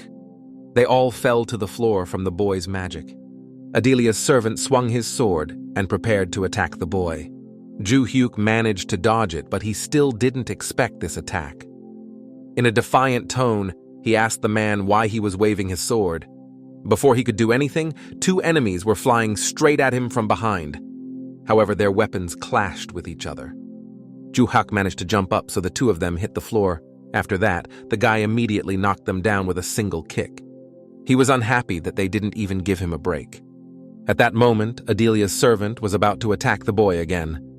He was flying at him with an attack right from the back, but he again failed to hit Juhyuk with his sword. The servant was shocked that an ordinary student had such fighting skills. He attacked him again, but Juhyuk dodged again. He was annoyed by these constant attacks from behind. The boy's next sword was aimed directly at the body of Adelia's servant. With a crazed expression on his face, the guy was preparing to strike. With a single thrust of his sword, he pierced the man's body and threw him back. The servant made a big mistake, thinking that if their opponent was a student, they had overdone their training. He admitted that they had all been defeated against Juhyuk. Suddenly, another figure appeared behind the unconscious servant. The head of the Ventrics, Adelia Ventric, was on her way to see the boy. She looked at the unconscious bodies of the cleanup team. Although they were stronger than many contract soldiers, they still could not defeat the guy. So Adelia decided to deal with Juhyuk herself. She told the boy to be proud, because he would be able to see their family's holy relics that even ordinary people had never seen. It was he who mocked her. She wanted him to be proud just to see this dagger while it brought a crowd of people here to deal with it. These words made Adelia angry, and she pointed a dagger at the boy. Suddenly, a magic stone appeared near the servant's body. Magic stones, sparkling with gold, appeared in the hands of the entire cleanup team. Adelia was surprised to see the magic stones appear. Immediately, a stream of magic flowed from the relic in her hands. With a frightened face, she wondered what would happen next. A huge amount of mana scattered to the sides. All the members of the clearing team froze in their places. It was as if the flow of time around him had frozen. Adelia Ventric could not return, but she was still conscious. But her entire group was completely immobilized. However, only Kim Juhyuk was able to move. A golden translucent screen appeared in front of him. There was only one message on it with the word, "Teacher." Juhyuk did not understand what this could mean. A figure appeared in front of Adelia, radiating golden magic. The Ventric family's guardian constellation, the mask with a beak, has appeared. The next moment, the constellation took off its mask. The girl with blue eyes addressed the boy, calling him a teacher. The guy was shocked to see this girl. She was surprisingly happy to meet him. The events are transferred to Kim Hyuno's memories in her past life. The guy looked into the eyes of the girl sitting on the chain. He told her that he saw hatred for the whole world in her eyes. However, the girl told him not to pretend to understand her because he knew nothing about her. Although the guy didn't know much, they had something in common. Kim Hyuno told the girl that he too had once been a slave. When he was young, he was kidnapped by a slave trader. After that, he spent his life in slavery because of the chains and taboos that were imposed on him. He asked the girl if she wanted to be free. She reminded him that he had just said that he was also a slave. She shouted that then he should know the answer, but because of the taboo, she could not even dream of freedom. She told him to stop provoking her. She didn't know how the guy got here, but the slave trader would be here soon. The rules of the taboo were that it could be removed only when the person to whom it belonged either removed it or died. However, there were cases in which it could not disappear even if its owner died, and this situation was one of them. The girl asked if the slave trader was really dead. She assumed that now she had no other choice. But Kim Hyuno said there was another way. He grabbed the taboo spell around the girl's neck. Using the magical components of the taboo, he could remove it. Although this was not his specialty, he expected that there would be no problems. He added that this was the only way he could end his unbearable slave life. Our girl's taboo ring began to crack from the boy's magic, and the next moment the spell was shattered. The girl cried because the taboo that constantly tormented her was finally broken. Kim Hyuno said that since he got rid of the spell, everything else now depends on the girl. He asked her what she would do next, having gained her freedom, and suggested that she might return to her family. However, the girl said that the slave trader had killed her entire family and burned down her house when he kidnapped her, so she had nowhere to go. Kim Hyuno said he was going on a trip. His goal was to kill every slave trader because they did not deserve to live. So he asked the girl to go with him. She thought about it for a while and then accepted his offer. The guy was extremely happy to hear the words. He told her to consider him her teacher from now on, and since he is now her teacher, she should show respect when communicating and not speak informally. The guy said they were leaving, but before that, the girl wanted to ask him something else. She asked how she could address the teacher, and the boy replied that his name was Kim Hyuno. Then the girl wanted to tell her name, but her memories were interrupted at this point, and now she was standing in front of her teacher again with a smile. He remembered her, and as expected, the girl became a constellation. Juhyuk could say that he knew her better than anyone else, but there was one thing. He couldn't remember her name and thought it was because the Lord of the Labyrinth had told him that he would take care of his name. In the end, nothing can be done about it. The main thing is that he still remembers her. He called her a fool and said that a lot of time had passed. Adelia was shocked that the boy dared to call the constellation a fool. She said that before they celebrated their meeting, she had to do something. She approached Adelia and took the relic from her hands. Then she swung her blade. At that moment, Ventric's head began to lose consciousness. She and all the members of her group fell to the floor at the same time. The girl asked Juhyuk if she should kill all these fools. However, the guy replied that he had another idea. The next sunny day came and illuminated the Valhalla Academy. The instructor, Kim Ligon's face showed great surprise. The teacher was surprised to learn that the Ventricle family had become Kim Juhyuk's personal sponsor and deposited 5 billion won into his account. He couldn't imagine the Ventric family personally sponsoring Kim Juhyuk. The senior instructor approached Kim Ligon and noticed that the teacher had already seen it. Lee Sangchul said that it was really surprising that the donation came now. Kim Lian suggested that it might be because of Rodkill, who sent 3 assassins last time, but the instructor said that was stupid if they wanted to cover it up with money. He added that when Dicer attacked the boy, they sent him sponsorship to keep him quiet, so they wanted to preserve the image of the Ventrico family, but they had already given up on Rodkill. If they hadn't, they would have made a fuss to exonerate Rodkill, but nothing of the sort happened. So the question of why the Ventric family sent sponsorship to Kim Juhyuk remained unanswered. Moreover, they assumed that the boy might refuse this sponsorship. The senior instructor said that they could find out the answers to these questions if they asked him personally. They gathered in a room for negotiations, and the guy immediately said he would accept the sponsorship. Kim Lian was extremely surprised by the boy's answer, but he said that he meant that there was no point in giving up 5 billion won. He also asked if he could go now because he had answered the question, but the instructor told him to wait. Because the academy also received sponsorship, he was allowed to move to a premium dormitory, so the teacher asked him what he thought about it. Juhyuk replied that he was satisfied with everything now, but that he might contact him later. After that, the guy left the interrogation room, and the instructor was left alone with his thoughts. He didn't understand the guy's answer because he had already refused to sponsor him when Adelia came in person. But I decided that if the academy was not losing anything, it was not worth paying attention to. Kim Juhyuk walked around the academy's grounds with satisfaction. He recalled a conversation he had with a student yesterday. The girl asked if she should just kill these fools.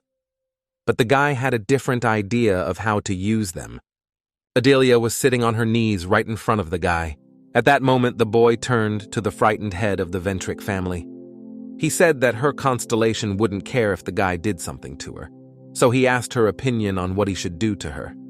His student confirmed that she had created the Ventricle family in the first place to serve him, so he could do whatever he wanted with Adelia. Adelia asked the constellation about the phrase "all for one" that has been passed down from generation to generation in their family.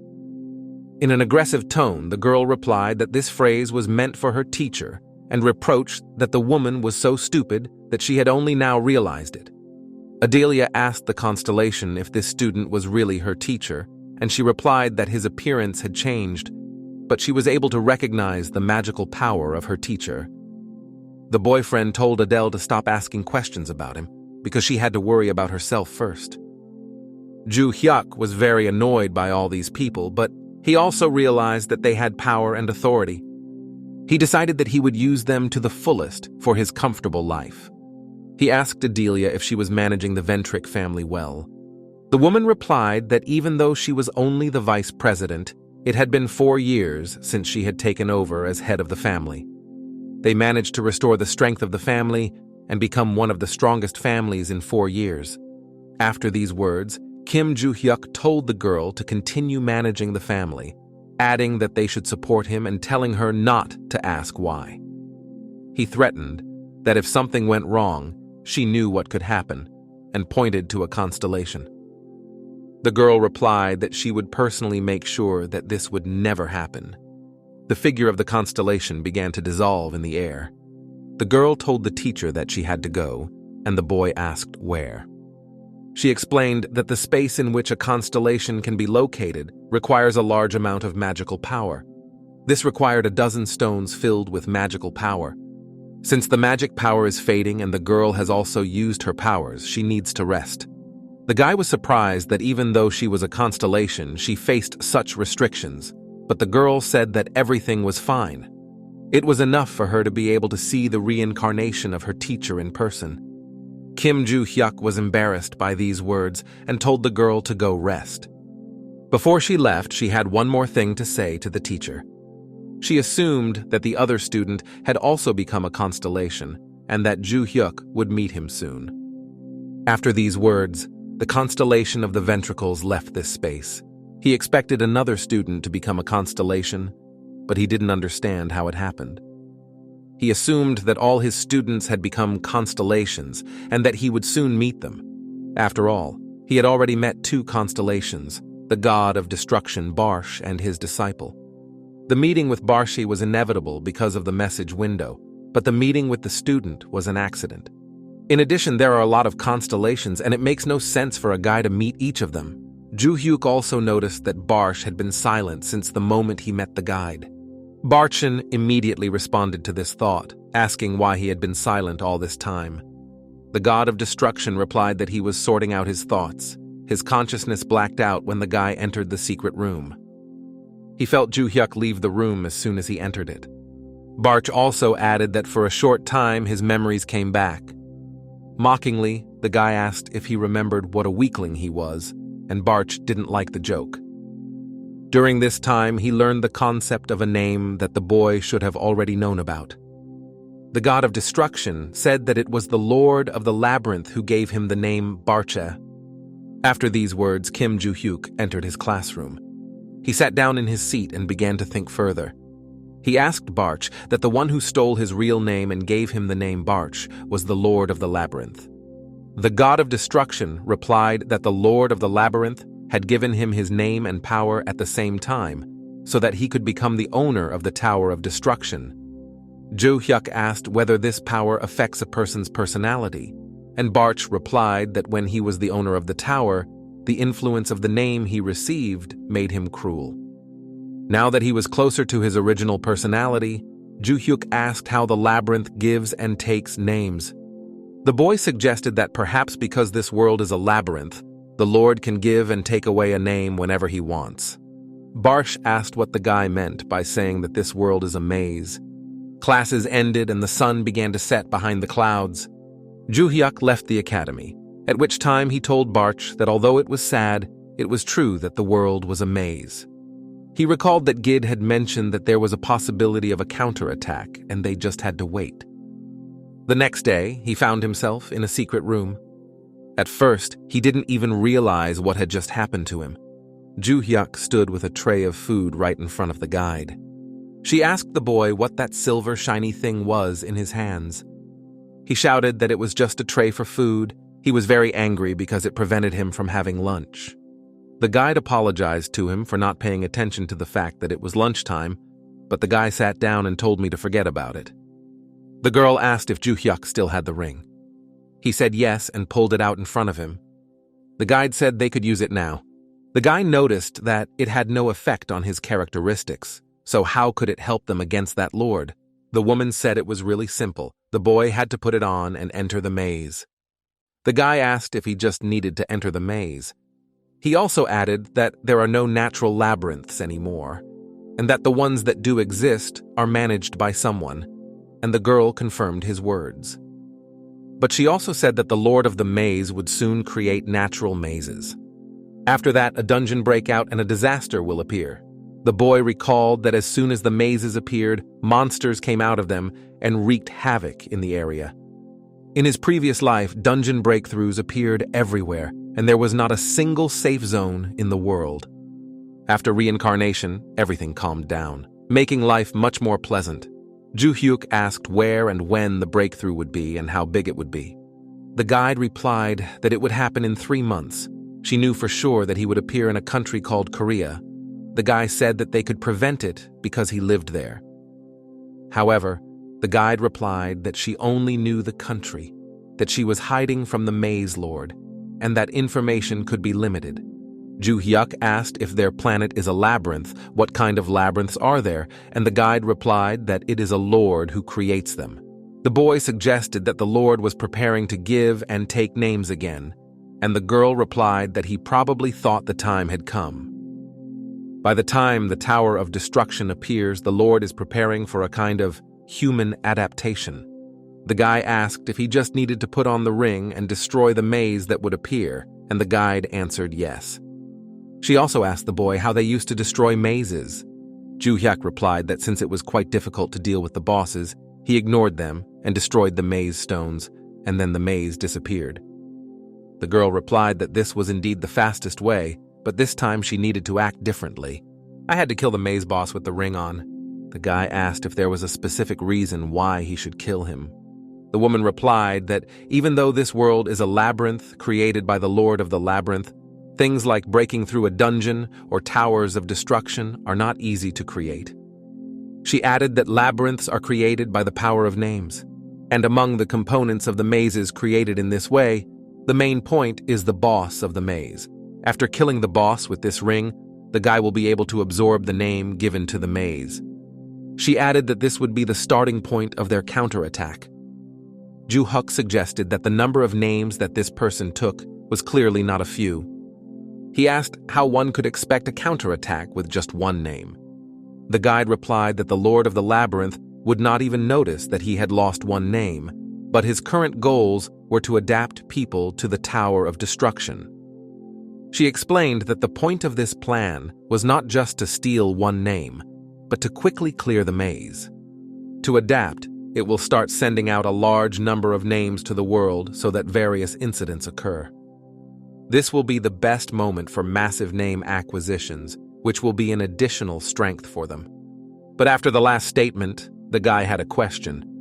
He asked how they would be different from the Lord of the Maze if they took away the names. She was surprised that he was interested in such things, but he replied that he needed a good reason to act freely. The guide began by saying that they would not harm innocent people by absorbing names. The Lord of the Labyrinth takes a person's name, which can become a constellation or become attached to a name without the possibility of rebirth, so no matter what happens, the body is trapped. Moreover, if they use the power of the absorbed names, they will be free from the restrictions imposed on the people whose names were taken. The guide told the guy that if he was concerned, he could do it his way, because in any case, he would be the only one to know who owned the name at the time of the takeover. Juhyuk agreed and asked if they just needed to wait for the dungeon to break through. The girl replied that she would tell him the exact place and date when the time came, and the guy also asked if it would be enough to destroy the boss and the maze. And she said that when the maze is destroyed, the monsters inside it die, but the ones that came out stay alive, so the guy might need a team to keep an eye on everything. That was the end of their conversation, and the girl snapped her finger just like the last time. At that moment, Juhyuk turned back, and the people around him looked at him in surprise. At that time, the sun was about to set again. The guy, relieved, went home, thinking that the girl could have warned him before bringing him back. He recalled that Gid had also said something about a team. Before his reincarnation, he always went with his students, because doing the work on his own takes a lot of time. Juhyuk was thinking about having to train his students again when he suddenly saw a familiar figure in front of him. Yanlan stood right in front of him, arms crossed. Juhyuk asked the girl why she had come here. Yanlan replied that when she lost to the guy, she thought a lot about the reason for her defeat. The girl realized that he was stronger than her, and that's why she lost, while the guy was not impressed that it took her so long to realize this. After that, she added that she thought she looked a lot like the guy, and he grimaced at these words. She said that a person who has impressed everyone with his or her talents without being defeated is rare among adults. Juhyuk replied that if she thought he was like her in this aspect, which was not true at all, he considered himself a person who made an effort. Prat Yanlan replied that she used to think she was right, but now she is not. His movements were not just attacks. They were the movements of a man who had come through a lot of training. She was furious when she lost, but when she calmed down, she realized that she had lost because of her lack of experience. Yanlan then concluded that she had become stronger because of her experience with the boy. After these words, she said that she wanted to continue fighting Juhyuk. She believed that one day she would be able to defeat him. The girl offered him a fight, but he told her not to bore him with her strange logic. He had to go. But Yanlan followed him, saying that she had come all the way from China to compete with him, and he was just leaving. Juhyuk said that he was not interested and suggested that the girl spend time learning the family martial art instead of hitting on him. However, the girl said that she had only studied proper training until she was 6 years old, after which she became self-taught, and at the age of 1 month, the boy defeated her. Juhyuk asked if the lunar year meant the period before she took control of the contractors. She confirmed his words and added that at first her family did not like it because she acted in her own way. She was forbidden to train with her family, so she asked to bring partners to train to hone her skills and eventually was sent adult contractors. She was lucky that there were not many of them, so she defeated them all. The guy realized that what the head of the family and the girl told him were completely different versions. Juhyuk recognized that the girl had talent and loved to fight, but the head of the family thought that Yunlan was just competing with everyone she saw. Then he asked her if it was necessary for the girl to be in the White Lotus Palace, and Yanlan said that it was not. The girl was stuck there because she was the main one for her family, but it didn't matter because she was stronger than anyone who went there. However, now she believed that everything would be different because she had found someone much stronger than her. Competing with the boy, she could have become stronger without the help of her family, but he did not care. Yunlang continued to beg Juhyuk to fight her. The whole thing seemed rather strange to him. If the girl was an outcast and was kept in the White Lotus Palace, why was the boy tasked with getting her out of there? Although he didn't know her story, he assumed that it would be better if Yanlan was in the palace. He said to let him go, and the girl asked him again if he would fight her. Juhyuk said it was not wise to fight here, so he ordered the girl to follow him. They came to the training room, and Eren and Soyeon were surprised that the guy was not alone. Oh Seung-kyung was also tensed by the appearance of Yunlang with Juhyuk. The guy told Yanlan to wait for him here. He needed to change his clothes. Eren turned to the guy, but he confused her with Yanlan and ordered her to wait in an angry tone. Eren asked who the girl was, and Juhyuk said that she was a crazy girl he met in the White Lotus and she came here to fight him. Eren was surprised by the reason why this girl came here. She was irritated by the words that Yanlan had traveled such a long way just to fight with a guy. Yanlan noticed the girl's irritated look and asked her why she was looking at her like that, if she wanted to fight with her, but Eren said no. So-young guessed by the color of the girl's hair whose relative she might be, and the girl was surprised that Yunlan had come all the way from China to compete with Juhyuk. The guy changed his clothes and they stood opposite each other. He reproached himself for saying that it was a competition between them alone. He was annoyed that everyone else was watching them. Eren said she was watching to make sure that Yunlan didn't do anything strange, so Young came to get Eren, and Senyuk asked them not to pay attention to him. Yanlan said she was looking forward to starting because she was much stronger than last time.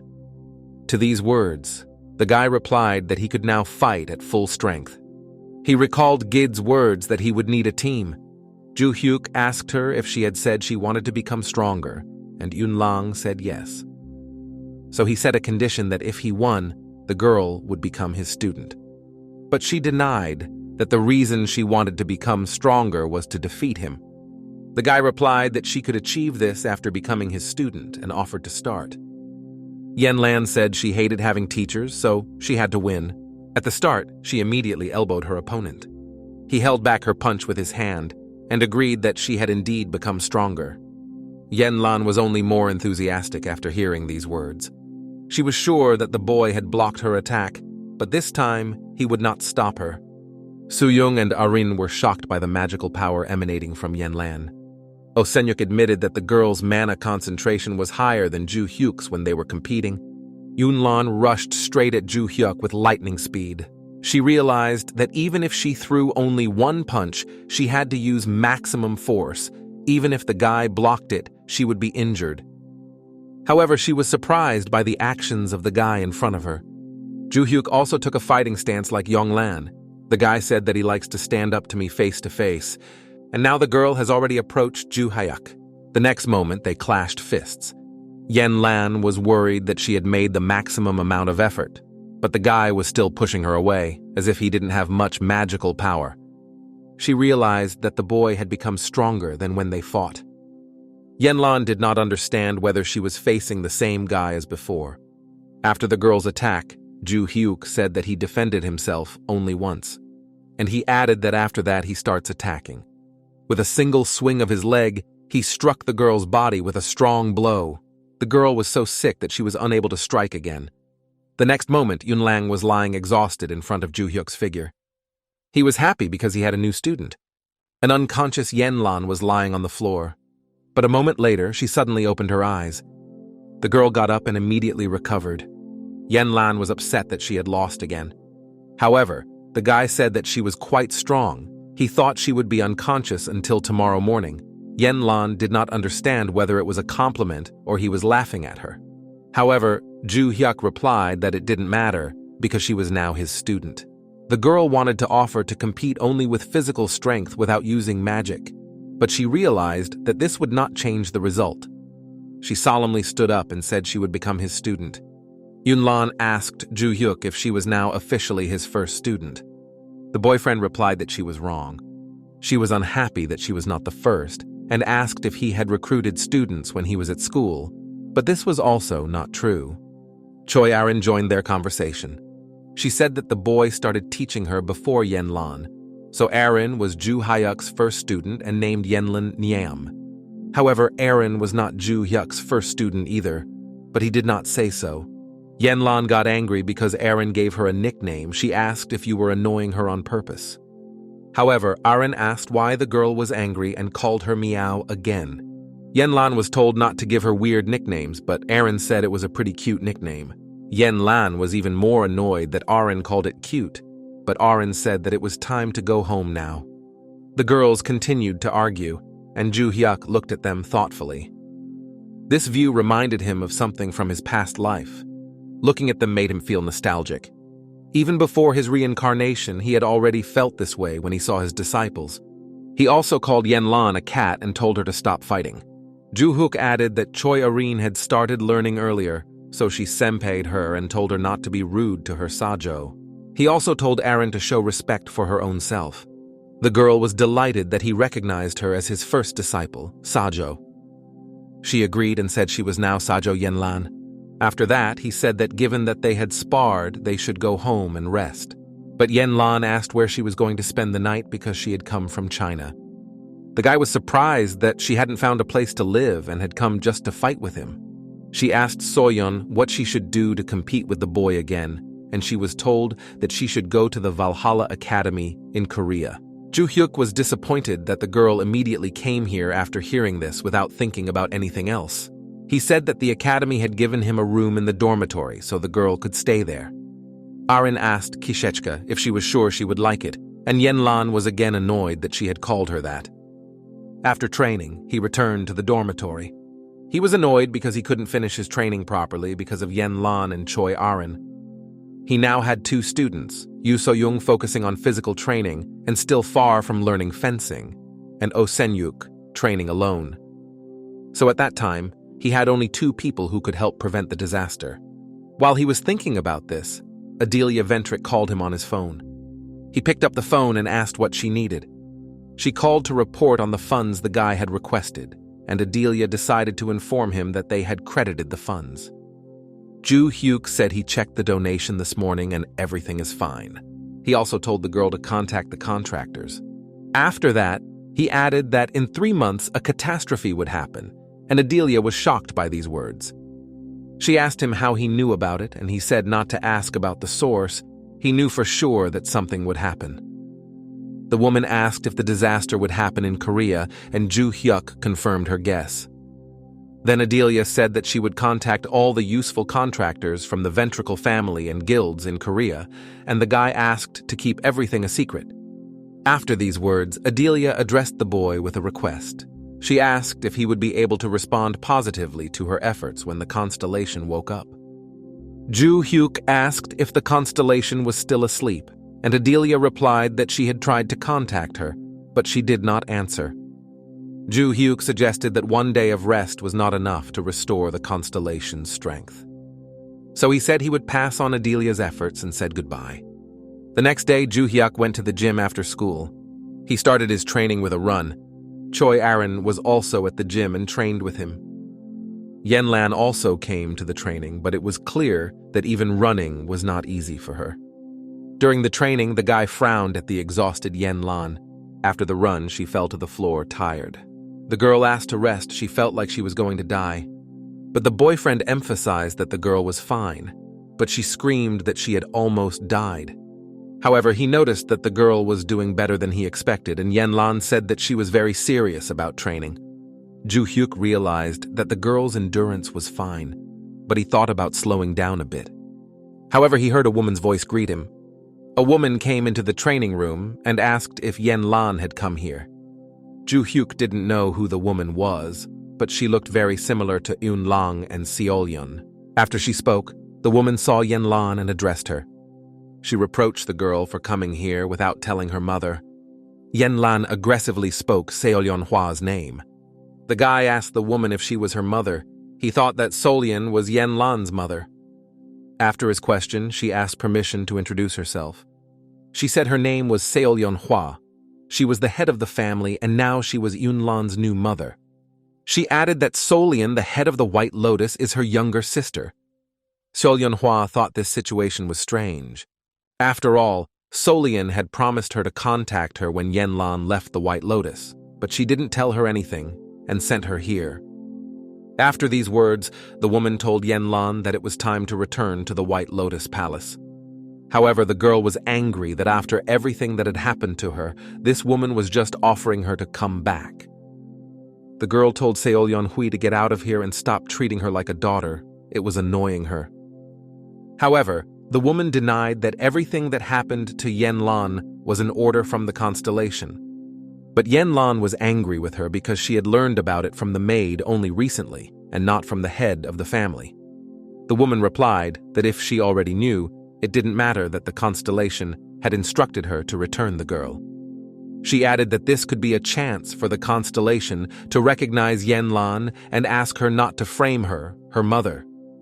Yen Lan asked her if she wanted the girl to come back now just because Constellation said so. Seolyun Hwa confirmed the girl's guess. Yen Lan told her again to get out of here. She added that students were studying here, so let the woman go away and not disturb them. Yen Lan warned him that this was not the White Lotus, so he shouldn't even think about causing trouble here. However, the woman asked Yen Lan if she knew why she had entered without security. This is because Seolyun Hwa intended to take the girl away without any noise.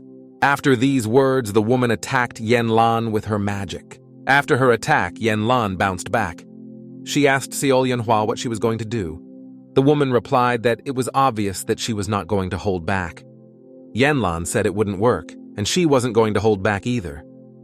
After these words, she moved with lightning speed toward the woman. She asked her if she had forgotten that she had never been able to beat the girl. Immediately afterward, she attacked Seolyun Hwa with a punch. But the woman stopped her attack and said that Yen Lan had indeed become stronger, and she was not just having fun at the White Lotus. Yen Lan replied that she had been practicing really hard all this time. However, Seolyun Hwa said that she should go back and train normally. Holding the girl's hand, the woman threw her aside. Yen Lan was surprised. She didn't remember Seolyun Hwa's skills being this good. The girl slammed her feet on the floor, and she immediately launched a kick attack on Seolyun Hui. She leaned back and said it was a thoughtless attack. Yen Lan told her to shut up and added that all she needed was to win. Choi Aaron asked Juhyuk if they should call the instructors to stop the fight. However, the guy asked Aaron what she thought would happen if they told the instructors that the head of the family had caused a commotion to take her daughter away. Aaron replied that it would be an even bigger mess, and Juhyuk added that he didn't like the woman. Aaron agreed with him because Seolyun Hwa had abandoned her daughter and was now going to take her away out of necessity. Aaron thought that this must have been very disappointing for Kisheka. Seolyun Hwa kept telling the girl to stop resisting and just follow her. However, Yen Lan told the woman to forget about her intentions. Seolyun Hwa was knocked back by the girl's attack. Yen Lan put a lot of force into this kick, so she expected that even if the woman blocked it, she would still be injured. However, the next moment she felt that something was wrong with her. She looked down and saw that her foot was covered in ice. Seolyun Hwa suggested that Yen Lan was seeing this for the first time. She said that this was the power of their constellation, the king of the snowy depths. The woman also added that after Yen Lan returns to the family, she will have the opportunity to obtain this ability through a constellation contract. Yen Lan suggested that the woman seemed stronger than the last time because she had thoughtlessly used the power of the constellation. However, the head of the family replied that there is nothing thoughtless here. If you are a member of a family with a constellation, you can do whatever you want with the power you have received.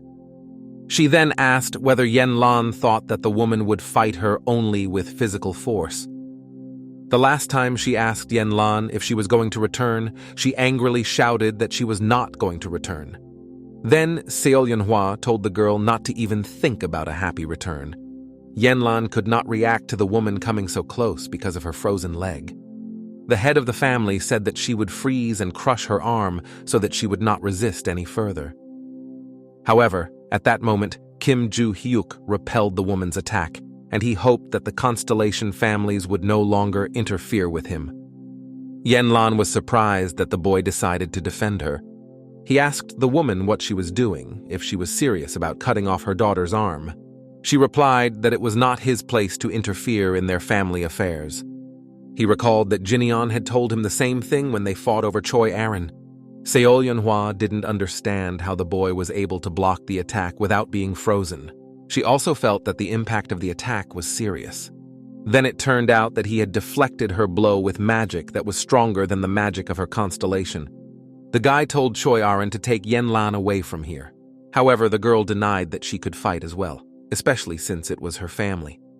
But Juhyuk realized that she would not be able to continue fighting because she could not feel her leg.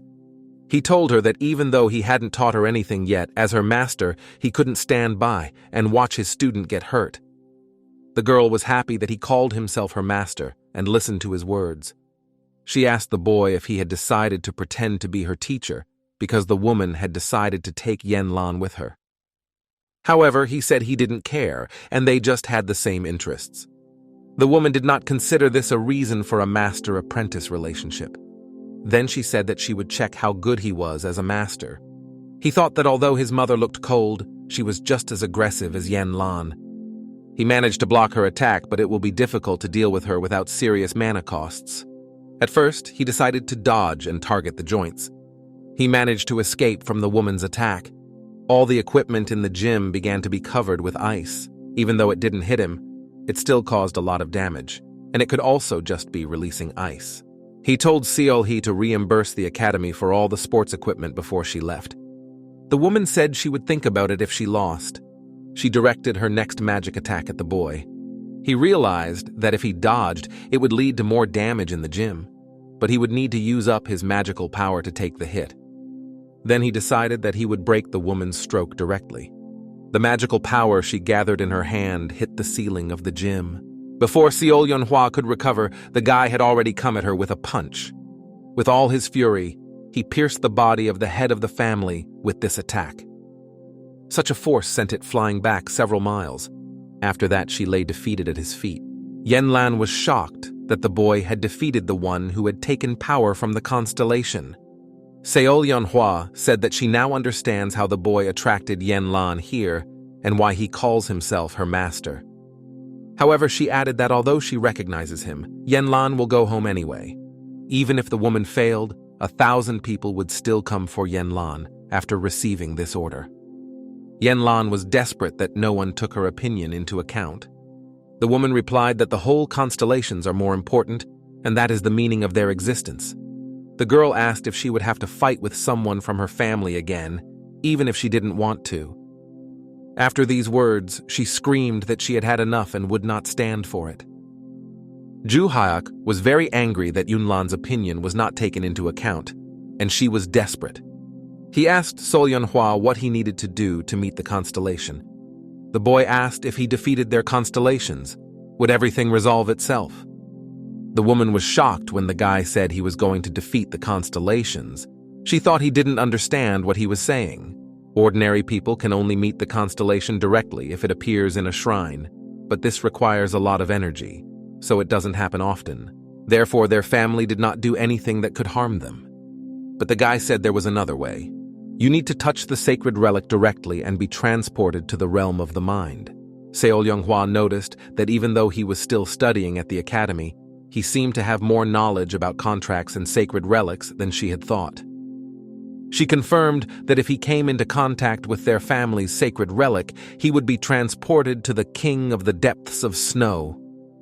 However, the woman added that although the power of the constellation is limited in their world, the realm of the mind is the territory of the constellation.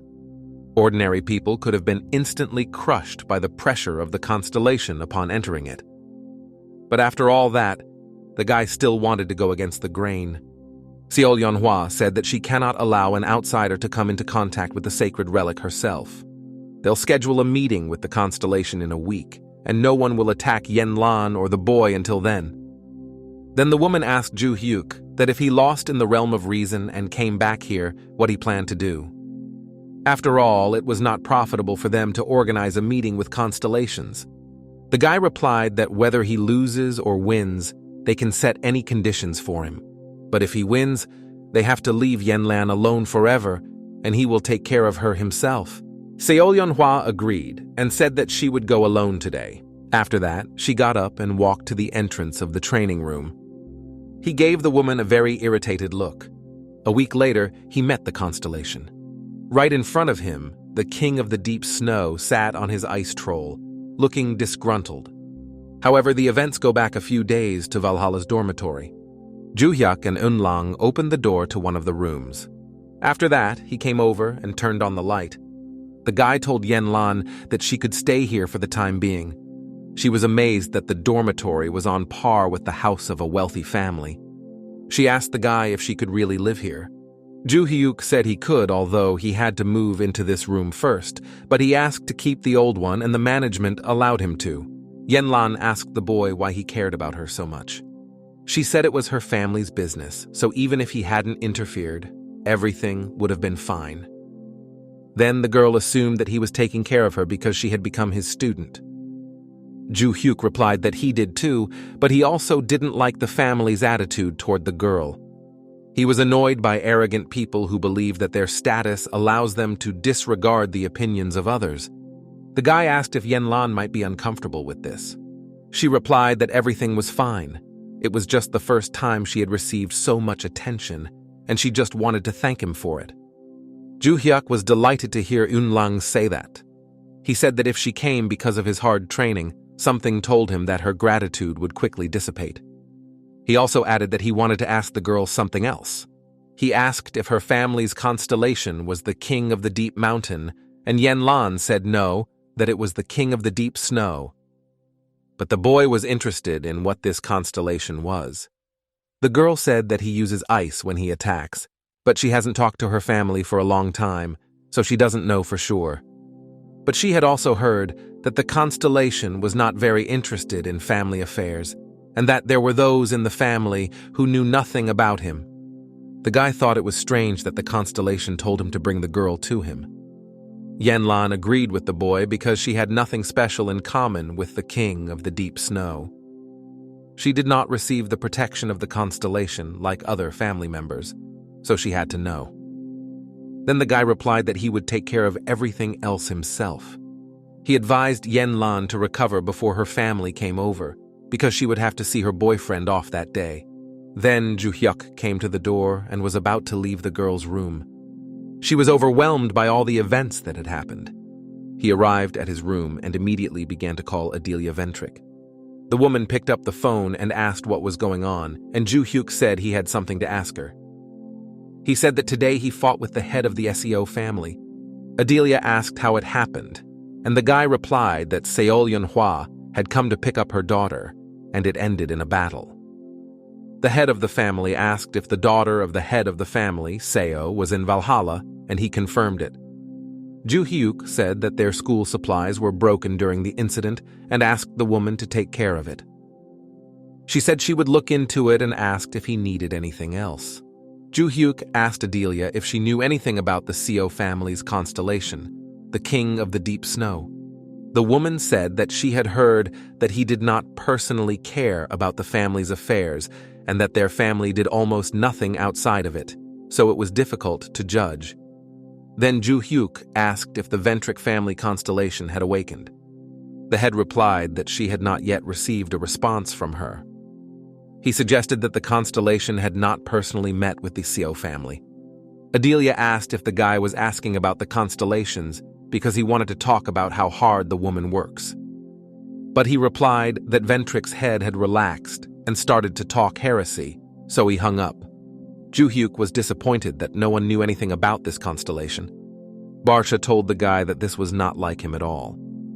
He emphasized that the guy was used to rushing into battle without paying attention to who his opponent was. Juhyuk replied that even though he was getting stronger, his body was still weak, so it would be stupid to engage in confrontation without knowing the strength of the opponent. Moreover, the realm of the mind is its territory, which allows the constellation to fully control its power. But he immediately thought that if this was true, then why was Barch so weak in its dimension? Given its strength, it should be no weaker than other constellations. The god of destruction said he could give him some advice if he was going to fight in the kingdom of reason. He said that strength in the kingdom of the mind has nothing to do with the strength of one's own body. The guy asked what it was, and Baviarsa replied that he could use the power based on the strength of the body he knew. He added that an ordinary person will not feel the difference once they enter the kingdom of mind. But this had nothing to do with Kim Juhyuk. The boy replied that he might have realized that God meant destruction. All he had to do was go to the temple and cross the constellations. A week later, he arrived in China to visit the So family. All the family members lined up in front of the chairman and Kim Juhyuk and Yonglan. Seol-Yunhua said she thought the boy would run away, but he came anyway. Juhyuk said he was not that kind of person and asked if he could now touch the sacred relic. The head of the family told him to follow her. Juhyuk said goodbye to Onlang, saying that he would return soon. She watched him tensely with her eyes. Seol-Yunhua opened the entrance to the room for them.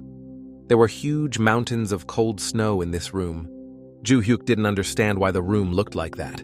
The head of the family who pulled a small box out from under a pile of snow. She said that after she returned from Seoul, she thought for a long time about what to do with the guy if he lost. The woman said that while thinking about it, she came up with the idea of making him a slave in their home. The guy said let him do what he wanted and give him a mitten. She held out the mittens from which the magic was emanating. The boy took them from the hands of the family head. After that, he found himself in the realm of the mind of the king of the depths of snow. The constellation asked the boy who he was. Juhyuk replied that he would name himself when the constellation introduced itself. Juhyuk stared at the boy and tried to remember if he had seen him before. He realized that this guy was definitely not his student, but he looked familiar enough. The constellation of the Co family asked Juhyuk who he was. He suggested that Juhyuk was a person who posed a threat to the Co family. The guy replied that the constellation seemed to know him, but he did not, and suggested exchanging names. Constellation said only if the boy survives his next attack. The guy realized that it would be a long-range attack. A huge number of sharp pieces of ice flew right at the guy. The king of the depths of the snow was waiting to see what would happen next. He was alarmed by what he saw in front of him. Kim Juhyuk dodged his long-range attack. Suziria was surprised that the guy managed to dodge. He knew that this attack could not have been dodged with a simple jump, and most likely the boy was using magic to increase the range of his jump. Suziria said he would have told him his real name, but he forgot it after being locked up here, so he would tell the guy his pseudonym. He continued that he was known as the King of the Deep Snow. As he approached the boy, a snowstorm began. The followers called the king the God of Chaos, and those who were afraid of him called him the Snow Demon. Combining the two titles, he was called the Snow God of Chaos. The guy replied that his name was Kim Juhyuk. After the guy introduced himself, the Snow Demon said he would remember the name. After these words, the guy was surrounded by a barrier of ice. He assumed that a snow demon had cut off his retreat with ice. The next moment, he was about to attack Juhyuk. The snow demon sent a stream of ice at the boy's feet. Juhyuk realized that it would be unpleasant to deal with this with his bare hands. Then the guy reached down to his side to get his sword. The snow demon saw this and recognized the sword. Juhyuk hollowed out a wall of ice in front of him to protect himself from the next attack. For a moment, the snow demon was alarmed by the boy's actions. He thought it was ridiculous to use his own lit against his attack. Then the snow demon told the boy that all the ice in this place was under his control. However, after these words, Juhyuk immediately moved closer to strike. He took a swing at the king of the depths of snow, but the latter stopped him with his sword. He said that using the ice to repel the attack and get closer was a good idea, but the guy was not strong enough. However, with confidence in his voice, Juhyuk told him not to jump to conclusions. He asked the snow demon if he could, if he really said that he did not have enough strength. He offered to hit the demon once and see if the guy had the strength to do it or not. The guy approached the constellation to launch an attack. After this blow, the king of the deep was knocked back a few meters. Juhyuk asked him if he had been hit with a fist for a long time. The snow demon remembered who this magic-soaked attack and this sword could belong to. He asked Kim Juhyuk if he was a martial arts god. The boy replied that his students had given him this name, but the snow demon was not mistaken. The king of the depths of the snow recalled that although he did not know the martial arts god very well, he was able to personally see his power 300 years ago. He began to recall the events that happened 300 years ago, once he was attacked by a huge group of monsters. At first, he managed to defeat them quite well. However, it was a huge army that he could not face alone. Then the snow demon decided that he would take as many monsters with him as he could. However, something saved him from this fate. It was then that the god of martial arts appeared to him. The god of chaos wanted to ask him why he had come and why he had come between him and the monsters. But then the guy swung his ink-colored sword, and after that, all the questions of the snow demon disappeared. Only fear remained. He remembered the magical power he felt from it. The guy may look different, but he was definitely the god of martial arts in person. Juhyuk said that if the snake demon doesn't attack, it will attack. He replied that he had always wanted to fight the god of martial arts. The god of chaos said he accepted the boy's challenge. He was going to show everything he was capable of. At the time, Yenlan was waiting in the reception hall. The girl noticed that someone was watching her. A huge number of human shadows could be seen from the windows of the door. They all looked directly at the girl with an eerie gaze. That is why Yenlan did not want to return to the CO family. She recalled Juhyuk's request that she recover before her family arrived. If not for Kim Juhyuk's request, she would not have come here. Yenlan asked what they wanted if they wanted to fight her. However, the girls replied that they had heard that the girl had returned from the castle and just wanted to see her. Yenlan replied that if they just wanted to look at her, they could stand with the people behind the wall. So Irene said that there must have been some misunderstanding and wanted to apologize. The girl was extremely surprised by the words of apology. Siope said that after the girl got to the Bakrio castle, they had a duel, so they didn't have time to talk. She said that although it was a little late, she apologized for leaving Yenlan behind. Yenlan was surprised that after all these years they came just to talk about it. She said they were only saying that because they were scared that the girl had returned. CO Irene said that although it looked like a forced apology, they had no choice at the time. She added that their mother did not allow them to meet the girl. Then Seo Irene admitted that it was their mother who did not allow Unlan to train. She said that she always thought that her sisters left Yenlan because they were jealous of her. So Pei said that they were a little jealous of her, but they were more proud of her. She justified this by saying that it was nice to have such a strong representative of the So family. Although they held this opinion, their mother called them. And then Seol-Yeonhwa forbade Yunlan to train. The reason for this was that the girl could have become a threat to them in the battle for the place of the next head of the family, because all the elders would have chosen her. So they had no choice but to accept Yenlan's exclusion from the family. However, Irene added that their mother was wrong about one thing. Neither she nor Pei wanted to become the head of the family. She then added that it was not that they didn't want to, but rather that they shouldn't want to, and Yenlan asked what that meant.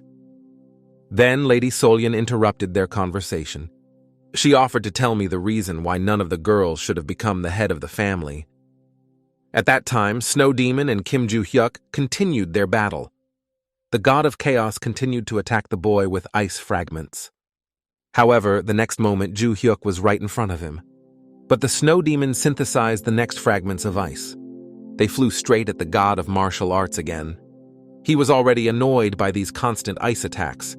He asked Snow Demon if he was going to continue to annoy him with such petty attacks. Constellation took this as the guy's request for a big attack.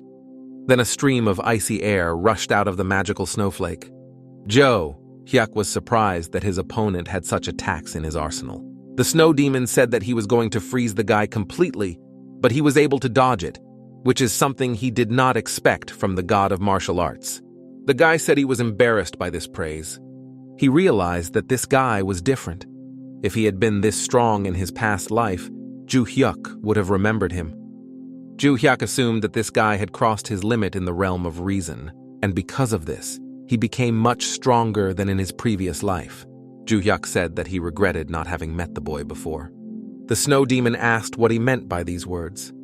The god of martial arts replied that this was his way of praising him.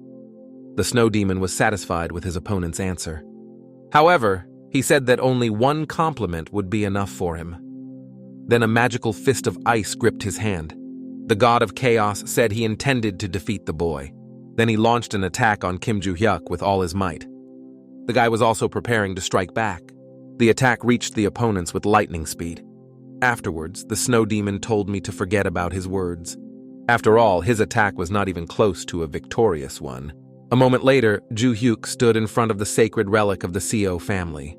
Seolyeonhwa thought it would go faster, but the boy was using strange magic, and the constellation might just be playing with him. However, when she looked at the guy, she was extremely surprised. She expected that only his mind was damaged, but somehow the guy looked too normal. Juhyuk turned to the head of the family and said that he had defeated their constellation. At first, the woman thought he was joking with her. However, a screen appeared in front of her with a message that the king of the depths of snow sends his sincere respect to Kim Juhyuk. She could not believe that this guy had really defeated the constellations. She thought it was impossible that a student could defeat the guardian constellation. Juhyuk said that if she didn't believe, she could ask her constellation again. He approached her and reminded her that they would stop touching Yanlan if he defeated their constellation. With an ominous expression, he added that they would have to change this condition. He came into the room and told Yanlan that they could go. Juhyuk saw the girls next to her and asked why they were all there. Solian said that she did not expect the guy to come here. Juhyuk replied that he hadn't expected to meet her here either. Yanlan asked him if everything went well, and he said he would tell her on the way. He was very stressed by all these stairs behind him. It was already getting dark outside, and Juhyuk and Unlan were walking from her family's palace.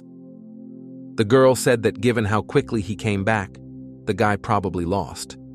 She added that it must have been difficult because he had no divine protection and had to compete with the constellation personally. Yunlan asked what conditions Seolhee-hwa had set if he lost, and he replied that she said he would become a slave to the Co family. The girl asked him if he was going to serve the Seo family now. Juhyuk wondered about her reaction, and he didn't even know if he should tell her. The girl said she should have stopped him. Her sister and aunt told her that Seolhee-hwa had put her life on the line for the position of head of the family. Since childhood, Jinwoo had wanted to become the head of the family, but her sister encouraged her to take control of her greed. But even after she became the head of the family, her greed did not subside. She wanted to remain in this position for the rest of her life. She even considered her own children a threat to her position. In Yanlan's case, the head was afraid of the girl's talent, so she isolated her, using her family and sisters to do so. She added that their family's guardian constellation had the same thoughts, even though she didn't even want to become the head of the family. After these words, the boy replied that he wanted to hear what the girl's thoughts would come to. But he still decided to say that he had defeated their constellation. Yunlan asked if he was joking, but Juhyuk replied that he doesn't joke about such things. He asked if it all started because their constellation ordered the girl to return to the Blue Lotus. The guy added that, according to her, the constellation did not want to control the family. So he personally asked the snowy demon about it. Juhyuk slapped him to bring him back to consciousness. He said he was concerned about one issue. The guy said that he had heard that the constellation had summoned Yanlan and asked why he did it. The snow demon replied that the current head of the Seo family asked him to do so, and that her younger daughter should receive his protection, but continues to refuse. So the woman thought that perhaps her daughter would listen to the words of the constellation, and that's why it gave this order. Juhyuk said that he thought that last time the constellation ordered him to abandon Unlang. However, the god of chaos said that this was the first time he had heard about it, and he did not even know that the chairman's youngest daughter was named Yen Lan. The boys were surprised by the constellation's answers to these questions. With an angry look, he told Snow Demon that the head of the family was just using him. Through lies and deception, the head of the family used everyone in the name of her interests. The girl was furious that Seolyeon-hwa was using both the family and the constellation for her own benefit. This woman destroyed her entire life just to become the head of the family. Juhyuk added that he told Constellation to terminate the contract. Yen Lan didn't understand what kind of contract it was, but the guy explained that it was a contract that the Constellation had signed with the head of the family. Her contract with the King of the Depths of Snow was cancelled. A woman will not just lose her position as head of the family, she will basically become a nobody. Yen Lan replied that the guy shouldn't have gone so far for her. The next moment, she thanked the guy for everything he had done for her. Juhyuk replied that since the problems with the SEO family had been resolved, they could concentrate on training. At that time, an unknown figure was watching the boy from around the corner. She turned to her lord and asked him whether to continue following Kim Juhyuk, but he told her to find the enemy of that man instead. A group of people in gowns gathered in a secret hideout. A girl with purple hair asked why they were all here. The guy next to her suggested that it was because of a summons from the Constellation Lord. The girl asked if the Constellation had ordered them to kill Kim Juhyuk, why it had suddenly decided to look for his enemies. The man across the street said it had changed its mind. Then she asked who was the first to receive the order and begin to execute it. The man with the skeleton mask replied that he was. She did not understand what kind of person this Kim Juhyuk was and who their target was now. The man with the skeleton mask replied that he was Juhyuk, a very strange guy. He had been following him and gradually learning him. However, he was unable to obtain any useful information.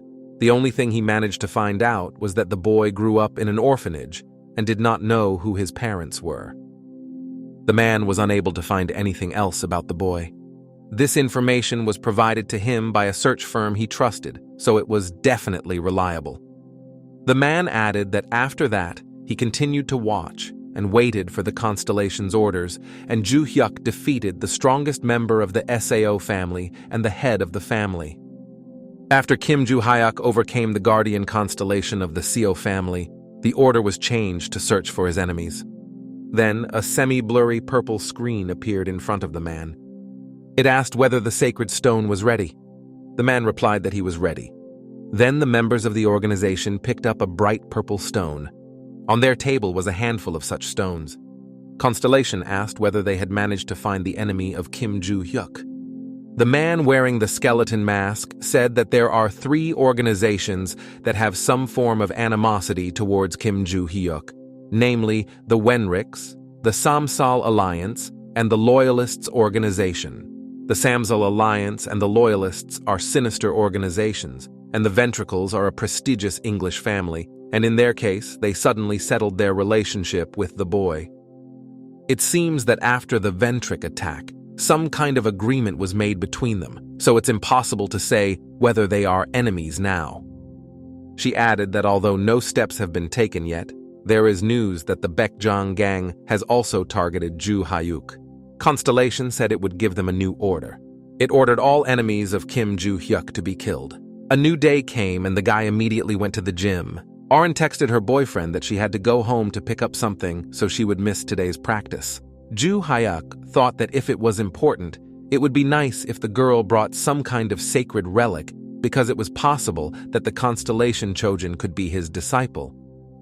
After he defeated the Constellations in the SEO family, he checked what relics they had, but found nothing special. Given that the Tower of Destruction would soon appear, every student was important, and the delay was serious. Recalling that the White Lotus community also had sacred relics, he thought that perhaps he should go there as well. However, at that moment, someone's voice addressed him. Black Cat stood at the entrance to the gym and addressed the boy. The boy guessed who it could be, but asked the man who he was anyway. Black Cat asked if they could talk in private.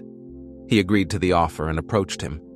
He told the girls to spar with each other until he returned, but they were clearly unhappy with this request. They started arguing with each other, but the guy just loved it. He went out into the corridor and stood in front of the black cat. The man told Juhyuk that he had come from the market. The guy replied that it was quite obvious, but isn't anonymity guaranteed in the market? He added that if he starts coming to the academy so freely, won't it damage the market's reputation? However, the man replied that he had only come to deliver a message to the boy. After that, the black cat handed Juhyuk an envelope. He asked if the letter was for him. The black cat confirmed it. The man then added that this letter was sent by the real owner of the market. Juhyuk asked if the backstage ruler Constellation was the real ruler of the market, and the man said yes. The black cat asked the boy to read the letter and come to the market if he could answer it. He also said that, in addition to the boy, the letter was delivered to several other people, and the Constellation needed someone who could read the letter. He did not know the content and meaning of the letter, so if Juhyuk understood what was written in the letter and wanted to respond, he should come to the market. The man said that the Constellation was waiting and said goodbye. Barch asked the boy if it was really a letter from the Constellation, and the boy began to unfold it. The god of destruction asked what it said. He didn't know such signs, and Kim Juhyuk replied that he needed to get to the market. The signs used to write this letter were invented by him.